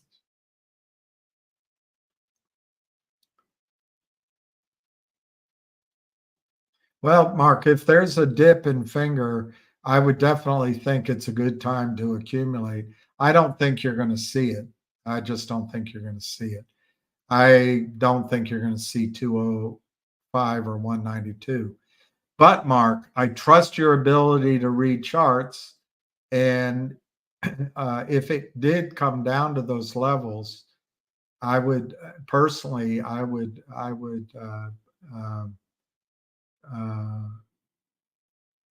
try to buy it. I'm not yelling at you. You know that, Lion. I didn't even answer a question of yours.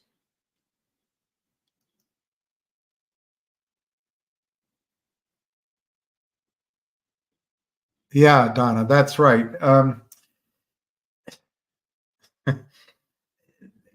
I did the interview with him, but what I think it is, and if I'm wrong, I apologize. I think it is this first quarter, which ended in March, is their last quarter of the 2023 reporting year. So if you call it our first quarter generically is their fourth quarter. So the numbers they're reporting, the year is actually the 2024, but it's 3/4 of it happened in 2023. So we're already in Fingers 2025 reporting year.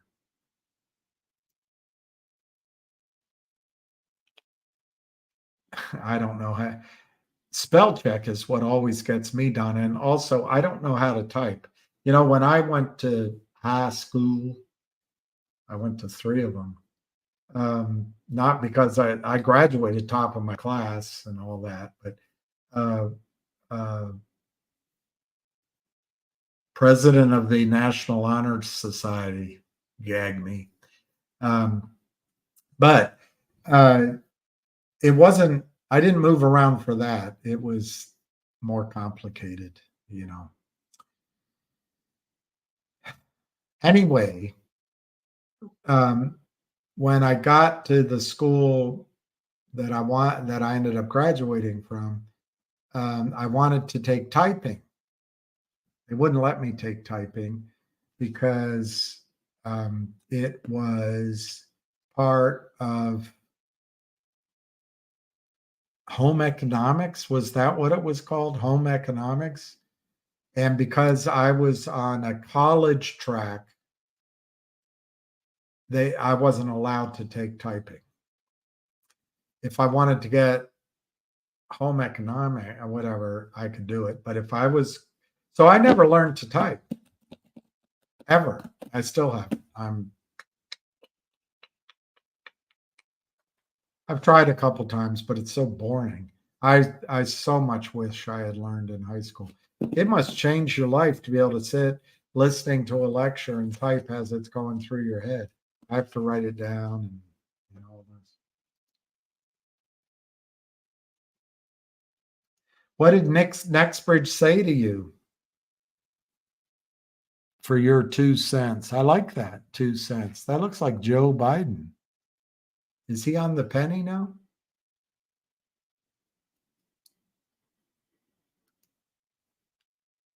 I know you meant Bogart. Don't Bogart that joint, my friend. Oh, they closed a participation agreement? Is it public information? Let me look. Do you think it would be on their? Let me just look. It might be on the SEC site, or it's on their site. Let me look on their site first.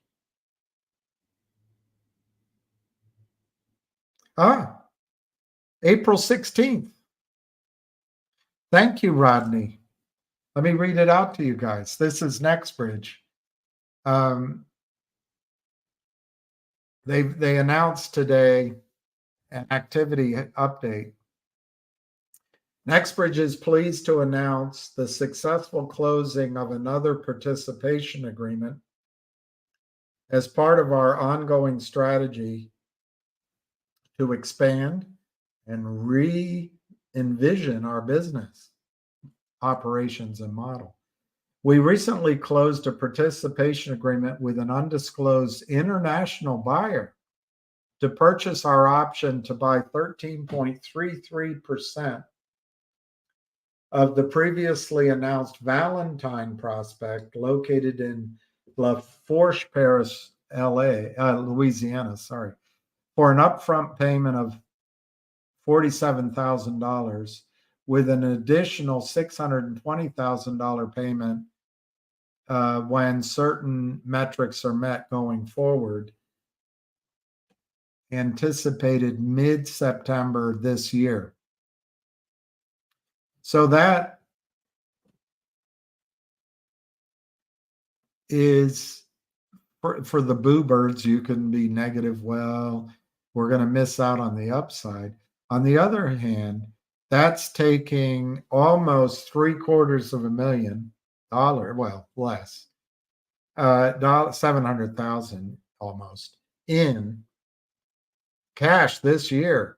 Overhead, don't have to turn to the Wall Street boogeyman, debt payments, operations. It's really good. And okay, all right, okay. This is what I'm glad to see. The company is pleased to tell you that we will retain 2.6664% of an 8/8 working interest after payout on each well. So let's break that down. What does that mean?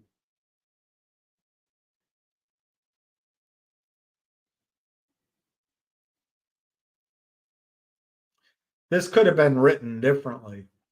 I wonder why they do it. I wonder why they do it this way. I guess it's to make sure that anything that the new buyer does to give away overrides or ownership doesn't affect their ownership. It's a way of stating clearly in a way that cannot be revised, what their ownership is, what their revenue is. So here is what it means.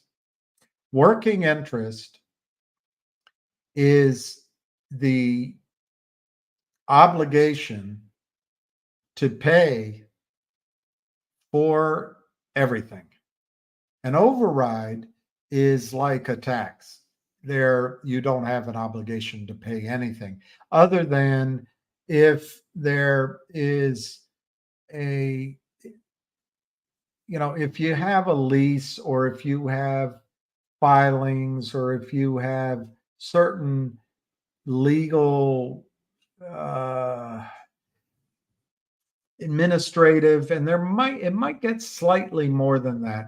You have to pay that, but you do as a overriding royalty interest, you have no obligation to pay anything.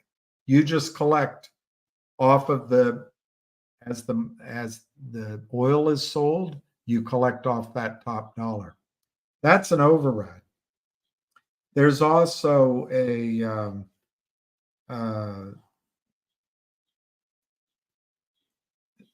sorry, that's the ORRI. That's it. That's all you can have. I think there's other royalties you can call it, but that's basically it. The royalty interest. Then there's the working interest. Now, let me just use a simple example, which in Louisiana might be true here. Odds are it's worse than this. But let's say that the county and the state take an eighth of the results. And let's say we have 100% working interest, but we have to pay an eighth as a royalty to the government. And let's just leave it at that for this example. That means we pay 100%, but we only receive 7/8 of the income. And we're leaving out any other royalties or payouts. So what this calculation has done, lots of times you'll see, well, we have a X royalty or X participation, but let me give another example. If I do a deal with an oil company I raised money for, and they're going to pay me a 1% working interest. Well, what I don't know is what the burden is. I don't know if there's an eighth or 25%. And in a bull market, there could be 40% that's given away. It's less so now because most investors don't want to touch that kind of number. So the reason this is written this way is they're making it clear that they get 2.6664% of 8/8 working interest. In other words, they get 2.6664% of the revenue off the well. That's how I read it. The working and when you have a working interest, you have to pay 100% of the cost, but you receive less of the revenue.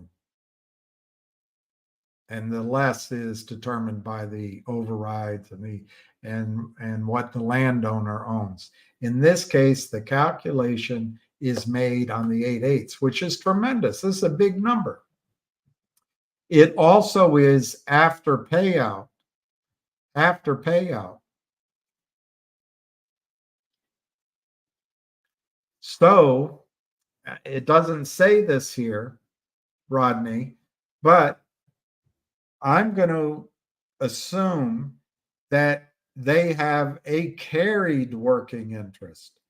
A carried working interest means they do not have to pay for that 2.6664% of the drilling costs. They don't have to pay for it. So after payout, though, I mean, there may be, you'd have to go in the contract. There may be some costs they have to pay after payout, but I bet if they don't have to pay this now, they may have built in some language that even on workovers or any other costs they don't have to pay. I don't know. My guess is they have a carried 2.664% of the total. It says after payout on each well drilled. This is a great deal, Rodney, in my opinion. Why? Because I believe the prospect, the Valentine prospect, which I know nothing about, I know it's Lafourche Parish, is going to be a deep drill, a deep well. That could be millions and millions of dollars to the company. Okay, additionally, Nextbridge will retain, wow, Rodney, this is huge. Nextbridge will retain 40% of all deep rights below 19,500, which incorporates the Wilcox and Tuscaloosa formations, both highly productive in this region. Yeah, and I think there's stuff even further lower. Do you know that Groucho Marx went hunting in Africa and he shot an elephant in his pajamas? What he was doing in my pajamas, I don't know.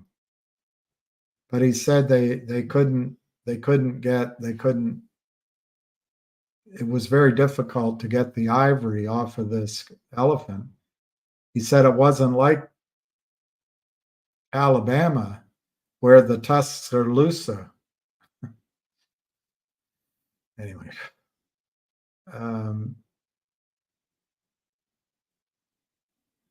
I think this is a great deal, Rodney. It's massive. They get all their money back. They get upside for free, and they still have 40% of the rights, which they can sell later.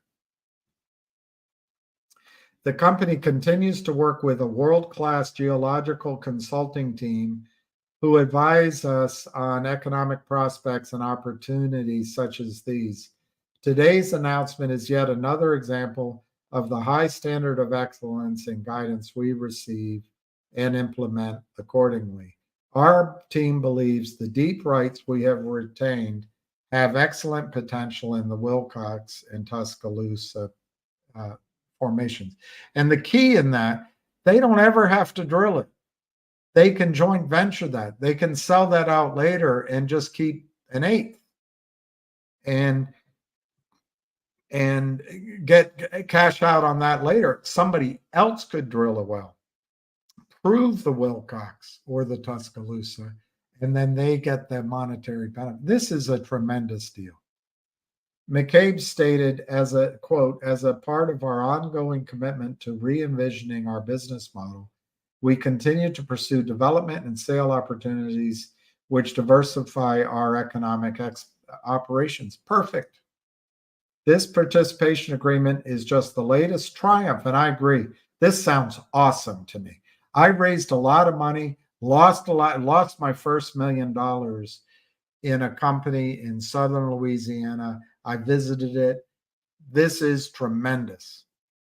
We are truly excited about this transaction, and we look forward to updating our shareholders with much more in the weeks and months to come. As previously disclosed, Nextbridge appointed a new independent public accounting firm in February. Nextbridge has not had time to complete its 10K for last year.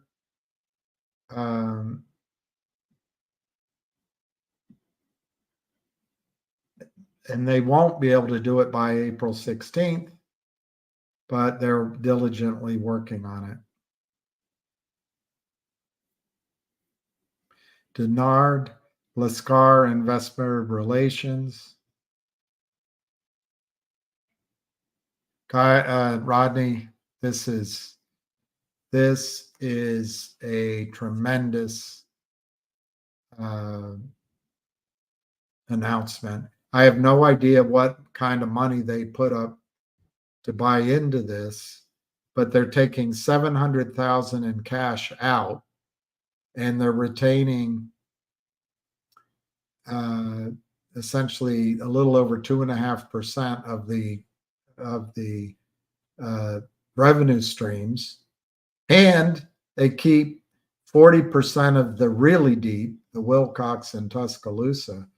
And I think there's additional deep too, but that's all you need. That's all you need.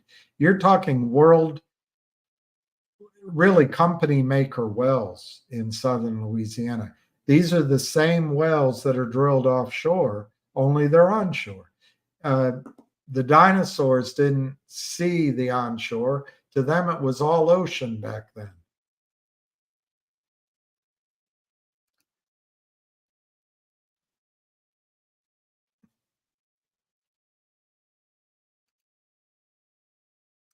My computer is freezing, so it's probably a good time to quit. It's really, I really need to get a better computer. If I got a better computer, I could then take these lives, reduce them into short sections. But God, you can't get frustrated. It's hot. It's hot. It's hot.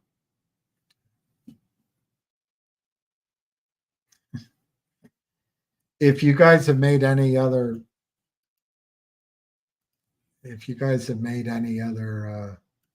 I'm not going to be able to read any more statements, I don't think.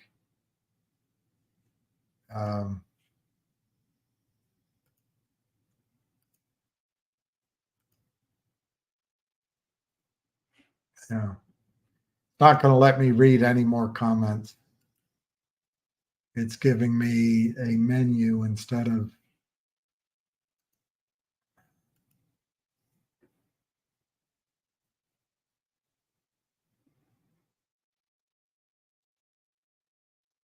I'll hit print. Let's see what happens then. It's one of the choices on the menu is print. Okay, so maybe now I can scroll. Oh, lordy, lordy, lordy.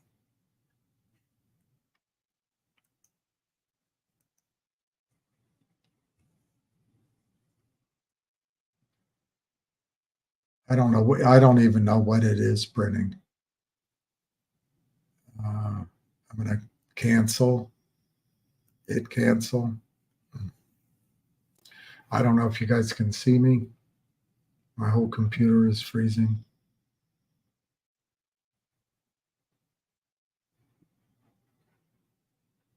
Oh, they've taken a copy.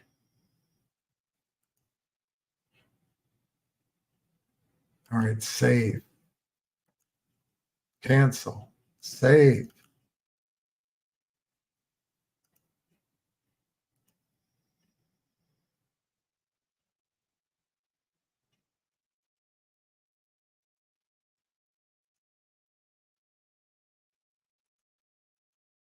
All right, guys. I don't know if you can still hear me, but my computer has frozen. Um, I can't, if there were interesting comments there, I can't see them. It's giving me the opportunity to print, but then it's frozen. I can't save it. Let me see how hot it is. Yeah, it's pretty darn hot. So I can't do anything about it. We'll just have to collect, if your comment, I didn't get to it, we'll have to do it tomorrow. And yeah, I can't, everything's frozen. So if you can hear me, I just want to wish everyone well, peace, love, and happiness. Let's pray for the little children around the world who were caught starving or in war zones. And let's pray that there's no need for Israel to attack Iran or Iran to attack Israel. We can just stop there. And somebody mentioned that Lou died. Let's, if we think of it, say a prayer for Lou and his family. And say a prayer for Jenny L and her strength. And I'm going to wish you all a good night. We'll see you tomorrow.